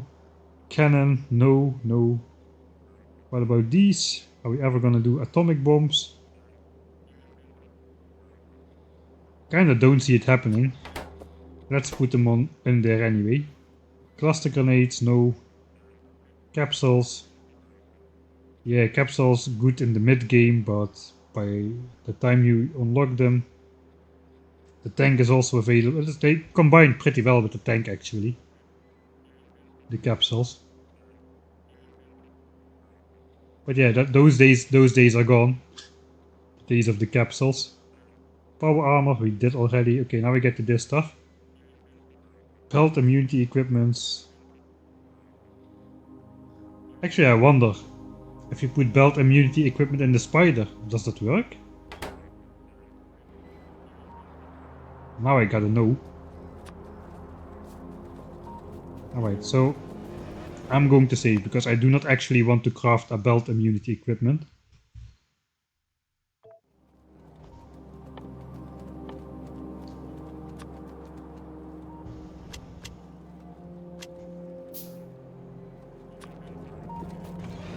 Alright, so now we're on the belt, we get transported. If I put that in here. Oh! Spidertron with belt immunity equipment is immune to the belts. That is awesome. We could even put it in place of a solar panel. The thing with belt immunity equipment is it consumes 100 kilowatts all the time.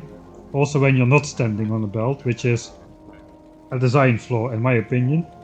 So it's using like more than 3 of these panels non-stop, and at night it uses even more power from the battery, so almost half of these panels just go into powering the belt immunity equipment, which is why it's not a great addition to the game, I think. But yeah, it's quite funny that that the spider is all 8 legs are immune to the belt just with one equipment. Again, something new. Learn something new. You need 8 for each legs. Yeah, I feel that is how it should be. But I also feel they should not go in the grid. They should go like, you should be able to put them individually in the legs over here instead of going in the inventory grid. Anyway.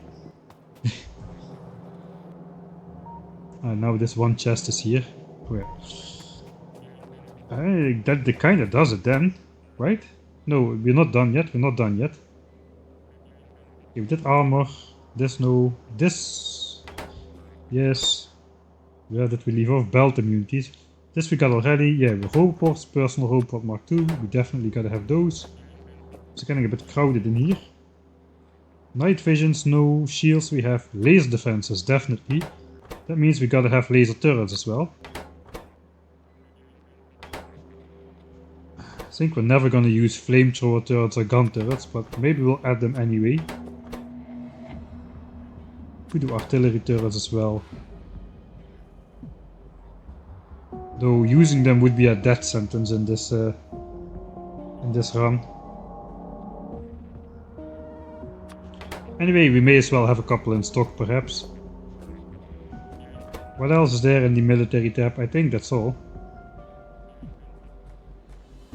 Gates? Walls and gates. I'm not really planning to do like scenic stuff with walls and gates a lot. Not enough to handcraft that. Or to put that on the in here. Okay, so this thing is way bigger than it needs to be. That means we can like multi-craft some stuff. For instance, we can do some longer crafting recipes like the beacon. Perhaps we can devote 3 of these assemblers, maybe like so. 3 with beacons. We also have 3 chests of beacons available then, and they stack only to 10, so that would be good.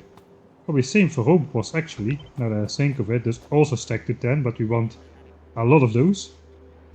Maybe even like... Maybe we want even like a lot of those. Something like so. But we'll decide that later. Right. Okay, so we have all the items laid out. Let's make a save before I accidentally overwrite everything. All items laid out. Electric furnaces and pump jacks. Did I skip over a whole... I skipped over a whole bunch of stuff here, apparently. I went from this to this line, I think.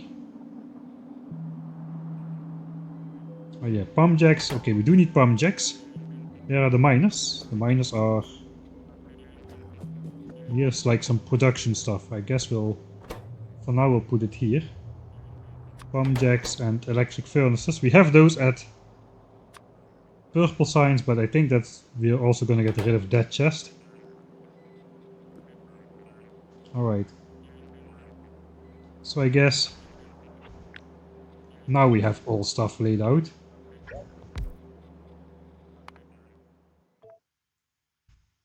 Get shoes for spiders on legs. Okay, let me read your chat if I missed something else.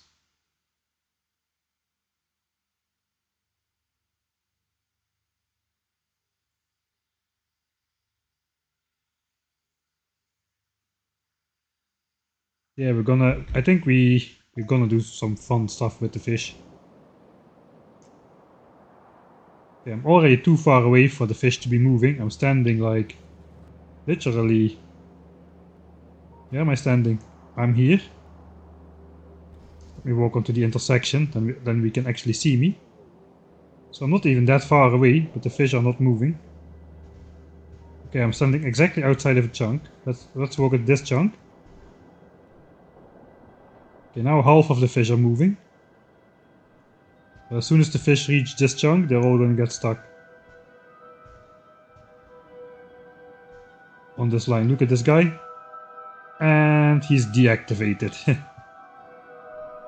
So if we stay here long enough, this entire pond will be empty and all the fish will be lined up like so. That's gonna be my next break screen for next stream, I guess. Just gonna a time lapse of how the fish get stuck on a line. Alright, let's get these things sorted out, or at least somewhat better than this, what we have now. These are done, these are laid out here for now. These are like one-off items still. Power lines,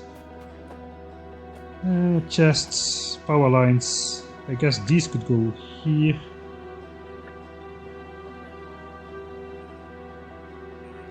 With lights. I'm not gonna automate repair packs. We're not gonna get attacked. Where's the rail stuff? Rail stuff is here. I guess what I really should be doing is I should be putting belts over here, since I can easily get lubricant over here, I imagine. If I want lubricant to come in, can I even do that with this design?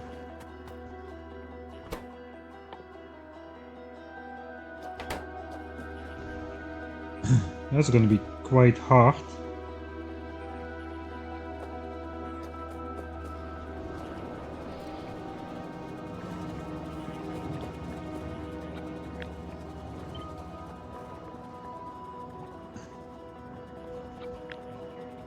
Okay, need to be careful not to delete anything that has not been appointed just yet. Okay, let's say we have belts over here.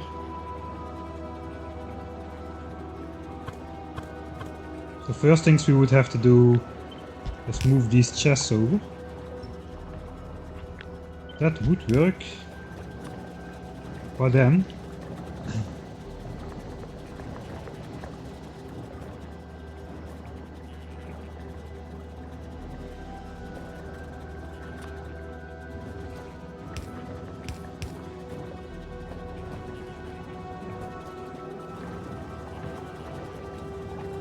it's gonna be on the path. There's a lot of stuff here. It's not gonna work.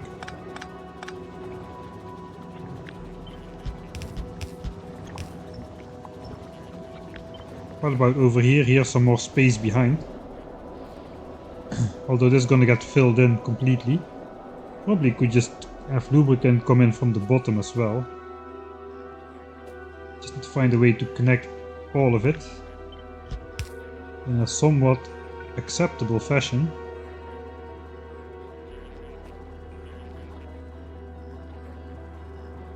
And technically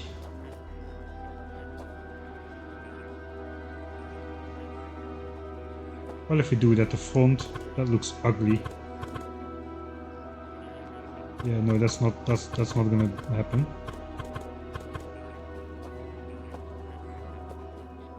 I mean, this is the very corner. We could get away with not having a roboports in this corner.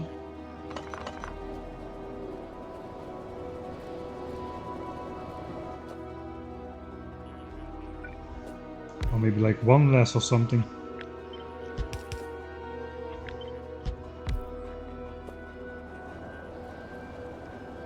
It's more acceptable in a corner than in the middle. That way we could just have lubricant pipes.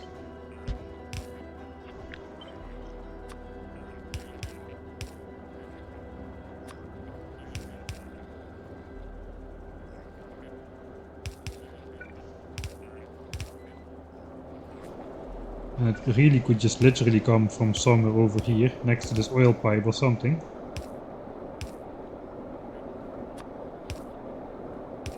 I think that is the best solution we're gonna get for belts, or for like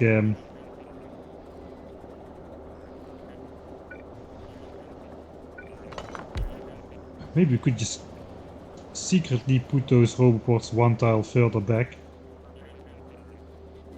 like very sneakily. Then we can probably think of some way to get away with this.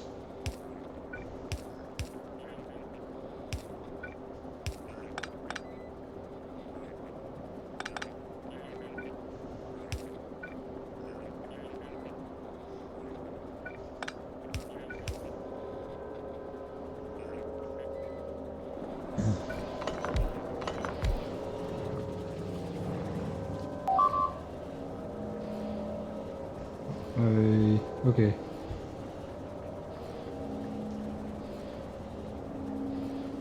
You can get the underground pipes exit to the south. That's true. That is true. That's true.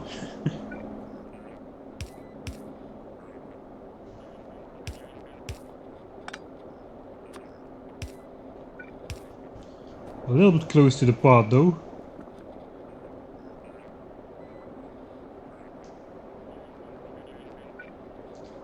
Of course, we also could do it. I want the fast inserters or stack inserters for the stuff, not long-handed, so cannot really put the chests further away.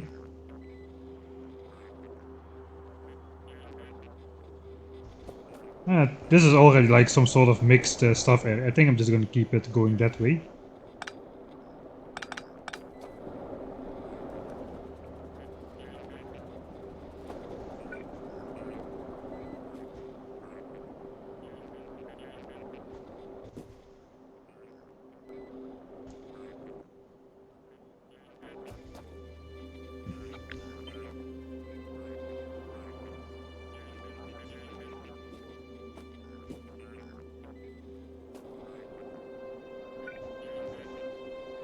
Yes, that's basically how it's gonna be.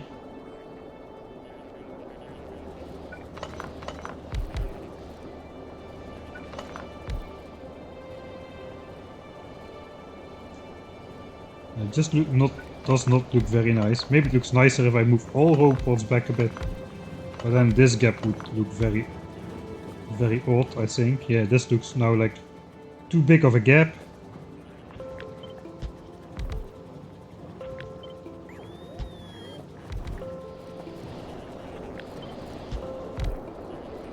You can just go without. Or I think maybe just let's just sacrifice one roboport and then we'll have this flowing out the back like so. You can do a short connection like this. I don't know, this is probably the best solution.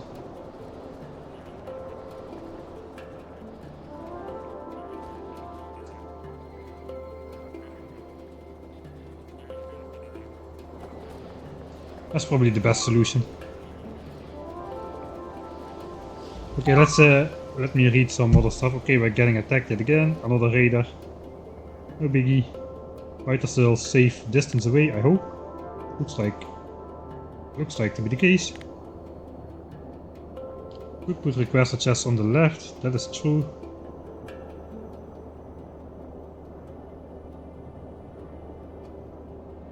UPS even separate sites. No, I'll go over that once I have my screen again.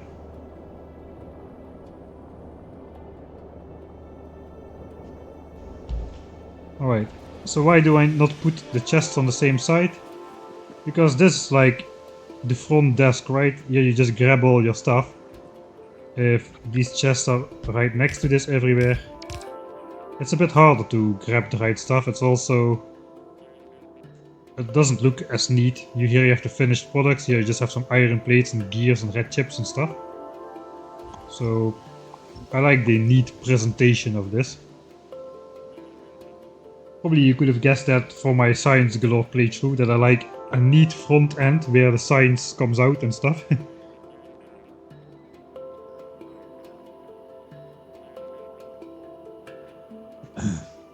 I don't really care that much if the back end is sort of a mess.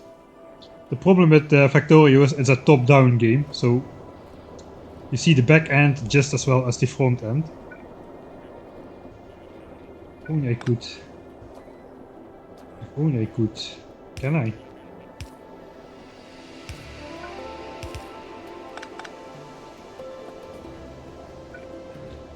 This won't fit anyway. No, it just does not fit. It just does not fit. This has to be like so. And we're done with it. Let's go on to the next stage. Come on already. Spending I don't know how much time over this micro choices. Alright. Bots are likely to get called from these roboports since all my stuff is in these chests over here. So these bots and these ports are going to be the most close by to here often. of all the bots which are in here.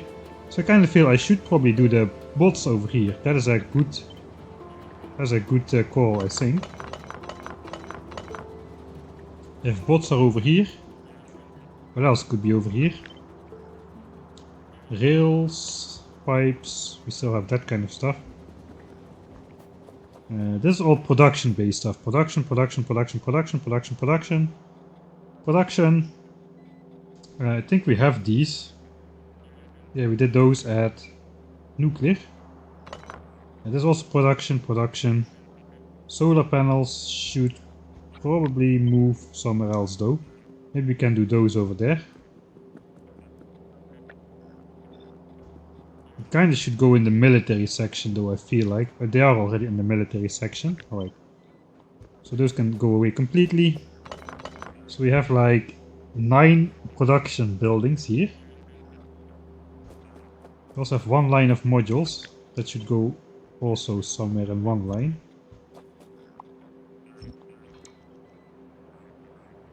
That's gonna request... This is gonna be producing all of the time, basically the module stuff. So probably want to put that somewhere close by here as well.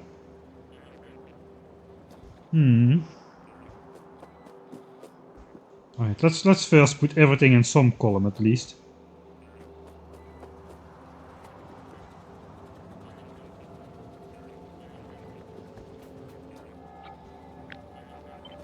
Well, let's put that over here.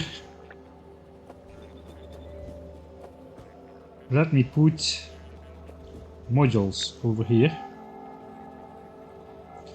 No, wait. I think I just want modules to have its own. Maybe I'll double modules later on, or even triple it. Let's just put that somewhere in the back or down or somewhere. Okay, belts are here.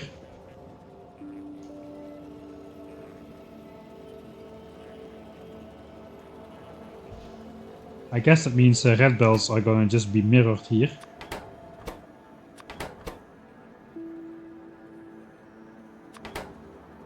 Technically, maybe we have only 2 of these. Roboports kind of fit with bots. Beacons can be up here as well. Then we do not need all of these. If belts are here, then yellow belts should be there as well. I'm gonna have so much duplicates everywhere now that it's gonna be hard to keep track of things.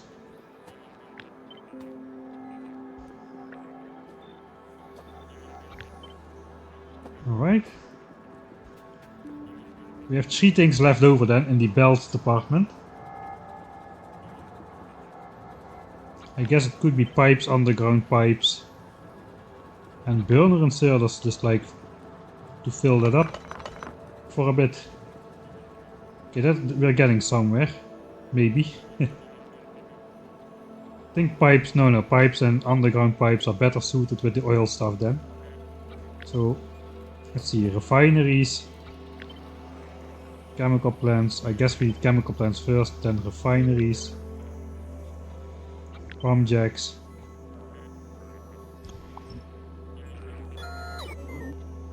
I guess rocket silos also require pipes, so they kinda make a thematic fit.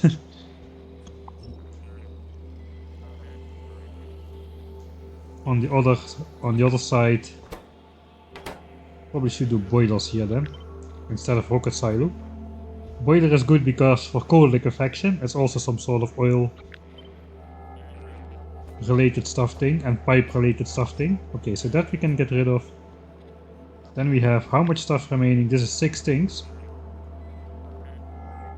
Labs and rocket silos are such one-off things. Could probably move those around somewhere else.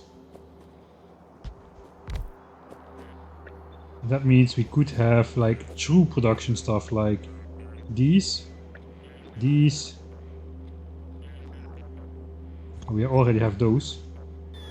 Oh wait, then it actually will fit. It will fit them, right? These are there. Ah, yeah, we do have.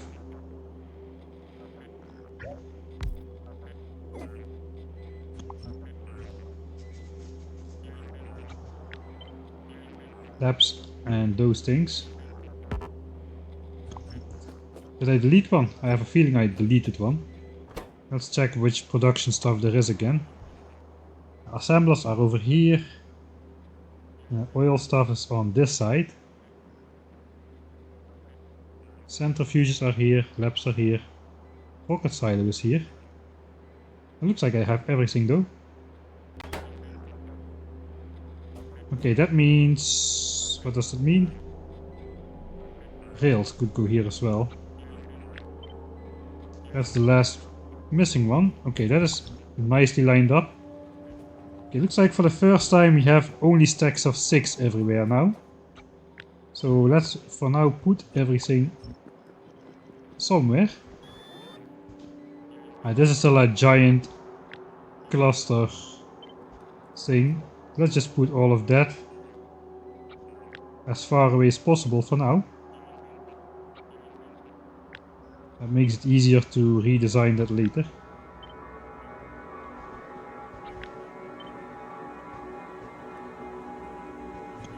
Alright, we grab those.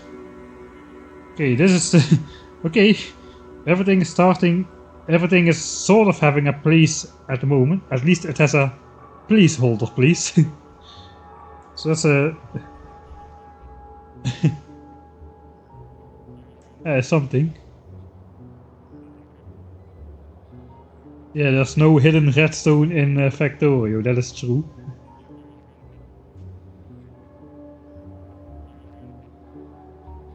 We could use the Factorissimo mod and put all the backend stuff in there. Sneak in underground. I left an unpaired pipe to ground headed south in the blue belt section. Okay. Or I've forgotten it. Yeah, one of the two, right? I either left an unpaired one or I forgot an extra one. Both of those are probably true at the same time. Until... that's like a nice quantum statement. This is the... yeah, this is gonna be the permanent crafting bay. Furnaces for the boilers.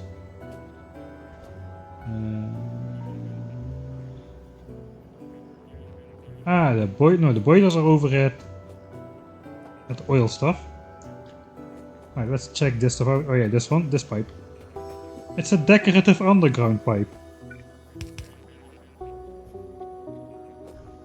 Actually looks better.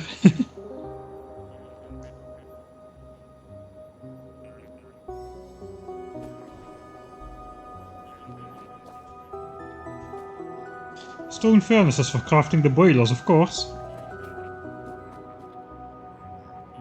That's annoying.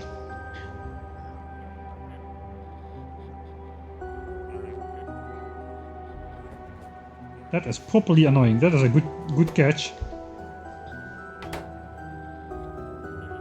It is properly annoying though because it doesn't fit in the same column over here anymore then.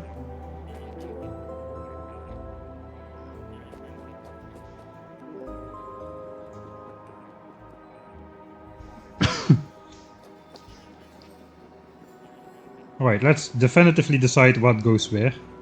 I think this is good. We could perhaps do like triple robot, triple beacon. Then we have 4 spaces available.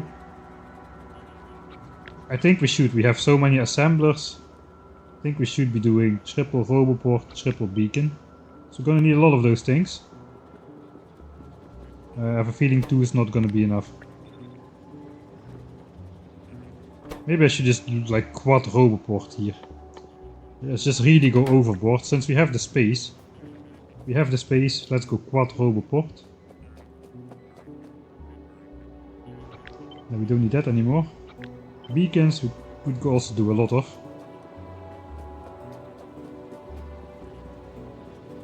So we could also do 3 roboport and then just add the stone furnaces, I guess. That's annoying though, stone furnaces so prominently featured.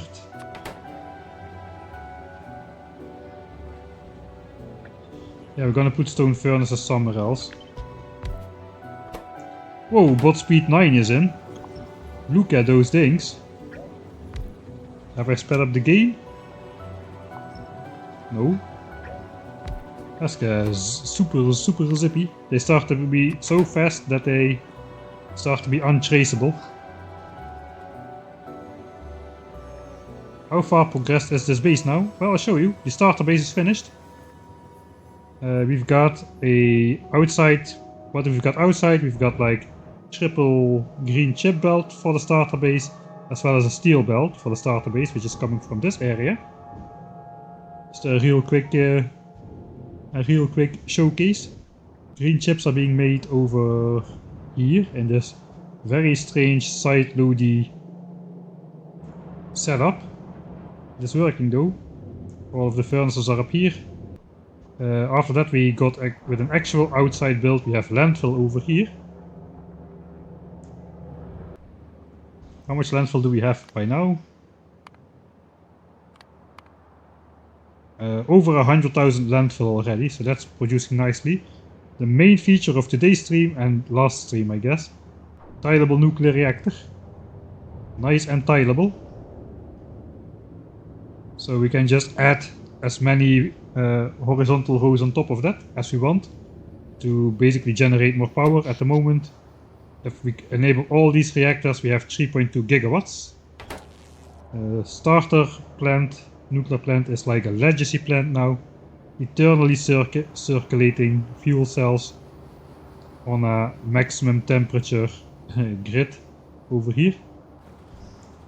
And now we are working on the, you won't believe it, automatic assembly area, bot supplied.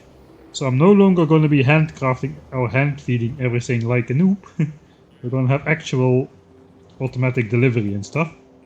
So yeah, basically deciding what goes where at the moment. I do want 4 roboports. I also want a lot of roboports, probably. But first I want everything to be produced at least to some degree.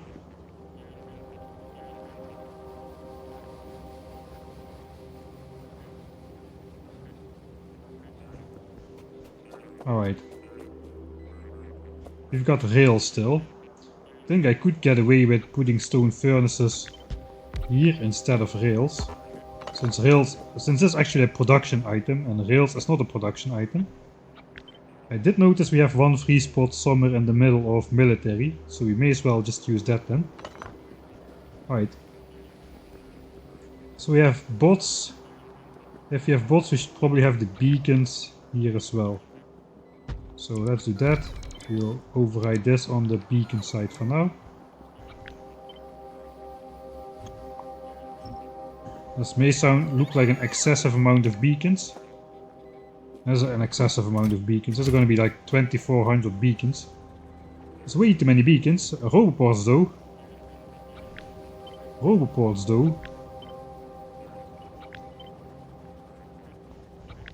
Roboports we actually may need that much. Roboports are faster to craft though. Actually they need a lot of ingredients, so they are quite expensive. This is gonna be way too expensive. We're gonna overstrain the base with this stuff. Perhaps we should not enable all of those at the same time, but let's just do like 2 of them at the same time. We know that the rest is reserved, so let's keep that like so. Right, this is looking okay. Question mark?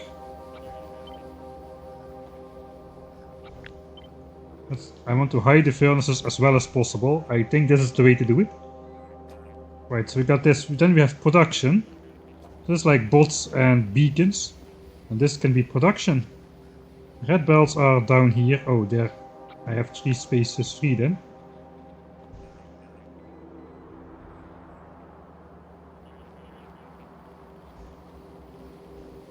Right. I may just do like some special speed module assembly for this one. Man, if I do that, I really should have direct insertion instead of... How does this look? Horrible, right? That looks absolutely horrible. Yeah, we're not gonna do aesthetics. This is gonna be aesthetics over function. This is going to be a management decided base, not an engineer decided base. Form over function. Alright, form over function means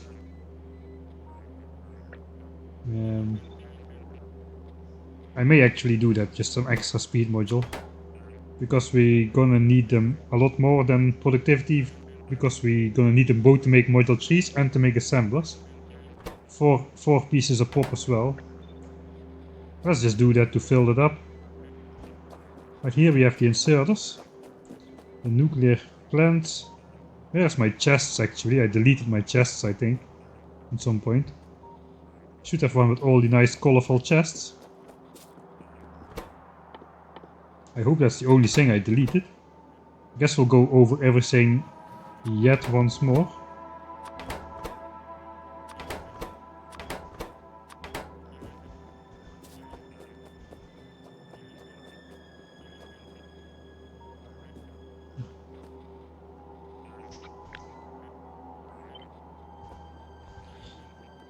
Okay. I guess these kinda colorfully match up. Yeah, we're getting to that stage now. It colorfully matches up with the inserters. That means that means we need to do these in a different order. I think we'll do the chests in a different order because the inserter sequence makes sense.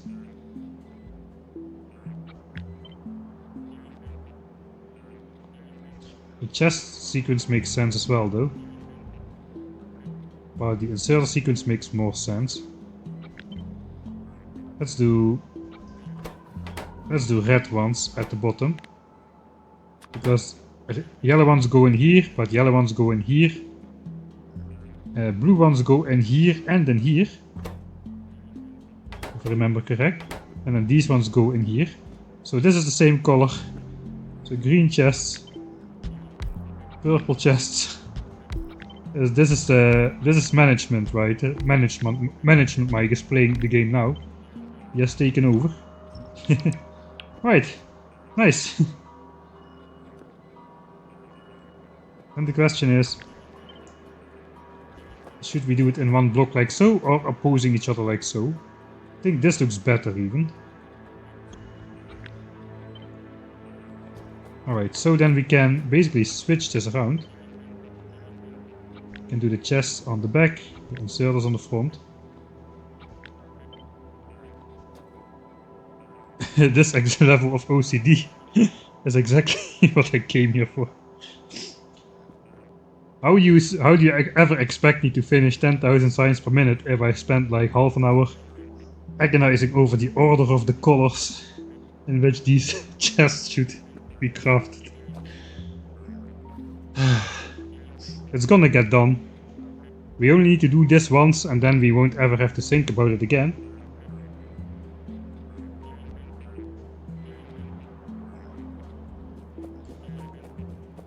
Alright.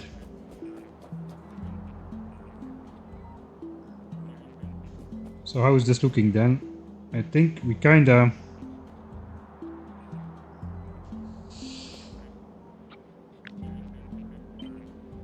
Okay, I'm gonna be moving some stuff around again. So let's copy everything there. I think what we first want to have the most close by is probably like some manufacturing stuff. So this is actually decent. Right, let's put it away then. This is okay. Inserts can be here, who cares? Inserters here, belts here. For what am I most likely to do, like manual resupply? Not really that much really. I think let's just keep it. We can always change it if we really want to. Nuclear is going to have to move though. That could be a bit further out. We can continue with production. Wait, now the inserters are over here. That's not good. The inserters should have their own block. The nuclear is back there. So this can go. This is now over there, so this can go as well. And now what I really want to do, I think I just really want to move this in its entirety like one step back. And then we can have the inserters, the colorful inserters and chests at the front. Like so. We flipped it around so that... I messed it up. Robopods were here. Alright. I guess we'll do it like so then. This is alright as well.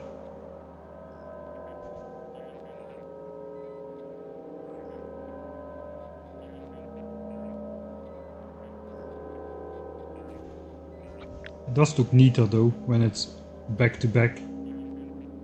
Okay, then we'll just do Robopods here.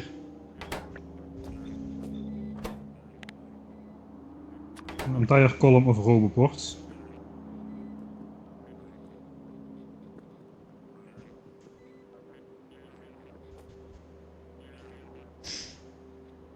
Okay, belts should definitely be here. Chain stuff can be in a remote corner somewhere. Since Robopods are so many, perhaps we'll do all Robopods down here instead. Okay, then we can have our back-to-back block and we can start with production here as well. So let's change the order of these.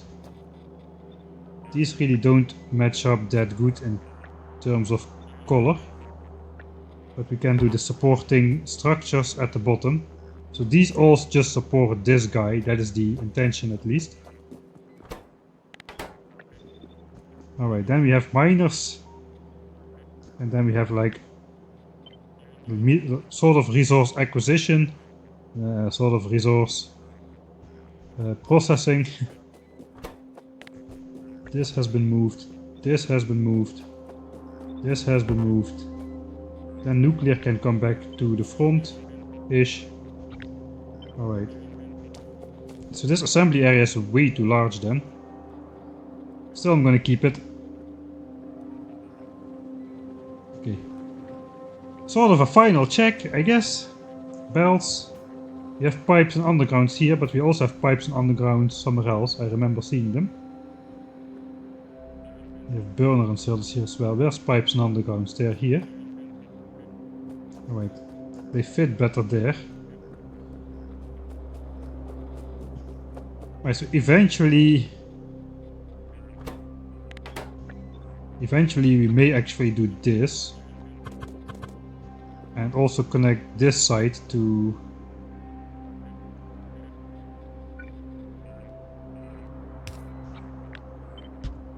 I think that's probably a good call to make more belts.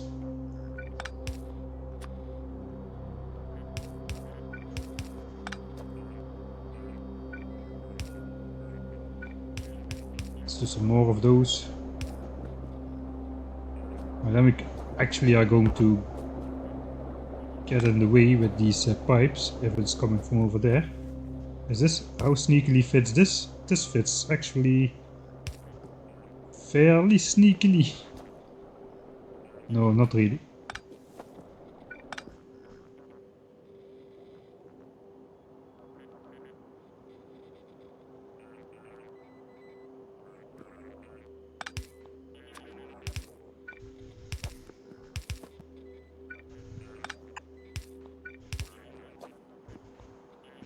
This kinda does fit.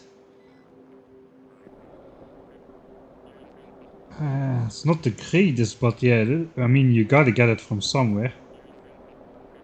The other option is just, yeah, really doing it from here. I guess we could just really flop this around the back.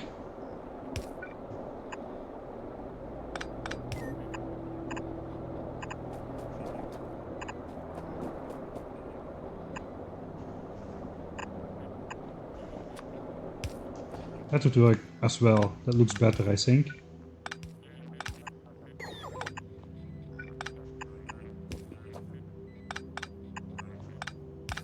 Yeah, let's keep the front end clean if we can. This will work as well.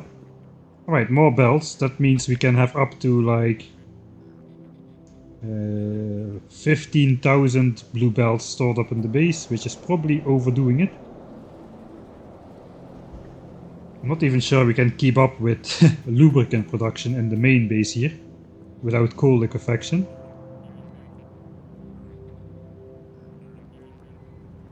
Blue belts are not yet connected to loop. It's gonna come from over here eventually.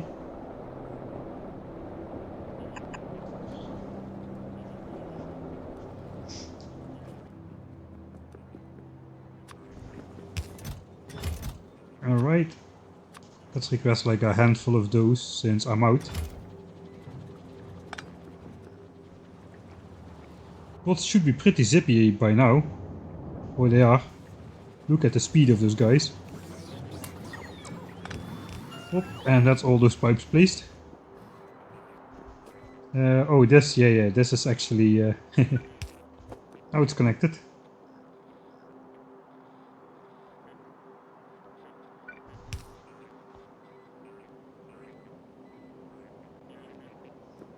I guess once we actually connect lubricant we will be able to see it, but it's gonna be good to have extra belts of those. We're gonna eventually phase out red belts as well. I think we do 1k SPM also with blue belts already. Anyway, iron is mostly idle in the base now. It's mostly copper which is being used for like modules and stuff. Iron is just a little bit, since we also have external steel. So all of this iron can start flowing into iron gears, and those iron gears can start flowing into belts. That is how it's gonna be,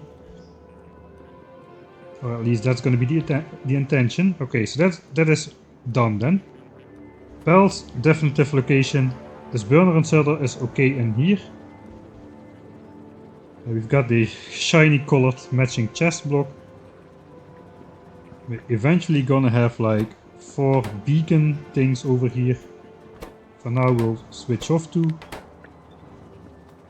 We're gonna have 6 robots over here. For now we'll switch off 4. Assemblers, that's gonna be good. Chests is gonna be good. Here we got the more obscure things. Modules. Kinda want to have a whole block for modules.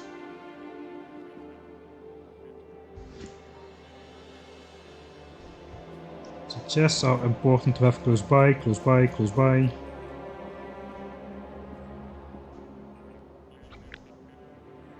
I guess we will do modules on the top block, but a little bit further away then.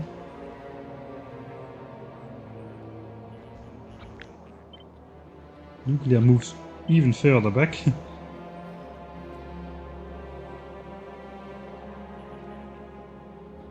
Right, something like that. Train stuff can go in here then.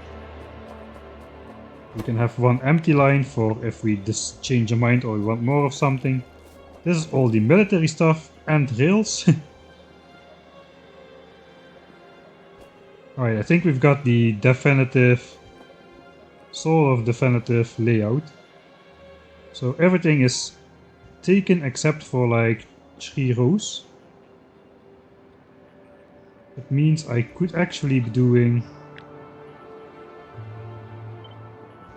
the military stuff up here. We could do the module stuff down here.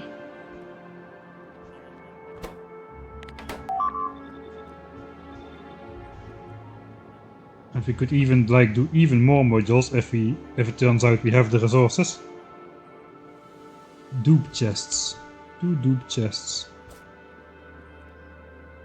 Ah yeah, I see. We will anyway. We will encounter that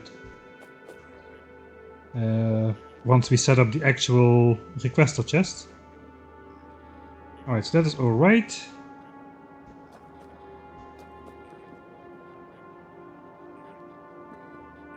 So military thing is like 4 of these. We could do that all in the very last 2 columns. And I guess we can just leave one of these open without anything. I guess we'll do these up here then anyway, and we'll leave all of these open for more modules if we need to, or more anything else if we need to. Alright.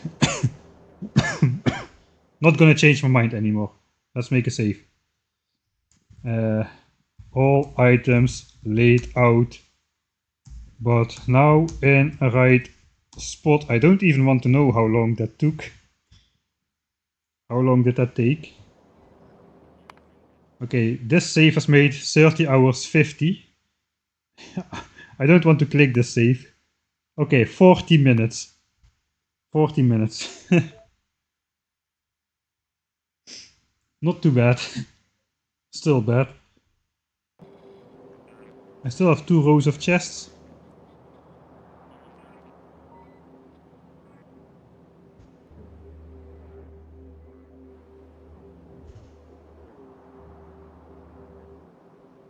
Ah yeah, I see.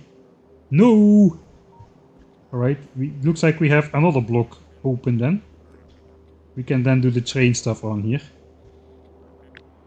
I guess we'll move the power stuff close by, then the train stuff at the back yet again.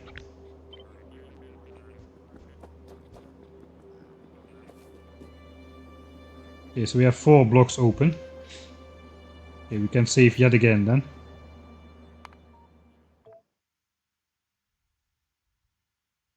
Oh yeah, chests definitely don't need more than one. Alright. Now it is now it is time to actually set up all the chests.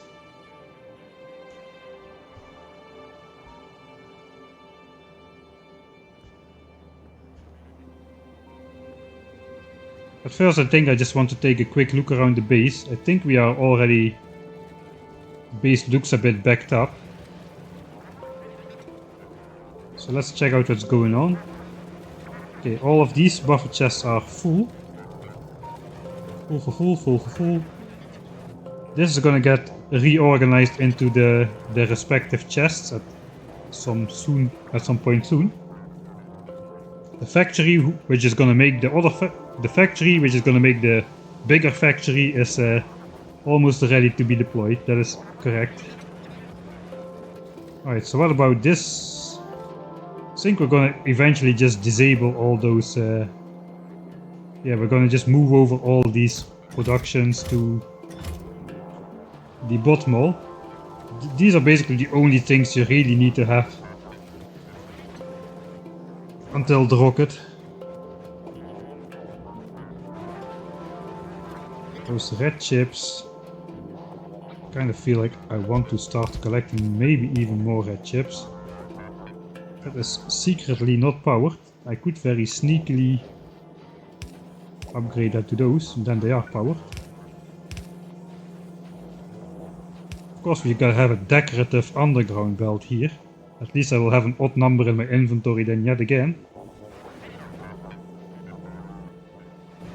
Right, what else is new? Modules. I guess the bots have been taken from these chests. So we gotta move that over.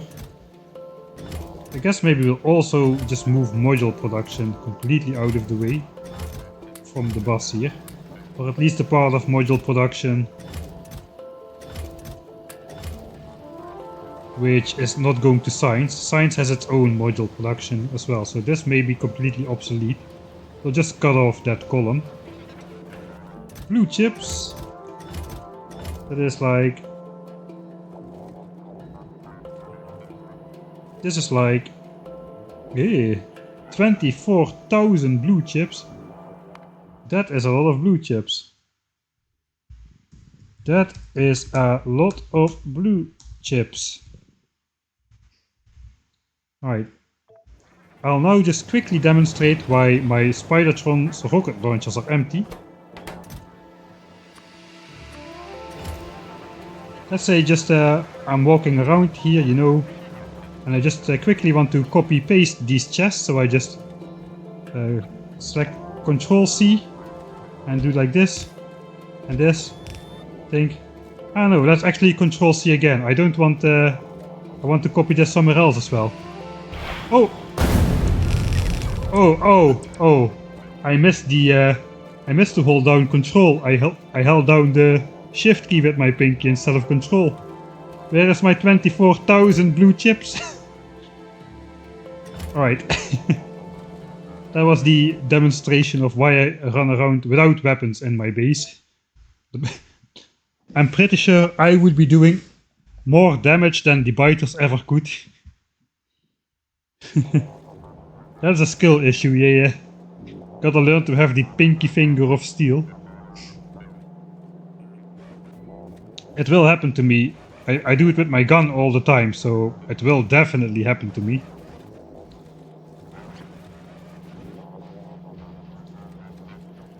$24K. I mean, I guess we're gonna use up everything once we switch on the... Once we switch it on, so let's make more. Low densities we're hardly gonna use. Electric engines, hardly gonna use. Bot frames. It's going slow enough as it is.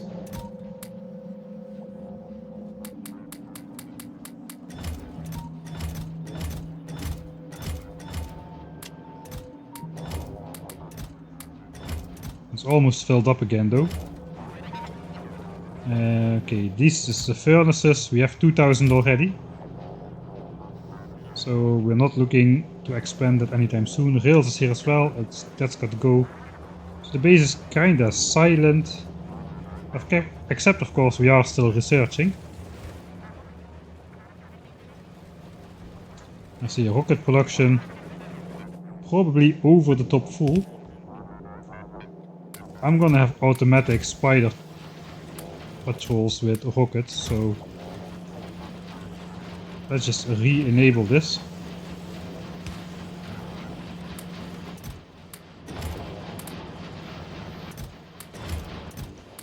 More rockets, more better.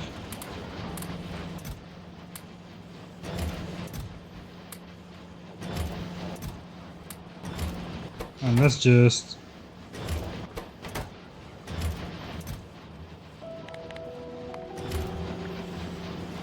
not completely remove the chest limits because I want some space to put away rockets for myself. Let's just re-enable this. This is good, this is good. Just a check-up from time to time. Let's also go check up on Coverx enrichment. Batteries, probably... We may be using a lot of batteries.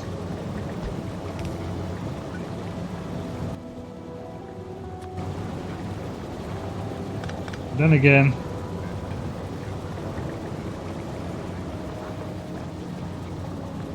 Are we?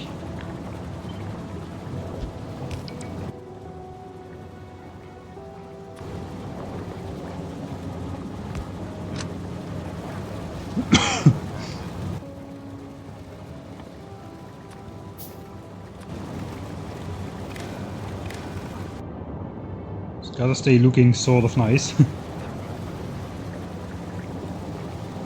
Plastics are not really used for anything which I need to carry around much. And I think that's gonna be good enough.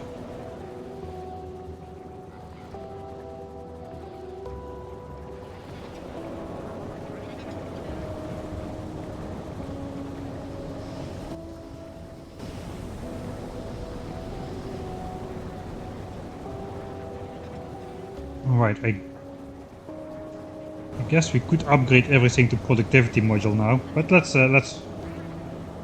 we have like the power. Let's do it. Let's quickly upgrade everything to productivity module.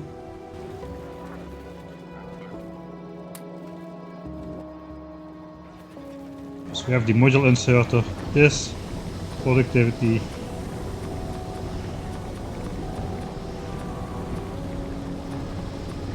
Productivity. This can go, this can go. We have the oil stuff. Productivity.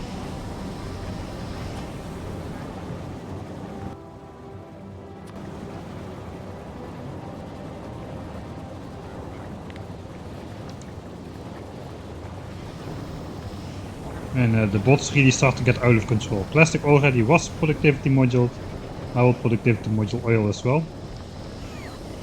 Especially with the beacons, productivity is kind of huge. And the last thing is rocket fuel. 2 steps of productivity on the rocket fuel. Also nothing to sneeze at. Look at those speedy bots, man. Man, this is pretty awesome. Alright, this cannot be productivity modules. I think now everything is productivity modules and we are spending more than 500 megawatts, but now we can do so.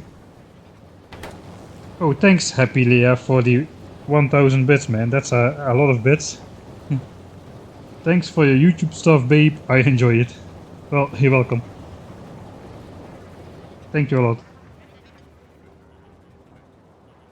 Yeah, stuff like iron sticks and all the intermediates are just gonna come in from this build. We're gonna need a lot of green chips, a lot of red chips, a lot of blue chips for all this stuff as well for the modules. Red chips is like a big ingredient and stuff like beacons and roboports, like tons and tons of the stuff. Stack and Sailors use them as well.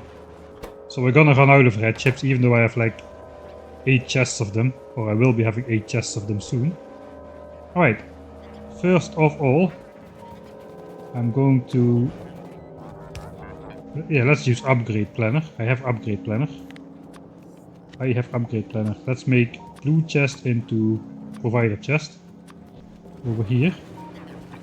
All these requesters.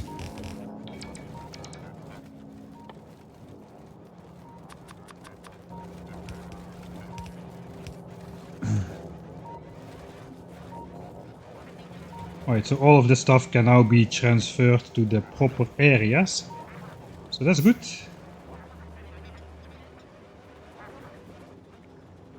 So then the question, where do we start? Let's start on something simple, I guess. Is it time to set up the chests? I was not finished checking my base just yet.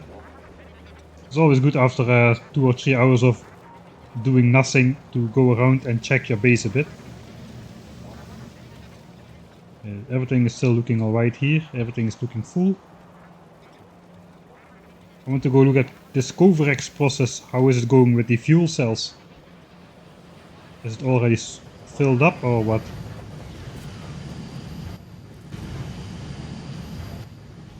Alright, I think I'll just put a bunch of buffer chests around here. I just want to keep creating fuel cells for forever. This thing has already produced over 5,000 fuel cells now.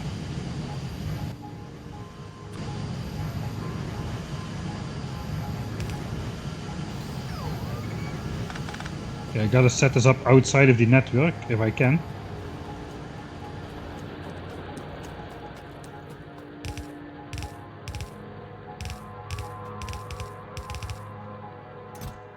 They would just request fuel cells as well.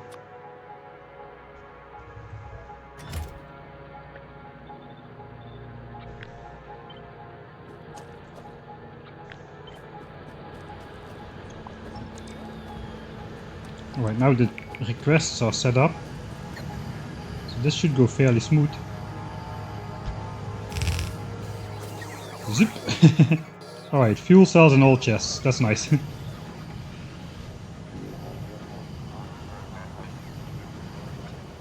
Okay. How is it going at the stone patch? This is still flowing. It is still flowing. And then eventually, how is it going at the reactor? We're doing good. We're using about 1/3 of the power we activated. We activated only the central 8 ones. So that's actually not too much power. It is going to be so 640 and 480. A little bit more than 1 gigawatt only. So definitely, I think we can just afford. Let's just copy the requests on the rest of the reactors here as well. And we'll have the bots bring over fuel cells. They're coming. After they recharge again.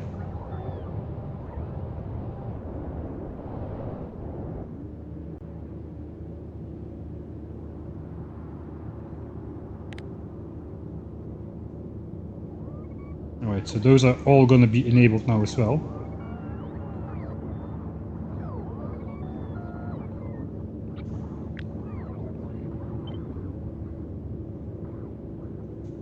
Copy pasted on there as well, so that's going to be brought over as well. That means we have an actual true readout now. This 3.2 gigawatts is power we can actually fully use without the threat of a blackout or something, or a brownout. We're gonna be good. This cluster of chests is gonna keep fuel cell production going for a while. I guess we could set up another one of those circuit network things. And by that I just mean a simple programmable speaker. Yeah, who am I kidding? I'm not gonna automate programmable speakers. We're gonna hook this up to this chest over here. Ah, wait a sec. I see a problem with this. This one is set up to not request from buffer chests. So we gotta quickly change that. Request from buffer chests. Then all of this is probably gonna fly away again.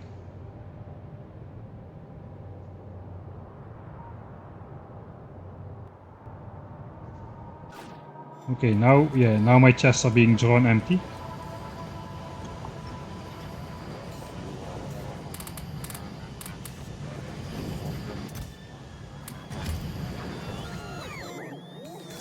So the bots divide stuff over the buffer chests equally, but if they need to take something from a chest, they take it always from the closest chest. So that's why it gets filled up evenly. But since these chests are one tile closer to that distant nuclear reactor than these chests, these are gonna get drawn empty first, so I guess it's okay.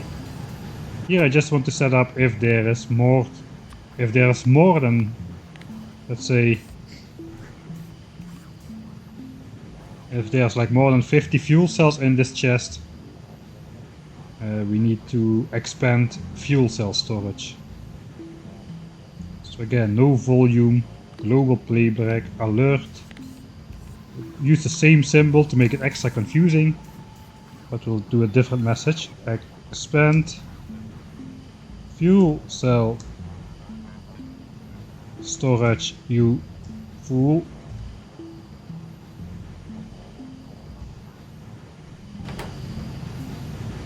Alright, so now if there's like momentarily more than 50 fuel cells, we're gonna get this message. But it's only gonna happen when all of these buffer chests are full and the fuel cell and the nuclear reactor has enough fuel, then this is gonna happen. Basically when these chests start to fill up, it is the last little bit of production which can happen. So now we have that alert set up as well. It's always good if there's things which like happen once every dozen hours or so, that you just set up an alert so you never need to think about it, you don't need to keep checking it on and off. Now we can just forget about it altogether. Alright. So far so good. I mean, I do have the means to put module production in here, so I may as well just switch it off from the base entirely here. It's a bit dangerous. On the other hand, now I am only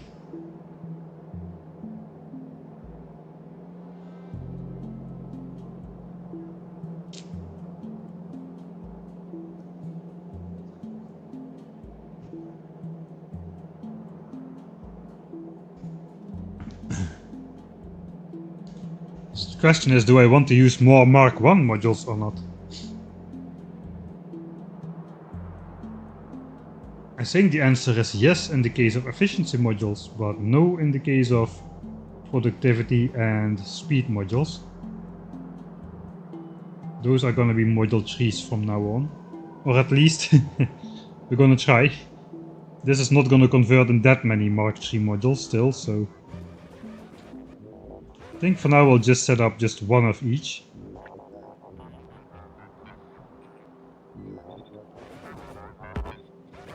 I guess I'll just do a pair opposite of each other. And we can just copy paste that down.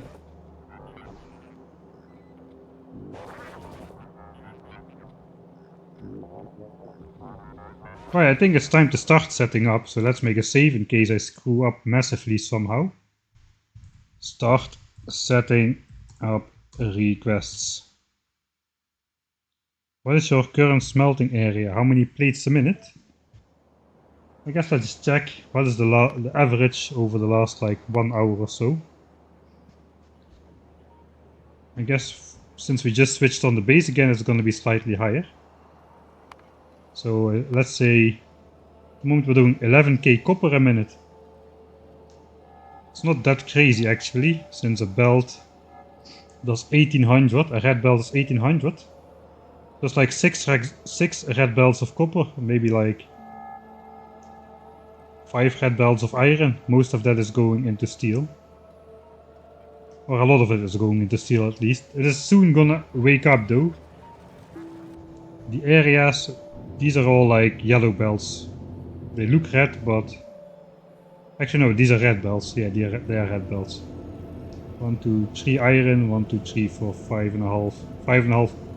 It should be 4.5. 4.5 copper, 3 iron for 3 belts of green chips. Here we've got potentially 5 red belts of iron for 1 red belt of steel. And the starter base has basically 3 red belts of iron by now. No more steel. That has been converted to iron. And we have 2 belts of copper and like half a belt of stone. And this is like the incoming resources in the starter base. It's all yellow belts. It is upgraded to red, but it's all yellow. Actually no, that's not true. These are actual red belts. So we have 3 red belts worth of iron coming in the base.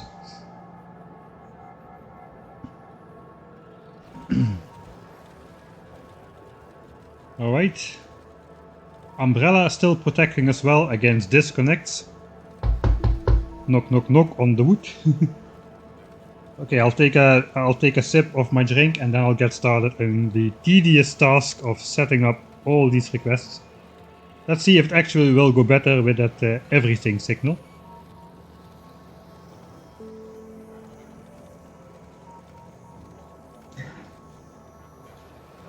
Okay, I'm just gonna start.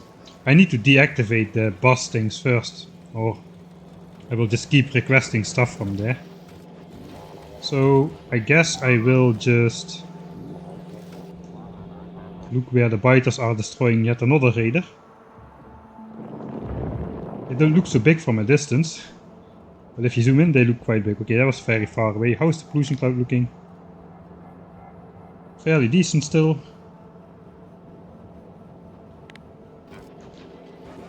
After we have this set up, we have spidertrons in there as well, so we can actually start setting up an automated army of spiders who take out expansions and whatnot.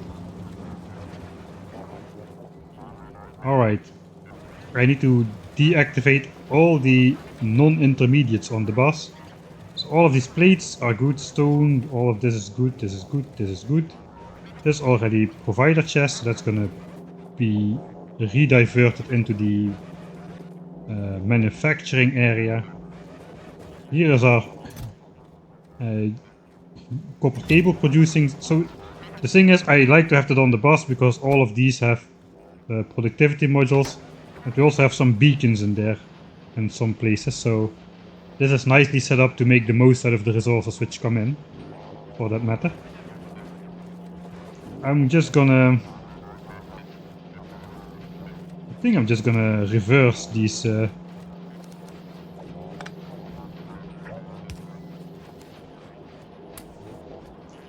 I'm gonna reverse these inserters. Is that stupid? That's probably stupid.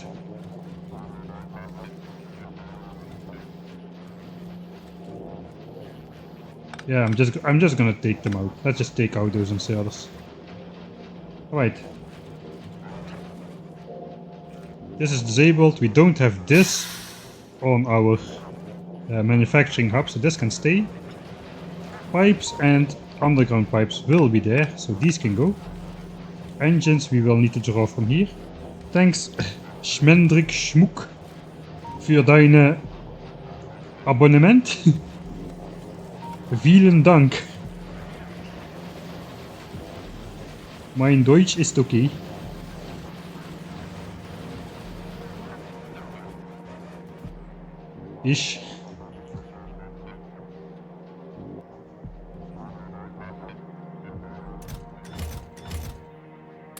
Yeah, I guess we'll just do... Let's have the red belts, the chute of red belts coming in there. We'll just take out this one.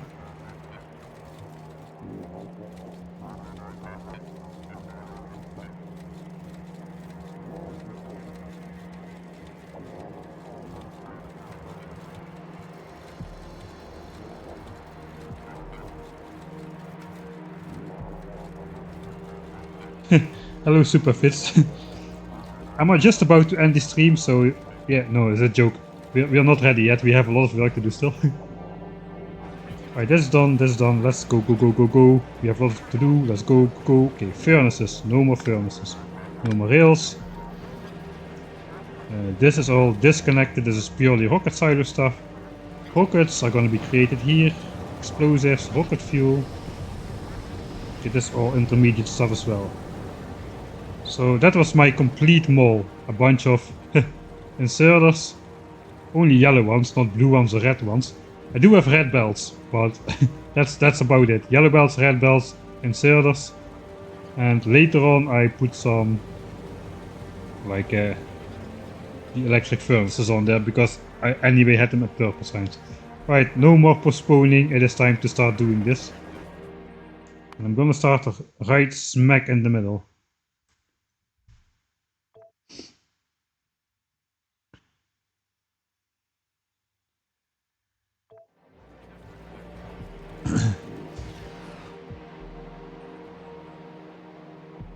Right, hello Conkers. Back from camping, that's nice.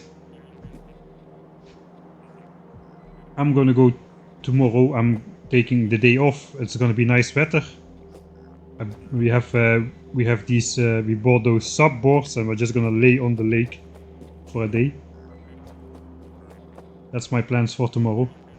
Right, so I have a whole bunch of inserters. They should be coming from over here. Let's actually look. So here we have like 2000 inserters. We'll probably have more in these chests over here.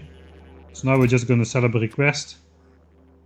This thing is just gonna request back all the inserters it possibly can for 24,000. So I could just set up an arbitrarily high amount. Let's just do the proper amount. Okay, this chest is gonna, yeah, it's already filled up. Alright. So that's good. Now we can just copy paste the recipe from the assembler onto here. That's gonna request a whole bunch of ingredients. Looks like 75 sets, I think. We'll just go with the defaults unless the amounts are really exorbitantly high or low. 75 seems about right. Yeah, I don't really want to spend a lot of time setting this up really. Alright, so I think I should actually be upgrading some of these to stack inserters though. So like inserters were just the basis for these and these are the basis for these, so maybe we do need, for the ones which like are high use, set up some extra high demands.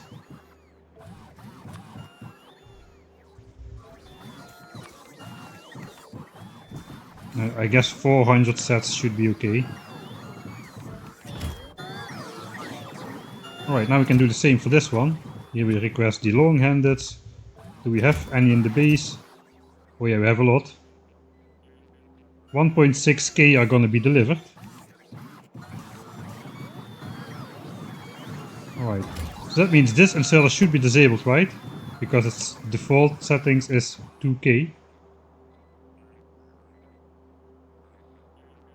It is disabled indeed, and this one should be enabled. It is enabled, it is waiting for source items, but it is not disabled.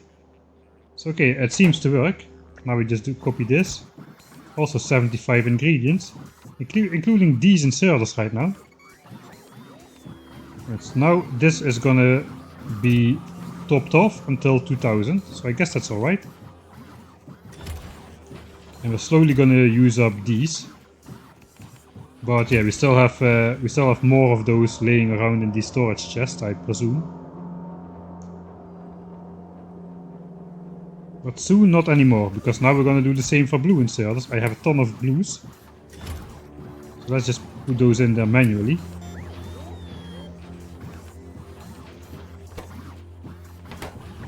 I guess we just copy paste here as well. There's also 75 sets, but blue also is a basis for more inserters. So let's set this to, let's set this one to 300.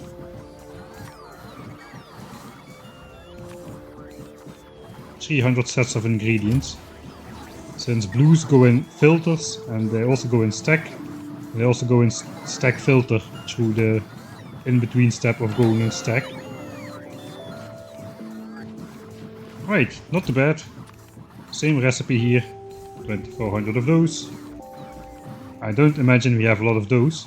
This is probably an example where I want to lower this value a bit. I don't see myself needing 2000 filter inserters anytime soon. On the other hand, once you do need them, you need them in bulk usually.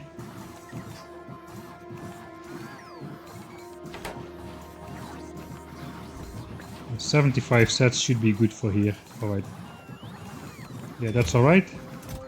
But what do I want to set this limit? I guess we'll just go with 500 for here.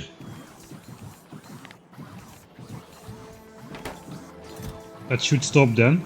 Okay, so this signal is still connected only to this chest. These signals are not the same. So this is just a wild card for whatever. Which I learned today, so that's nice.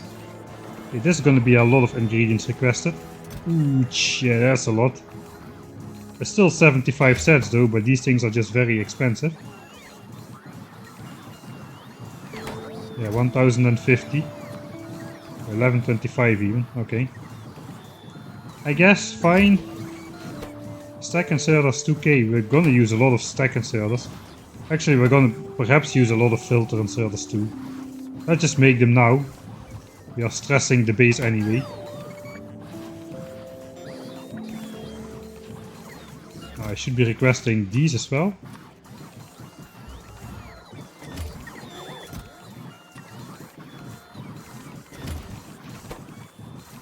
Alright, let's not go overboard. This is crazy. That's too crazy. Stack filters. Yeah, if you have a big build and you need some filtering, then it could be very useful. This is gonna eat up so many resources though.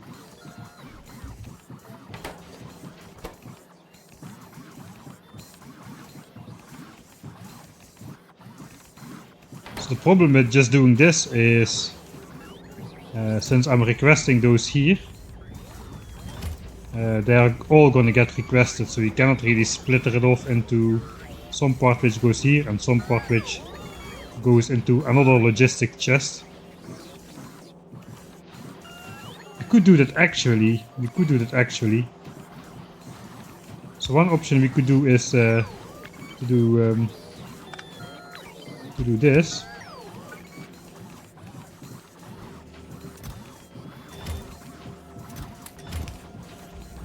But one of these is gonna be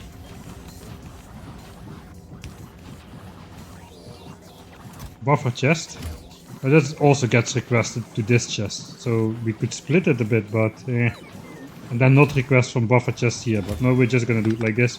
We're just gonna wait for the production to catch up. It's not gonna take that long. Iron should be switching on soon.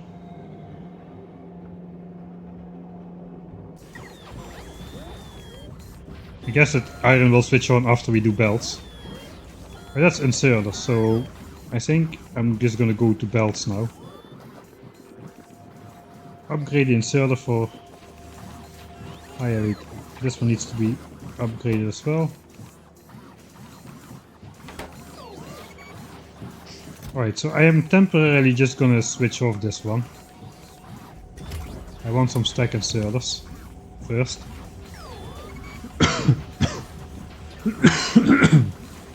Sorry.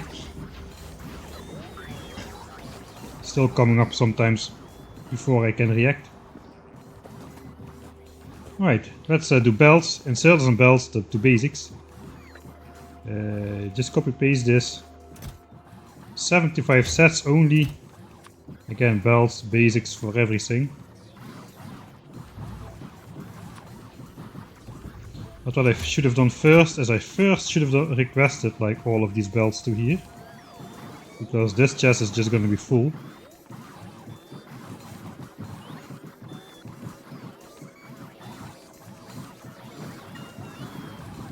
In an instant. And these bots already don't have space to put the belts on anymore. Oh, perhaps that's all. Oh, that's all. Okay, that's good. I guess we'll first set up reds here as well. Since we got a whole bunch of those as well. I kinda want like 3 chests of those.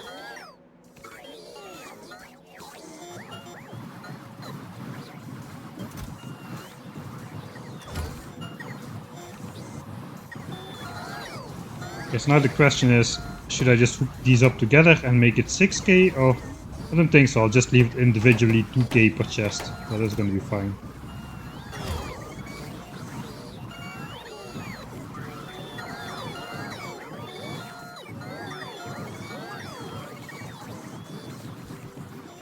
So I don't really think I want to upgrade. I can actually do this. How much does this require? No, just 5 electronic circuits. Yeah, I guess we could do this.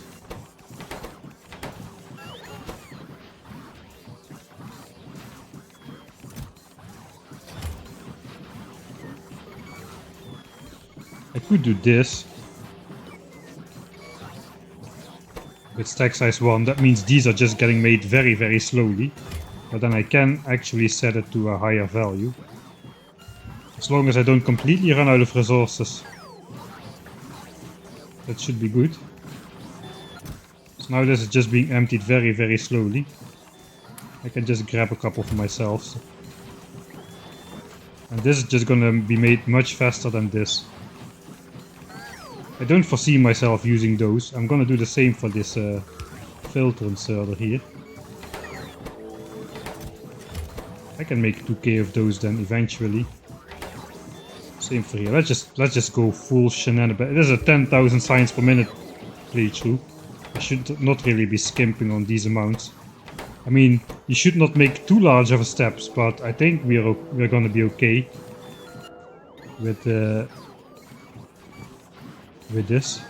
Alright, so that is fine-tuned properly enough. Belts definitely should be upgraded to stack inserter as well. This output as well. Undergrounds. Splitters, they don't require that many resources. Undergrounds do though. Splitters are like 20 insertions or 20 products.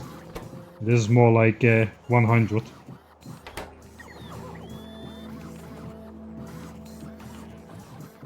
Here as well, this is like 42 and this is like 21, so it's like half. Splitters are also a lot less used than underground, so yeah, we should probably do that. Bots are still bringing over red belts. What is going on? Are we still making red belts somehow? I know what is happening. Yeah, I see what's happening. This is what is happening. The bots which previously brought fuel cells all the way over here now are coming back, and other bots are not taking this over. So these are still arriving on the scene quite slowly to bring over the red belts from the storage area to here. Alright, that's alright though. We don't need that stuff to be fast. Alright, copy paste this. That's gonna be quite a lot of ingredients. We need to request undergrounds here. Not sure we have many laying around. No, 24.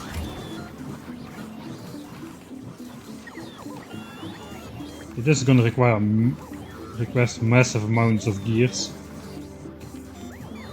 But yeah, what you want is expensive stuff.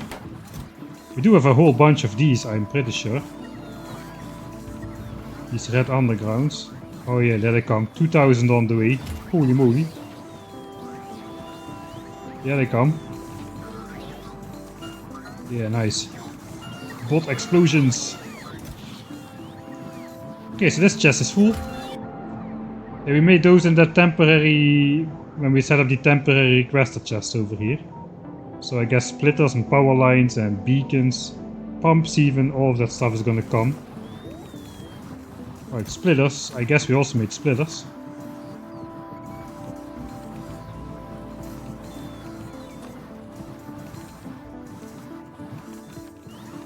$500. That's not a bit less spectacular bot explosion. Alright, and regular splitters.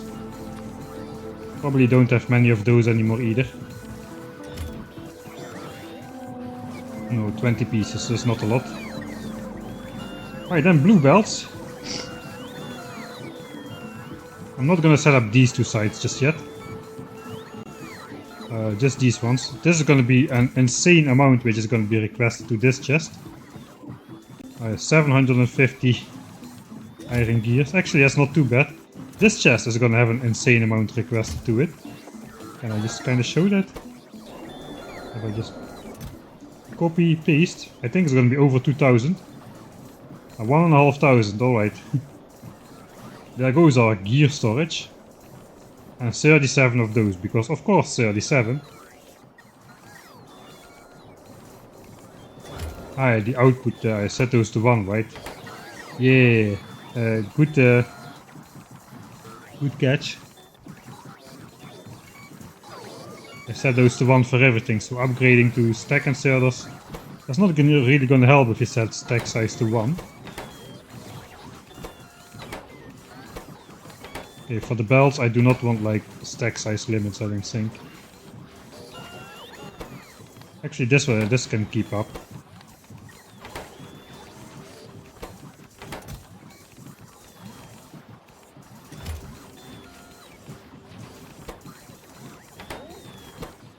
These will be able to keep up.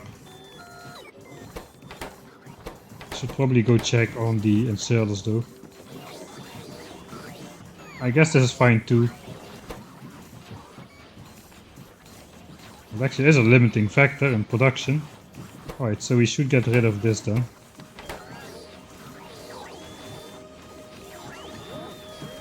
They're gonna stop anyway, so we're just gonna have slightly more than 2000 in here, if they happen to have more than one in its hand size.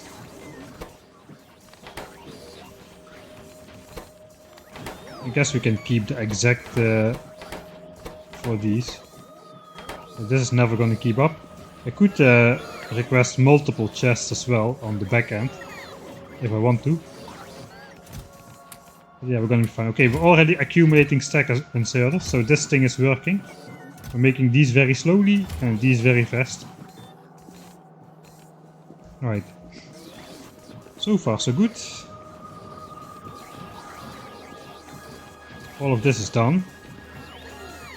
I guess we do burner inserters as well.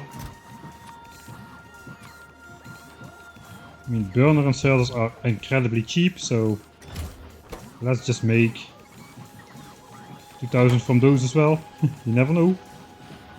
Maybe we'll do a giant rocket fuel burner inserter thing, or I don't know what. Request.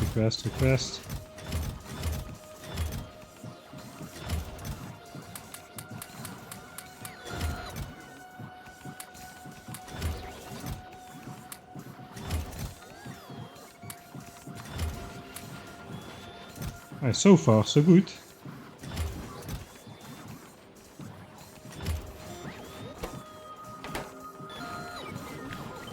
I'm also gonna double this. I'll just double this as well to make it symmetric.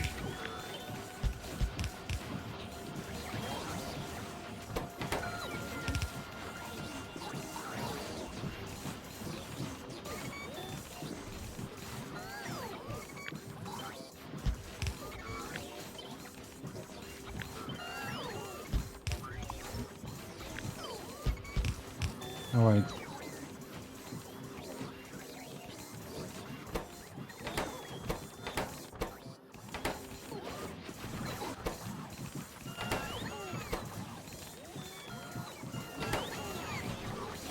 I guess this is all fine.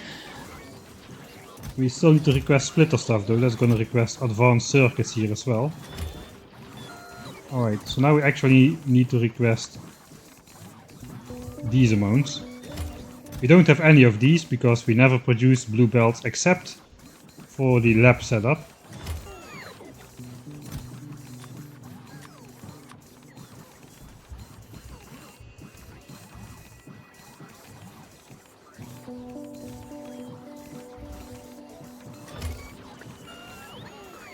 Alright.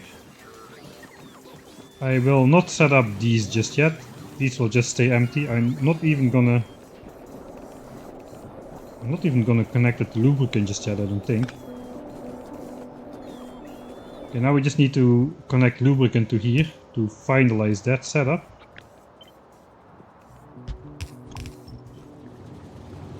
I guess we'll just follow the pattern of that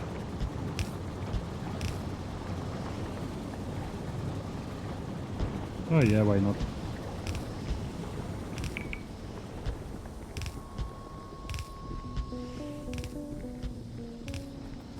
Lubricant tank is right here. This is going to electric engines. Okay, I do not want to spend all of my lubricant because it's gonna go real fast with those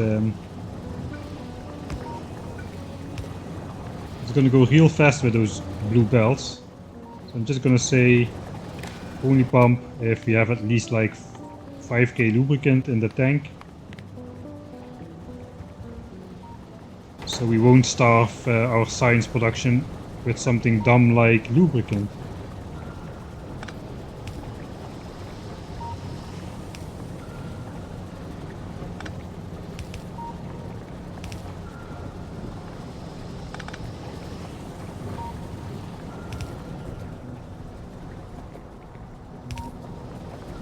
What is the best way to put it? I guess we will just put it here. Now I just want to copy some distancing like so.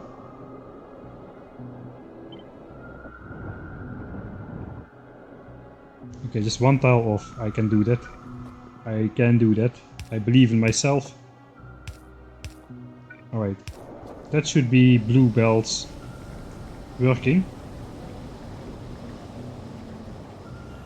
Alright, now the base is truly gonna spiral out of control. We're gonna starve everything. Our gears are being drawn empty like mad. I think this is one of the first belts we will need to upgrade to actual blue belts. Those gears are gonna get drawn empty. I think we need to try to hurry up a bit with the rest of the requests. Perhaps I do not want to use stack inserters really. Perhaps I just want to keep the amount a bit more under control here.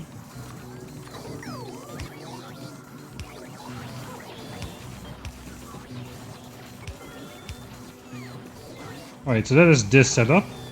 We set up the inserters. I guess we set up roboports here. We should have a ton of roboports already.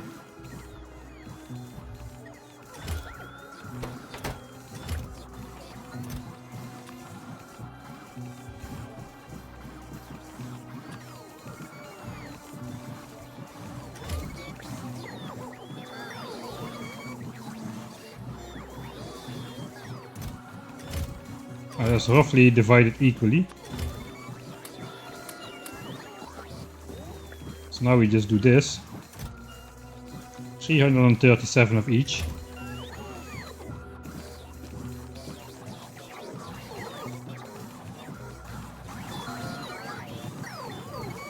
Nice watching the bot explosions. We cannot fit 2000 roboports in a chest though. The stack size is only 10. So we do 400. That's exactly the reason why we need more of that. We're gonna use so many roboports. I think we should really not skimp on producing those. Right, we have actual blue belt construction going on.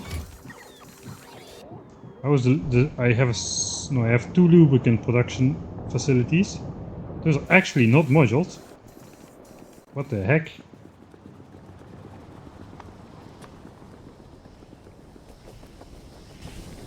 I have the module inserter, so I don't have modules on me though. Huh. Not module 12, huh?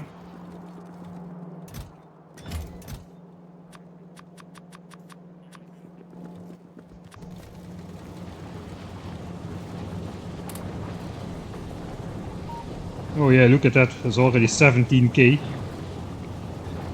We're really eating through that lubricant. I think we can get away with the 1k signs per minute base with having blue belt production inside the base, but for the 10k base we're going to need to build a separate setup which runs on coal liquefaction, so we get lots of heavy oil to turn into lubricant, because here we're just going to be starved for the longest of times. Alright. I guess we're just going to set up the beacons here as well. Let's just request all the beacons we have so far.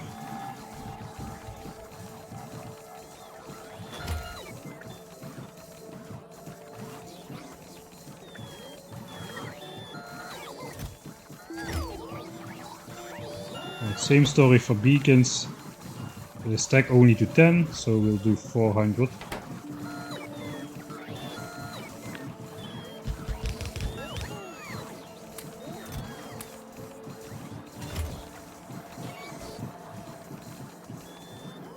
Alright, then actual construction bots and logistics bots.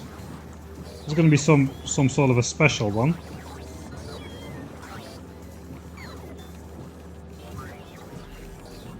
So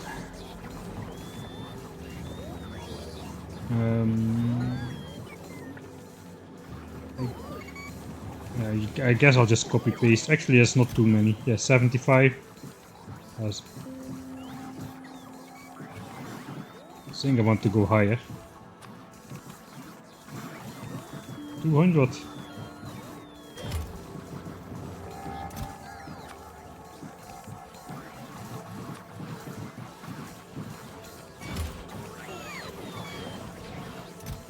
So here we're gonna request the logistic bots to bring any extra logistics bots to this chest. We actually have some logistics bots in the storage. Apparently, we're gonna have logistics bots carrying all the logistics bots into this chest right here. All right, that's part 1. We're gonna do the same for construction bots. We're also going to have those. Those are going to be brought by logistics bots as well, not by construction bots. Here they come. And now we're just going to do some sort of a special quirky thing. I'm just going to request like 50 logistic bots to this chest from buffer chest. We're going to request 50 construction bots to this chest from buffer chest. We're going to have an inserter. It's stack size 1. We're going to wire that up to the robot. It's probably smarter if I try to do that in separate robots though.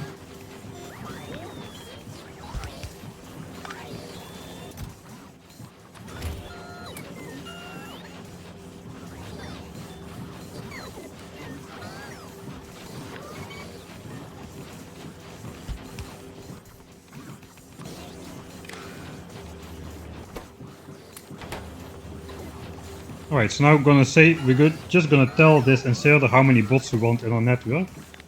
I think let's go with 5,000 to start off. So if there's less than 5,000 bots in the network, just insert one. We need to tell this roboport though to read robot statistics, or this one won't get a signal. Or it will get the signal of the contents of the logistic network, but not the actual statistics. So now we say the we want to read the total logistics bots. So instead of doing this, we need to read signal Y. Because signal Y represents the total amount of logistics bots present in our system.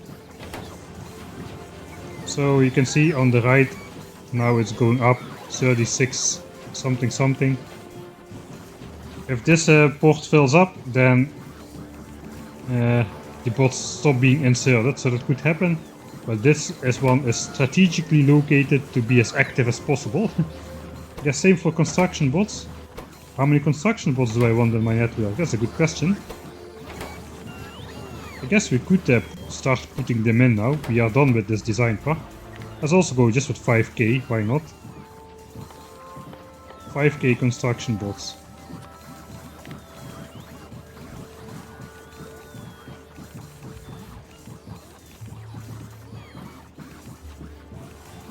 I mean, we cannot support 5,000 construction bots really. You need like pretty large robot highways. So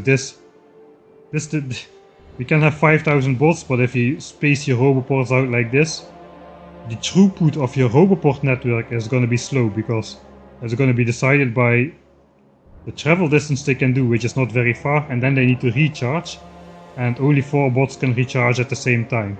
So in order to have more bots throughput, you need to do stuff like this and then just repeat this all the way.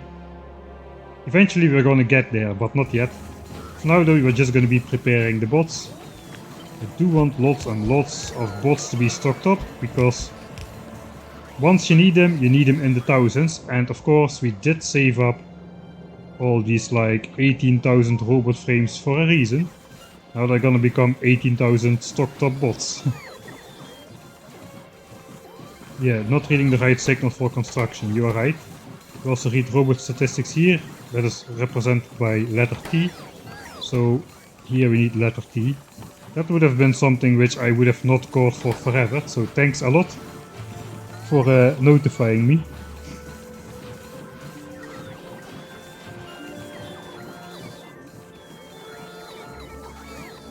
Alright, so this is set up. This part is going to be fairly easy, it's all the chests. I made a bunch ton of those already. Here come 2,400 chests. It's more chests than I have. Giant bot explosion again. That's so cool. Alright. So it's indeed saving us time that we don't need to do this this thing. I'm gonna put a stack inserter here though, because we have a lot of steel. We could be making a lot of these chests.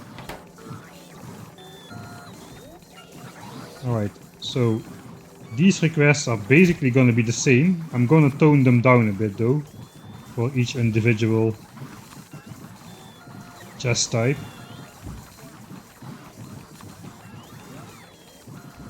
Just really just a little bit. Did I really request 500 chests? I was intending to request 50.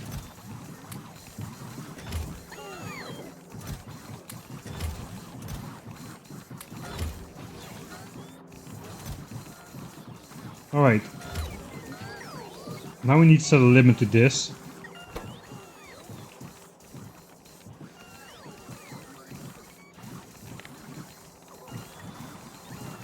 $1,000 is crazy high.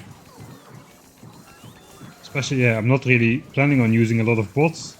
Seeing as though, like when I did the artillery shell stuff, I suddenly needed like thousands of chests, so yeah, not gonna do it here. I may do like a higher limit for the ones I'm actually using, like the buffer chests and the requester chests. Requester chests, no, actually not so many either. I think it's really just buffer chests which I'm doing a lot of. These ones I'm not doing a lot of at all.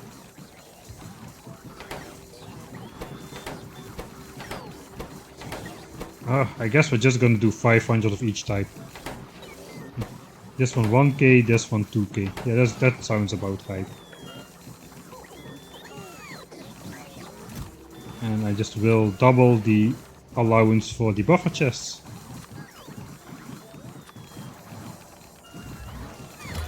Alright.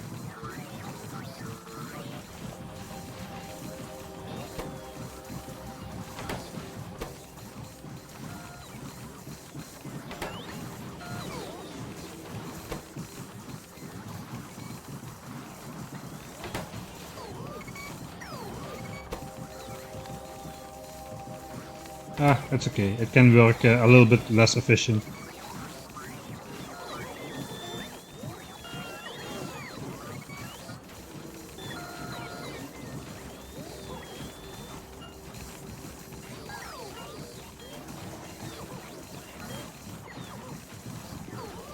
Construction bots are not gonna leave this port for a while, that is correct.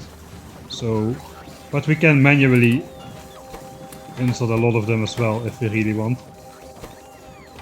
If we can find some empty space. Let's bring them all the way to the back.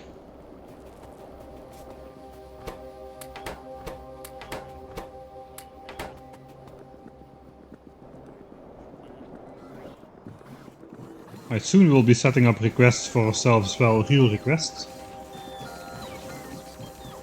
The chests are set up, this column is set up, this one is set up. This is set up. It's time for assemblers. Okay, I'm gonna speed up now a bit through all of this. I've explained it a couple times already, and it is really taking a lot of time, this stuff. 2.4k here, 2.4k here. If I make mistakes, please keep notifying me in chat. It's been a long day and it's already been a long stream as well, so it is bound to happen.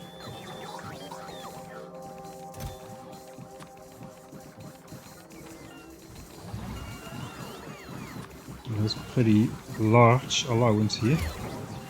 2k assemblers. Ooh, 8,000 speed modules that is.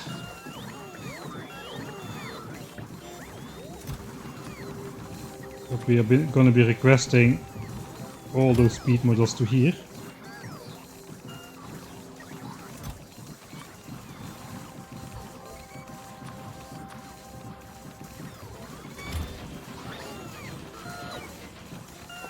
Whoa. Whoa. Slightly premature speed module bot explosions. They just did not have the energy to make it all over. Look at all those color dots flying over. Actually, we got something done today. Yeah, I'm glad to with today's stream. We built an actual 3.2 gigawatt reactor. Of course, we did the 2.5 hour design process last stream, but hey, we built it today. That took another 2 hours or so to actually get it built and supplied automatically.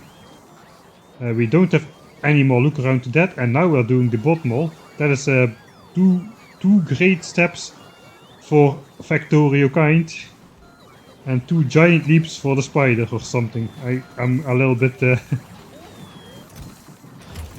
off my English. Alright, so that is alright. 2k, really? 2k, really? I think no, let's go 1k. We don't need that many assembles at the same time, for sure. Also, those I don't really need to have a big stock of. I do need to have a big stock of those.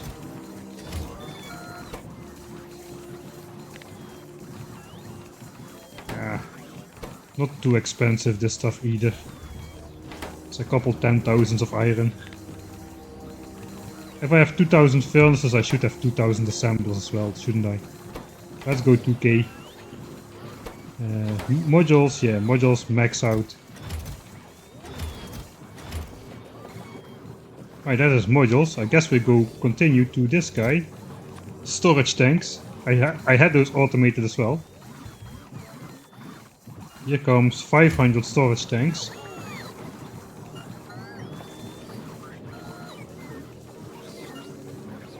And a whole bunch of resources. Right, up to lights. Lights we had automated as well already, so here comes 1000 lights. I need to watch the ball explosions, man. I can't help it. Right, power lines here. comes the wood. Let's put 100 wood in here. 200 of this wire. Finally, we have a place to put those things. Not gonna be using those anymore, not a lot. Probably, yeah, let's just make one cave for these. We don't want to be making those, we just want to be storing those really. All of these.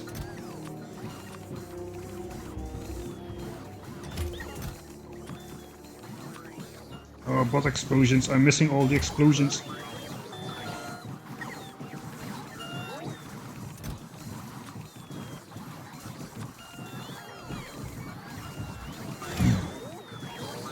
Okay, so these we definitely want a whole lot of, since we are using them for the miners. But still, we're using one of these for every 6 miners, so this could support 12,000 miners. I guess that's gonna be fine. Big ones, they're just used to bridge distances. Substations though, probably gonna be a part of the solar grid eventually. And they are quite expensive and slow to craft, so we may want a lot of those. We probably want even more chests of those, but not right now. Let's first try to do a bit more. I could just do this to remind myself for the future. Alright, another row done.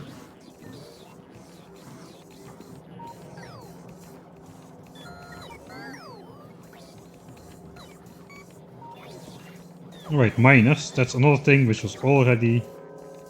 Let's just first request everything and then we'll do the bot explosion stuff when we request everything at the same time. Oh, there's gonna be a bot explosion as well. Furnaces too, it's good. No, furnaces no, that's too far away. They'll explode somewhere before that. Let's just try to follow that. Yeah, it happens here already. I wish you could upgrade the bot battery, man. That would be so nice.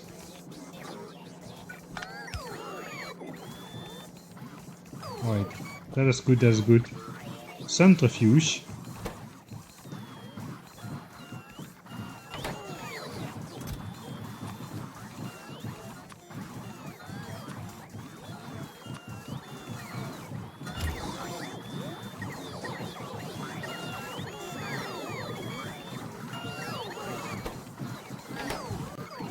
Alright, centrifuges do stack to 50, so we definitely do not want 2000 centrifuges. It's only used for Covarex and uranium processing, so I cannot really imagine needing more than 100 at a time really. These things are hella expensive too.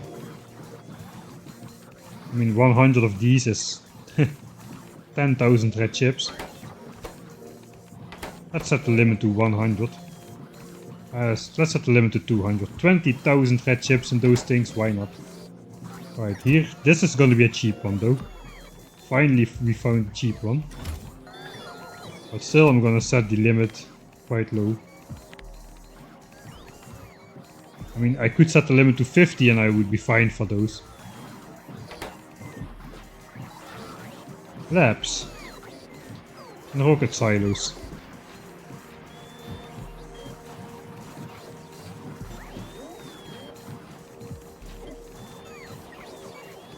Alright, do I want to pre-produce those or do I just want to produce those made to order? I could try to request those. I don't know if I have still more of these in stock. I forgot the stack size of labs. I think it's also 10. And here rocket silos. Actually, I have no idea what the stack size of rocket silos is. I think it's just 1. Right. So I will actually request some of the ingredients. I will request the ingredients for 20 labs.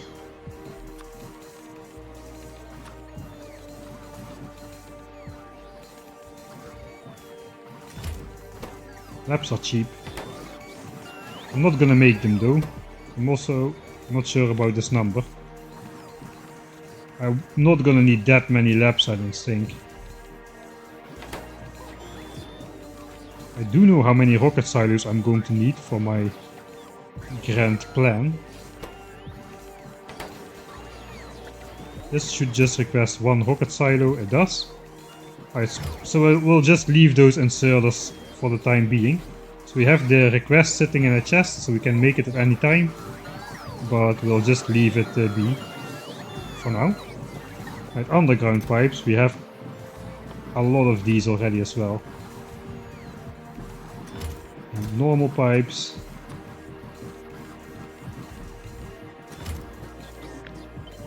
Definitely want a lot of those.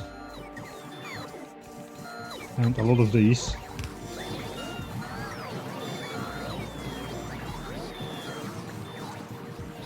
I cannot imagine we are not out of resources already. Look at these explosions. Oh, mamma mia.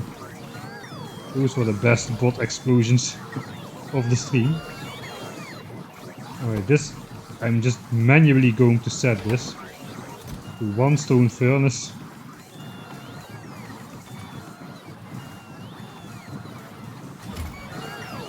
And 4 pipes.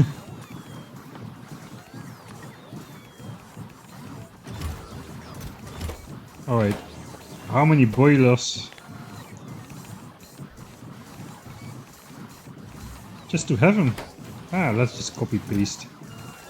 75 sounds fine. Bomb jacks.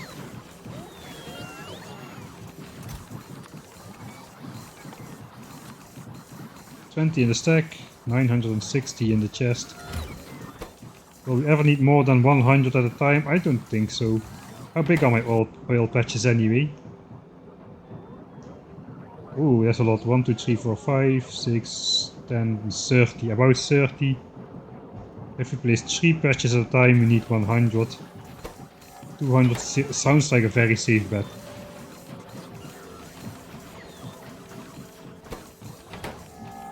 Alright, oil refineries are something of the same story really.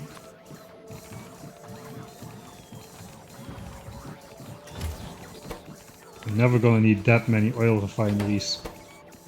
They also only stack until 10, so 200 oil refineries, 200 pump jacks. I do want actually more of these. These also only stack to 10, but these are actually quite used in the numbers and high numbers.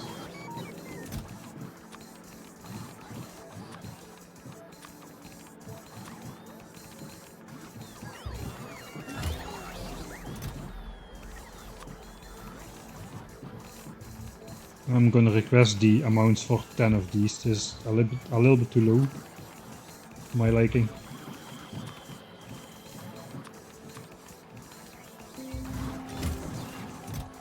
I guess this is fine. I guess it is fine. But is it really fine? Apparently not.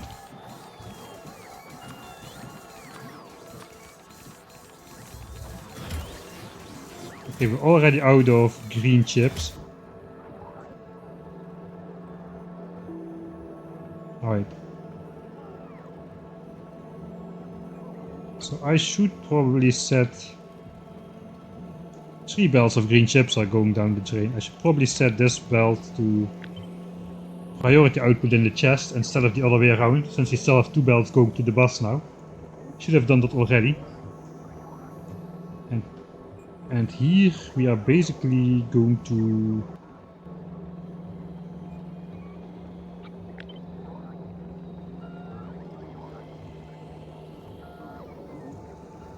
Yeah, let's priority output that side first.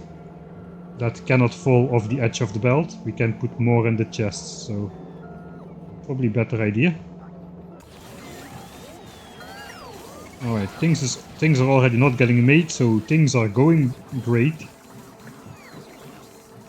Oh, these always are requested in such high amounts. Here's the edge of my logistics network. But we can adjust those a bit before the train stops are being made.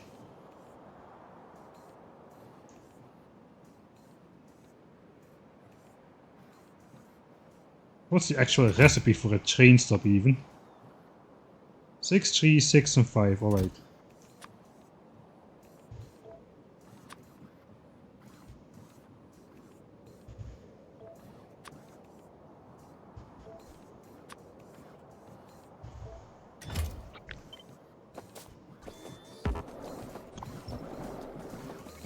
Alright, now I can just copy paste it on top of here without stupid amounts being brought here. Train stops.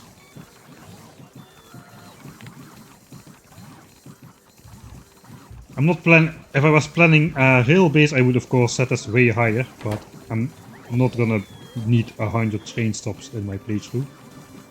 I may need a bunch of signals though.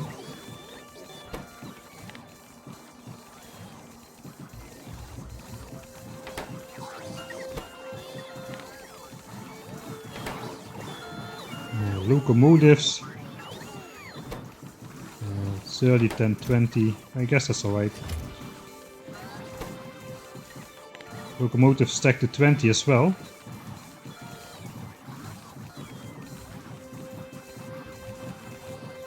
Let's just have a stash of everything a little bit.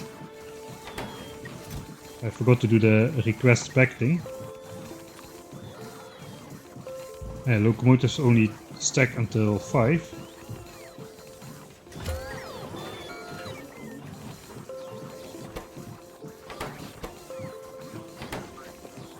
The wagons also only stack to 5 actually.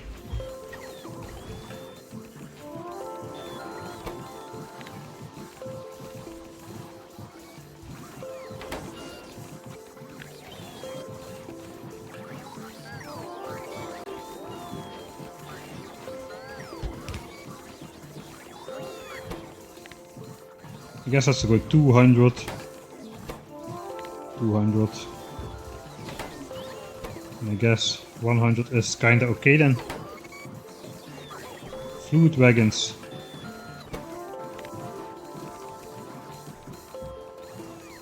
Not 100. I'm not gonna need 100 fluid wagons, but okay. Of course. Oh, here come the storage tanks. Okay, we do have 5,000 logistics bots in the network already, so that's good. Construction bots are stuck, that's okay. We'll just insert those manually from the chests whenever they are ready. Alright, locomotives, we need cargo wagons.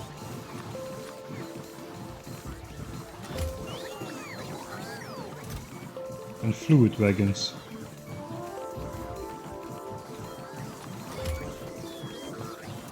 We need these things. And those things. And all the things. There's still a lot of things to go through. Train stops are not getting made. I bet we're out of circuits, that is just the case. Yeah, circuits are the culprit. These are... this is my mistake. Okay, so you can prioritize buffer chests, actually. So...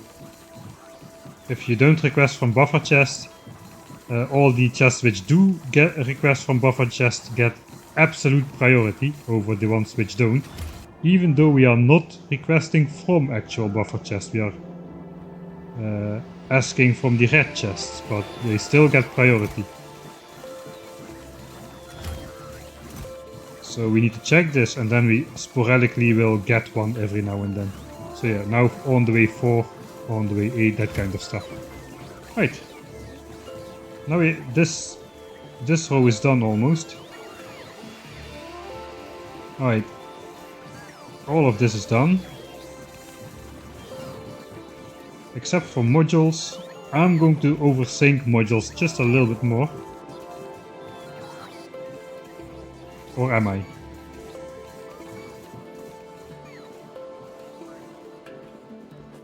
Probably I am. Let's do the nuclear thing. So we should have the appropriate amount of stuff already made for the next expansion of the tileable nuclear reactor.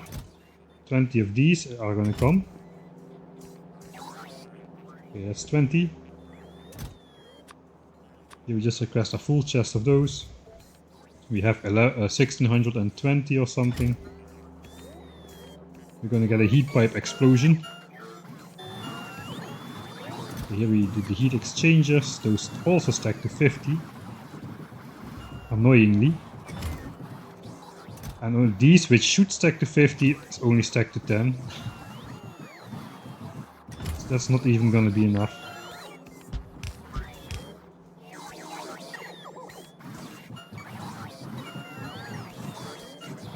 These values I do want to set very specific. So we do want to use the values from our blueprints. I do remember them, 1620 heat pipes. And we have how many of those? 300 and 640. 640. No, 320. Oh, 640. Wait, what? Okay, I don't remember them. 64, but yeah, times 5. 320. That was where the confusion set in. And 550 of those. I guess we're just gonna set this to... Let's set the closest chest to 400. And this one to 170. And wait, we need 170. Because of the zero signal. The zero signal does not work with the everything. So we need to do it like this instead. We need this in here. And this in here. This in here. It looks like we have too many already. I guess that's okay.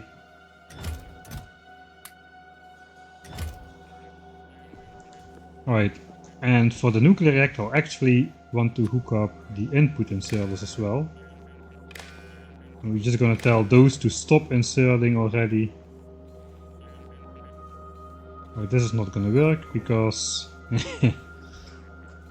I need to combine these. Okay, I will just combine these together. This makes sense to combine these together and do this.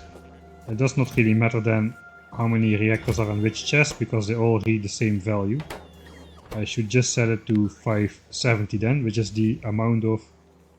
Sorry, 550, which is the amount of reactors I need. Amount of steam turbines I need. 550. So now we're reading 592. We have a bunch too many, that's alright though. We also just copy this to this. This should read the same. Same for here, we can copy this to this. So the insertion also gets disabled. And now we can start requesting the actual stuff. There's going to be a nice explosion again, I'm pretty sure.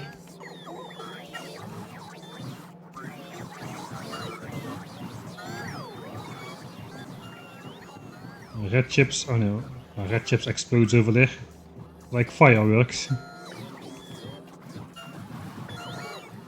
Oh, there's gonna be so much resources.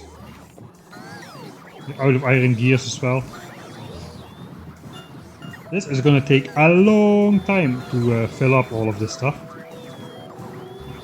Alright, let's request pumps. I did make pumps already. We need a big project to do after this, so the base can just run.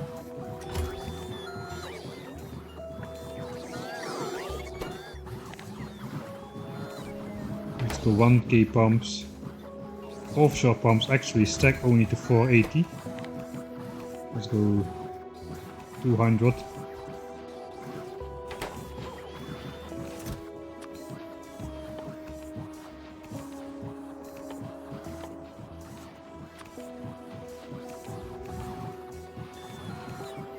I finally automated handcrafting. Now it's a hand setting, which I would like to have automated, but unfortunately we need to do this ourselves. Alright. That kind of concludes everything except for the military section over here, which I still need to figure out a bit.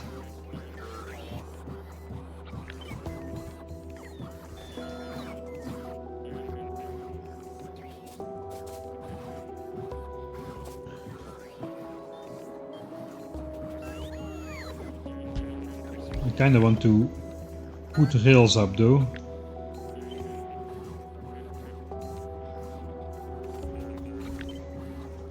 Rails is a normal thing, so let's bring rails over here.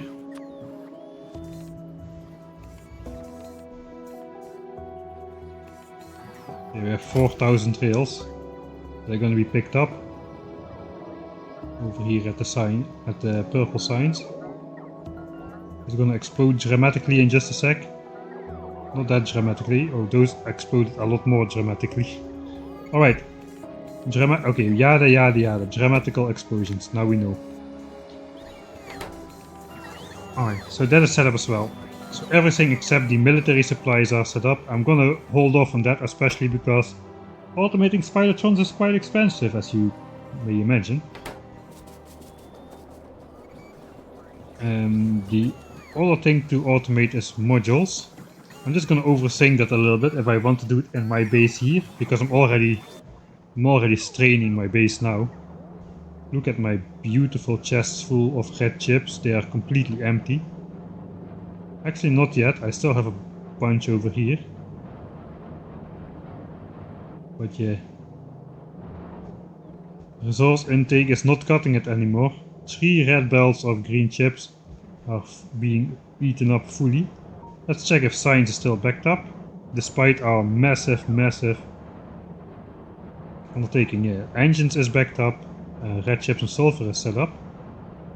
Engine is not backed up, but it is flowing into the chest here. I think we're making locomotives, that's what's going on. Okay, so I definitely do want to output priority these to the belt. Red chips is already output priority to the belt. I actually probably do not want to do that, strangely enough. I was gonna kill purple signs though if I balance us into the chest as well. Okay, modules here are switched off already. I guess blue chips, maybe we can just stop making blue chips extra. This is why we made that buffer really, so we don't need to produce that many blue chips now.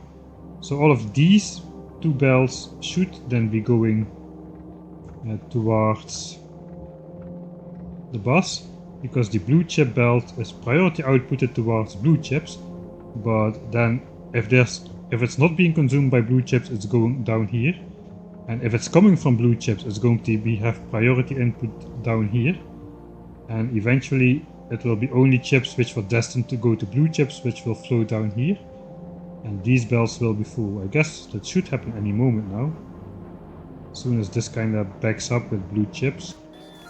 That's not going to be any moment, that's going to be a bit later.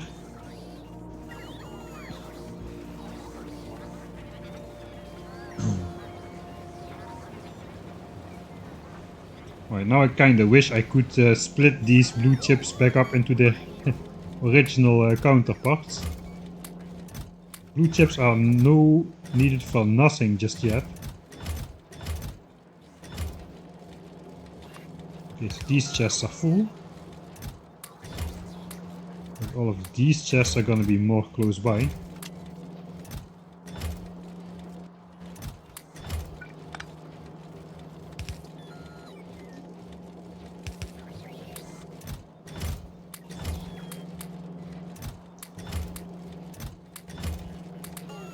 I have so many blue chips. I should blow them up with a rocket or something. Right, so the trick now is all of these chests of blue chips are more close by to my assembly area on the bottom left than these ones. So if the bots will be needing those for modules, they're gonna pick empty these first and these last. So this should now start backing up with blue chips pretty soon. We have a put blue chips on the belt thing. I do not. I'm just gonna throw a couple in here.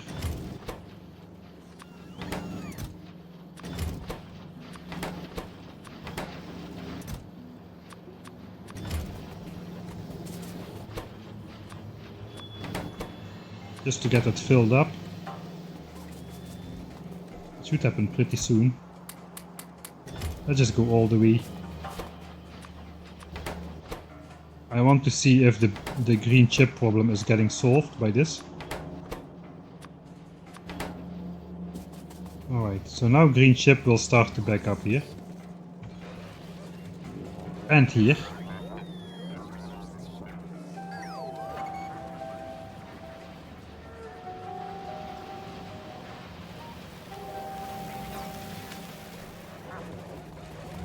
Well, it's already bringing chips into the south here. It's almost backed up. We can see now these two belts are mostly full, which is good. I do kinda think though this should be upgraded to a blue belt already. Just to get the throughput into the chests here, because we're needing so many of these. Same for blue chips. I think I'm gonna do that. I guess all of the iron is being smelted now. The iron is being smelted so incredibly hard.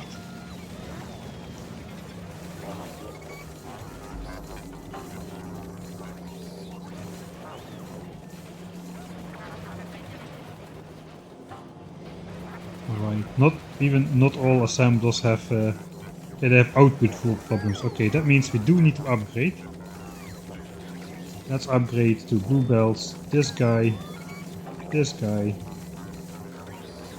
and all of the belts here.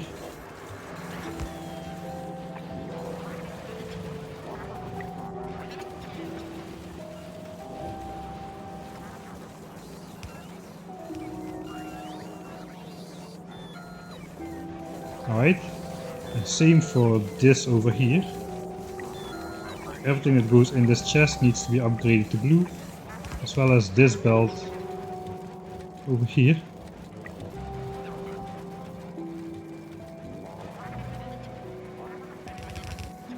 Okay, and that should... Now we can consume the full belt of this, plus like half a belt more of reds. So half of these chips now can flow into the chests, instead of only 1/3, which it was before. So that's good.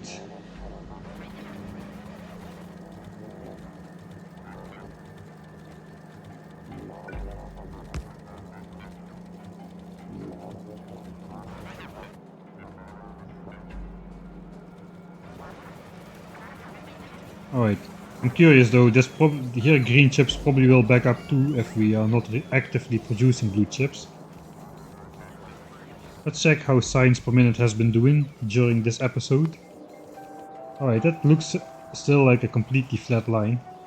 So okay, then I dare to stand by my bold claim that this base can do 63 signs per minute while supplying an enormous amount of resources to help expand the base. So now we are probably overstretching it a little bit. I think we are probably gonna empty out some of these buffers. Actually, it's still looking pretty backed up everywhere. How about yellow signs? Yellow signs is also still... Yeah, actually, no, not that backed up. If we just launch a rocket? No, rocket is waiting.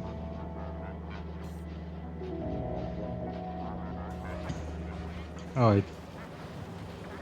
We'll see how it will go. It's no shame if science drops. It's not really that important anymore.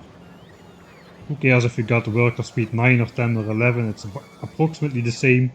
It only costs like I don't know how much more science. Mining productivity is probably going to be next on the list.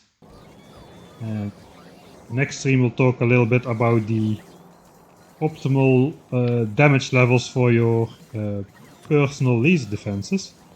Because after last stream, don't ask me why, after last stream I did a lot of... I basically made a spreadsheet.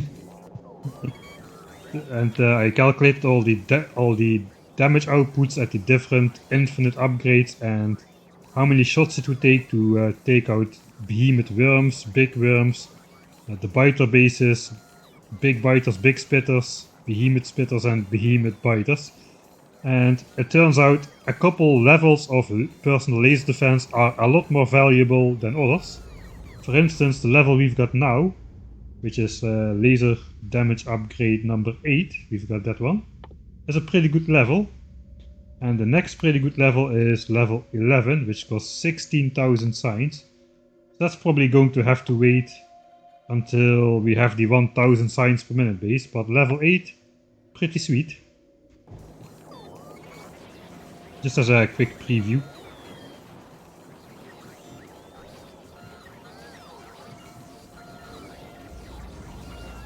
Right.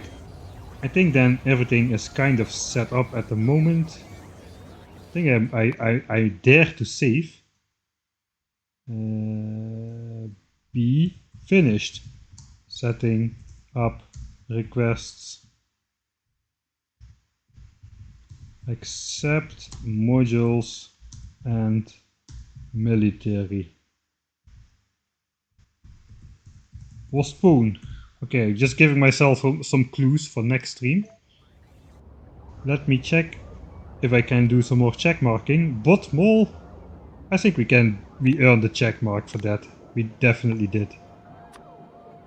I mean, it's as completed as we want it to be right now. The military stuff, we don't want to drain more resources for that. We want to have infrastructure. The next things, yeah, Blue Belts area, probably not gonna be needed, although it would actually release a lot of the pressure on my iron if I would do so. So perhaps I am going a bit overboard here with this stuff. And we should just be making a little bit less of all this stuff. Yeah, let's just call this like a home base amount instead of a mind-bogglingly crazy amount. That would probably help a whole bunch. Red bells. I guess red bells are a staple. Then again,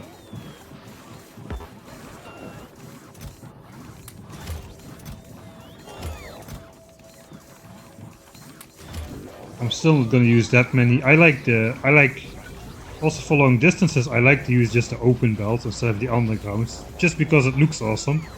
So realistically, I'm not gonna be using.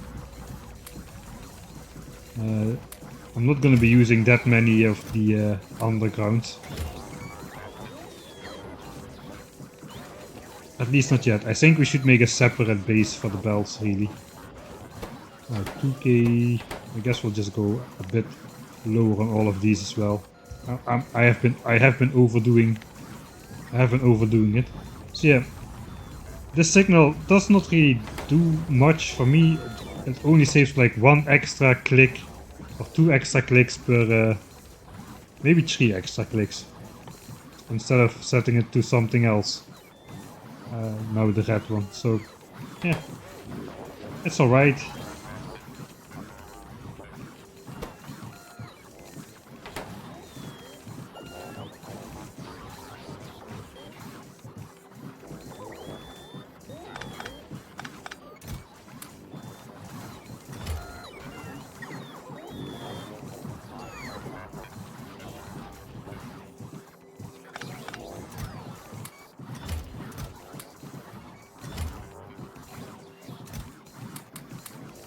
Okay, we actually do have all the required red belts to fill up 3 of these chests.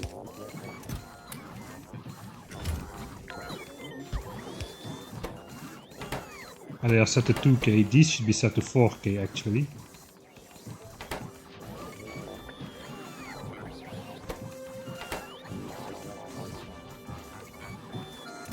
Oh, I never set up this chest. That was a whoopsie.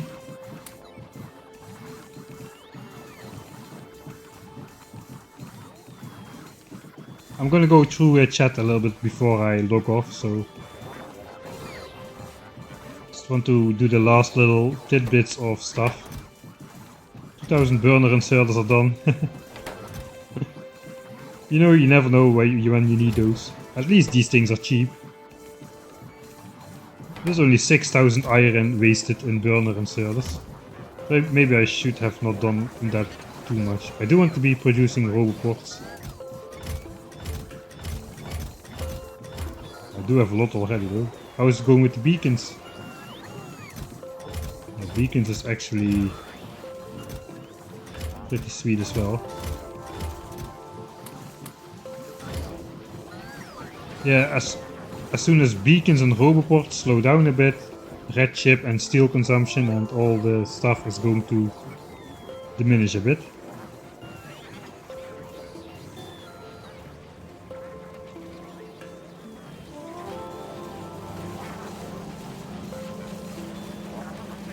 Alright, so now these have item ingredient shortage, which is better than not having space to put it on the belt.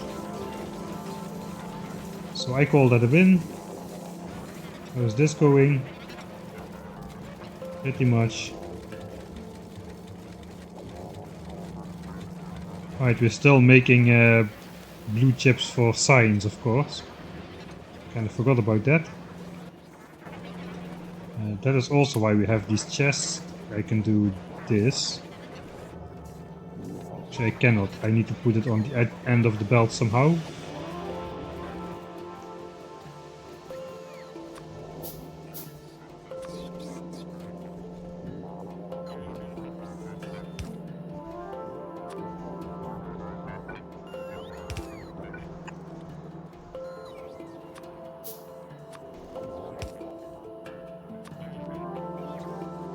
Does this work?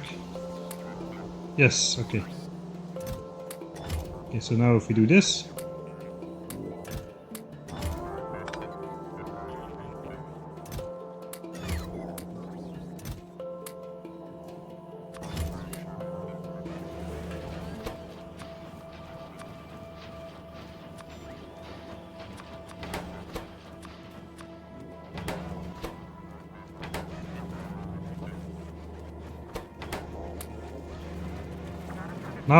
Now I shut off blue chips for quite a while. We still have 2 chests for modules, 3 full chests just stored up for no reason, and another 2 chests which are going to be put back on the belt, which will stop blue chip production, and that will allow red chips to flow more into these chests again, and especially also green chips. And like that we're going to be producing a lot of stuff down here in this giant production burst. So normally not all of this would be producing at the same time. It's just because we now switch on everything at the same time. We need to just fill up all the chests with the crazy amounts we set. But once this is full and we're only going to be replacing the stuff we actually need to build stuff. So that's going to be at a whole lot slower pace than the madness we are doing right now. Right, how is the power draw? Okay, still 540 megawatts-ish about. They're not really a giant spike or anything.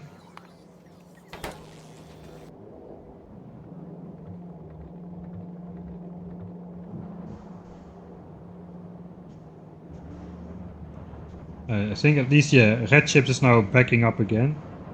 The green chips are reaching the end and red chips are being produced as fast as possible. It would do us good to also upgrade the starter base to module 3 where we can. Because, you know, more free productivity bonus always better. Right, I think next episode we also have to do a bit of biter management again. Still not looking that bad, but since we cleared out our entire visible area, they are actually popping a pretty decent number of expansions up on the screen. Especially here in the south, there's lots and lots of them. Fortunately, we can see just about all of them, at least all of them which are close by. If we cannot see them, then if we cannot see an area, then we know we have a problem. Yeah, so far, not too bad. Right, let's find a nice scenic point. I guess this is a scenic point for this place for now. Just gonna stand around here a bit. I will get out of Spidertron so the screen doesn't wobble too much. So I'll just go through chat a bit, read through your comments, answer some of your chats, and then I'll go sleep as well. Yeah, I'll scroll back up a bunch because I was not really looking too much. German's actually quite good. It's okay. I can speak a lot of German words, but I cannot do German grammar. So, as some of you may know, I had a translation job before I went like full time on the Factorio stuff. They kicked me out. No, they kicked everybody out because they moved translation of German products into Dutch language they moved this labor to Poland, which is a cheaper country in terms of salary. But yeah, now it's going to be Polish students who study Dutch who are going to be doing the translation work. So yeah, it's a bit weird. But on the other hand, it was not really translation work. It was more like sort of like almost automated stuff where most of the stuff just spawns in. You just need to check it. You don't really need good knowledge of German. It was just like nah. Anyway, that job is long gone. But that is one of the reasons I speak reasonable Deutsch. I also worked in a ski area in Austria, where I learned a whole bunch of lower Deutsch, of low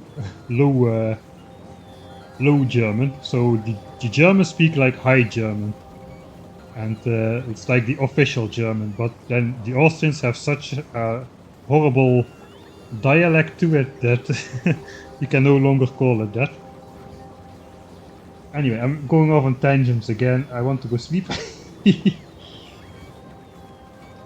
Alright, everybody giving tips of stuff I missed. Thank you a lot for that. It was really helpful, especially with the stuff like the bot limit. Oh yeah, I should still put the bots in the network, so I don't forget that. Everything, yeah, that was nice. Nice touch from, I forgot who mentioned it, like 2 or 3 people mentioned it. I think Matcha came up with the everything one. I don't exactly remember. Why request to the output chests? How can the items be taken out to be used? Right, so how the buffer chests... I do have a really nice section on how buffer chests work on the Ultimate Death Will Challenge episode roughly 14. It has a thumbnail with some of these ordered logistics chests and unordered storage chests. But basically what happens is, let's say I take a bunch of these chests and now I throw them in my trash slots. Now what happens is the bots will bring them back to the buffer chest, instead of just bringing it to a random storage chest somewhere, which fills up your storage chest with tons and tons of machinery, while your manufacturing hub cannot just keep up producing all the stuff which gets brought to you and thrown away. This especially happens a lot when you use logistics requests and you walk in and out of the logistics network. The bots pick up stuff, come to you, but you walk out of it for 1 second, they bring everything to the storage chest. And it's not guaranteed they'll pick it up from there the next time. So this is really helpful that they just immediately bring it back. Production immediately stops again. So I pick it up, production continues. Oh no, I don't want to have this stuff. The bots bring it back and production stops again. That's the main reason to request the stuff back to the buffer chest. Also, if I deconstruct all of these belts, that will just neatly be organized back into these chests over here. So the everything signal, I don't know if it actually counts up entities. I guess we could test it as well. It's set to 2000 here, so if I put some modules in here, I'll take out a bunch of chests. Not too many. Okay, that should do. Okay, looks like everything is counted individually, it is not added up. Because there's clearly more than 2000 items in here now. Alright. So everything is everything individually. Oh, I guess somebody below explained that better. It is everything there is, not everything that's anything, if you will. Everything not null in a programming sense, right. So we did notice if the value in the chest is 0, the everything is always on and the anything is always off.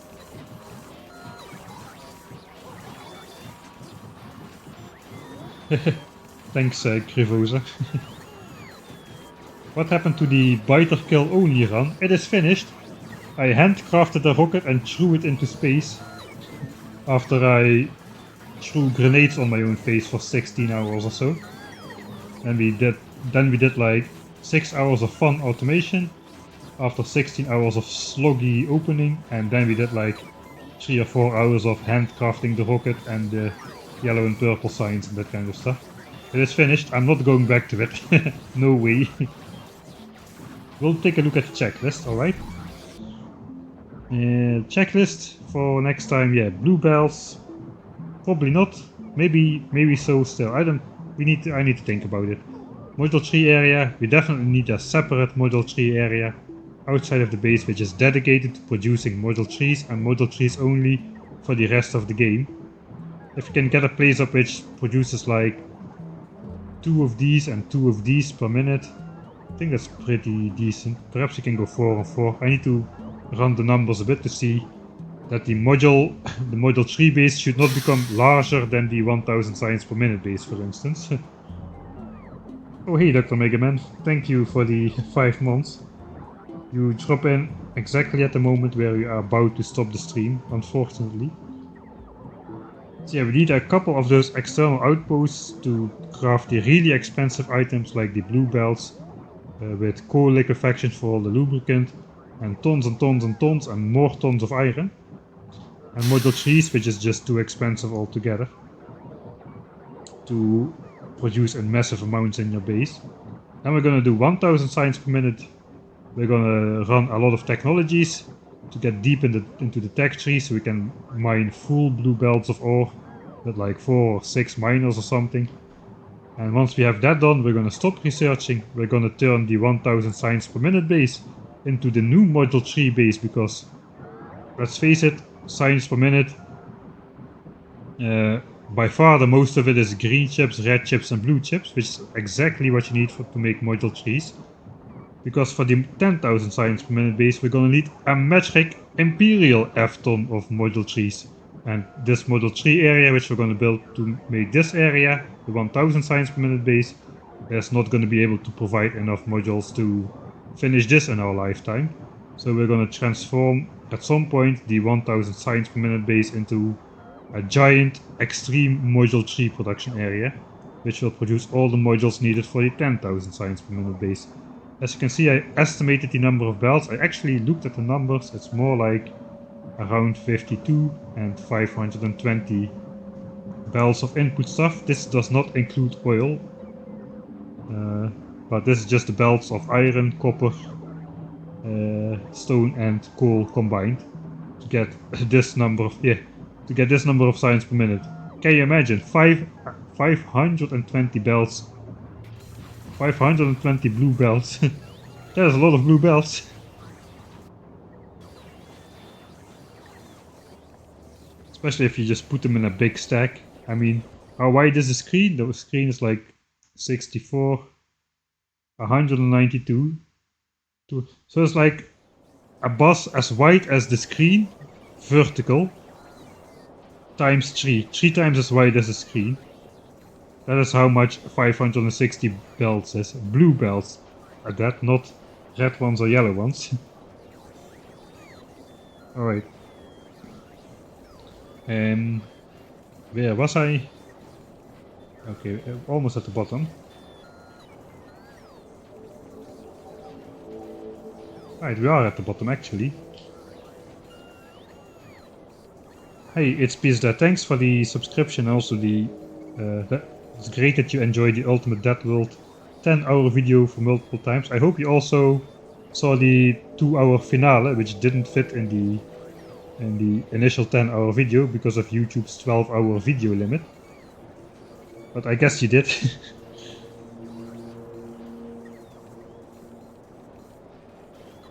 Satisfying to watch. Yeah, I love the bots, man. The bots are just... It's like we're gonna have a lot of Factorio ASMR going on in this base. I like how the manufacturing area turned out. It was a bit of a pain to set up, always. A lot of painstakingly setting limits, but you know, it's worth it to spend like 2 or 3 hours doing it if you're gonna play a 200 or 300 hour game.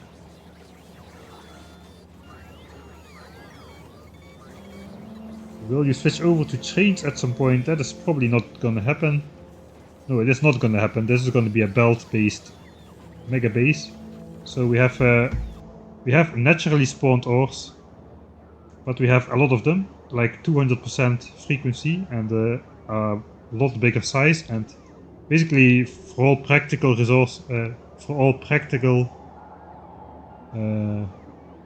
how would you say this? For all practical reasons? That's not the right word, but yeah. In all practicality, it's like infinite richness. We're never gonna run out of. We're never gonna mine up all of this ore. So we can basically build like dedicated blocks to make red signs or like rails or like steel, and just have the belt lines be relatively short, and only once things have been compacted, like 5 belts of iron become 1 belt of steel, for instance, then we can go the long distances. I think though in the end, for the 10,000 signs per minute base, we will pick up all the different sciences with a train. There's going to be a giant long train, and we're going to bring it over to an epic rocket silo area with the labs surrounding it, something like that. I plan to not speed up my rocket silos, so we're gonna have literally like tens to maybe even 100 rocket silos on screen launching rockets for the 10,000 signs per minute base. It's gonna look awesome. I'm really looking forward to it. Sadly though, it's gonna be quite a while before we get to that point. Probably Factorio 2.0 will be out before we get there, but I will finish this because I've been preparing this for quite a while, so. Yeah, train base not gonna happen. Maybe I'll do a train base challenge once, but I don't really enjoy building the train bases. It's just not so satisfying to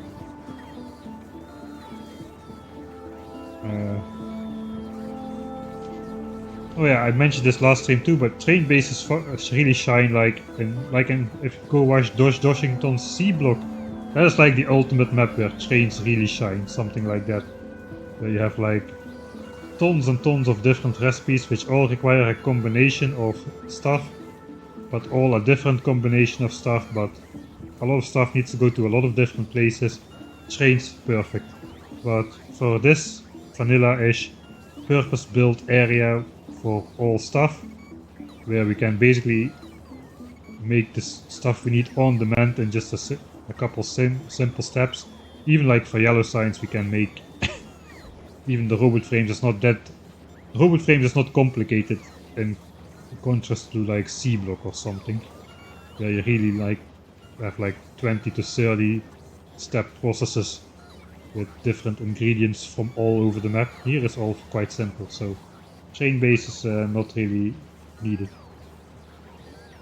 Yeah, anyway, I always knew my translation job, especially at the level I was doing it with it's like products for a website. In reality, we still were doing the job, but when I started the job, it was not yet so that machine translations, you got those like eBay or those AliExpress, those automated, very good gaming chair, I don't know.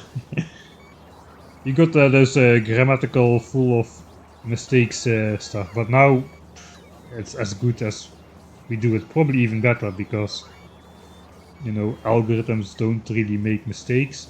AI does make mistakes, but algorithms, or like not algorithms, like scripts, I mean, a lot of these translations can be scripted and it won't make any mistakes, so I always knew that job was not going to be for a long time. But thanks Hypercode for the bits. Do you know the mod Danger Ores? Yeah, I saw the video by Doshington, but didn't really seem that interesting to me to play it. I saw it all. Sometimes I put it on in the background because your voice is calming for some reason. I try to stay away from jump scares and like unexpected loud explosions, though cannot always avoid it. But yeah, I don't like that in the videos. I like them to be sort of relaxed. Relaxed, though overly dramatic sometimes, I guess. Alright, I got to the end. C block, but it started too slow and I got bored. Yeah, it's actually if you watch Dosh's video on C block, it's kind of a struggle to sit through, even because if you play the mod yourself, I guess it's interesting to see how he did it. But if you did not play the mod yourself, you know, at some point it doesn't matter if he's producing super sulfuric acid slurry slag or like combustible productive blah blah blah blah blah. It's all a little bit of the same, and yeah, even he cannot keep that interesting for 3 hours of however long it took. Yeah, we'll have to save the drama for indeed for I'm not gonna say it yet, it's gonna be the end words of course. Right, thanks everybody for watching and for chatting, for subscribing, and all the other stuff. I'm gonna try to be streaming 10,000 signs per minute more often. I kind of want to have all the, like, I've been doing it only on Sundays for now, since every stream was kind of important. It's still the early game. Every stream features a lot of aspects still, but eventually we're just going to be doing another step of the 1000 signs per minute base, something like that, you know. Today it already took quite long to get the reactor built and to get this bot mold set up, but still. Yeah, maybe we'll keep it to Sundays just a little bit longer until we actually get into the 10,000 signs per minute builds. I haven't decided just yet. But yeah, join me on Friday again for the 12x9 map, the polar opposite of this 10,000 signs per minute map. That's more like a 0.10,000 signs per minute map. Thanks, yeah, tomorrow I'll have a good day. It's gonna be beautiful weather, finally warm. So I'm not gonna touch the laptop all day, that's the plan, because in reality I'm sitting most of the day behind my laptop every day. And it's time to get out there a bit. In summer I'm gonna get out there a lot, but yeah, I usually have those periods. In winter I'm just spend all my time pouring into series and streams and stuff, and in the summer I try to be off a little bit. Or at least like do it more part-time, so I can go like long days in the mountains and stuff. Hey SDB, you're still here? Didn't hear you for a while. I thought you were long gone already. Yes, it's past 1 o'clock here already as well.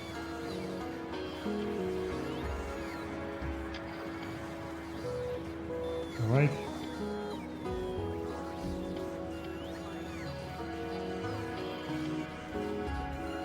Lurking the last 3 hours. Yes, good. Nice for the background. This now the going is slow. Not every detail matters as much. Just setting up one requester chest is like setting up the next 100 as well.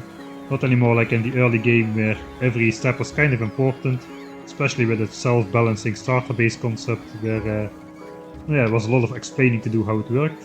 Just too much proudly showing off what I had been working on all this time. And yeah, if anyone wants to try this base or this map, or both of it, you can find the blueprints on Discord. You should find a link somewhere here or on my YouTube channel if it doesn't work here. And you can also subscribe on Discord to get pinged whenever I go live, so you won't miss the beginning of the stream. And for the rest, yeah, I think you know all the stuff.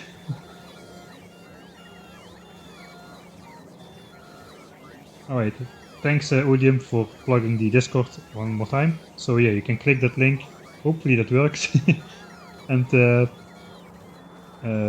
do all the things you usually do on the Discord, and more.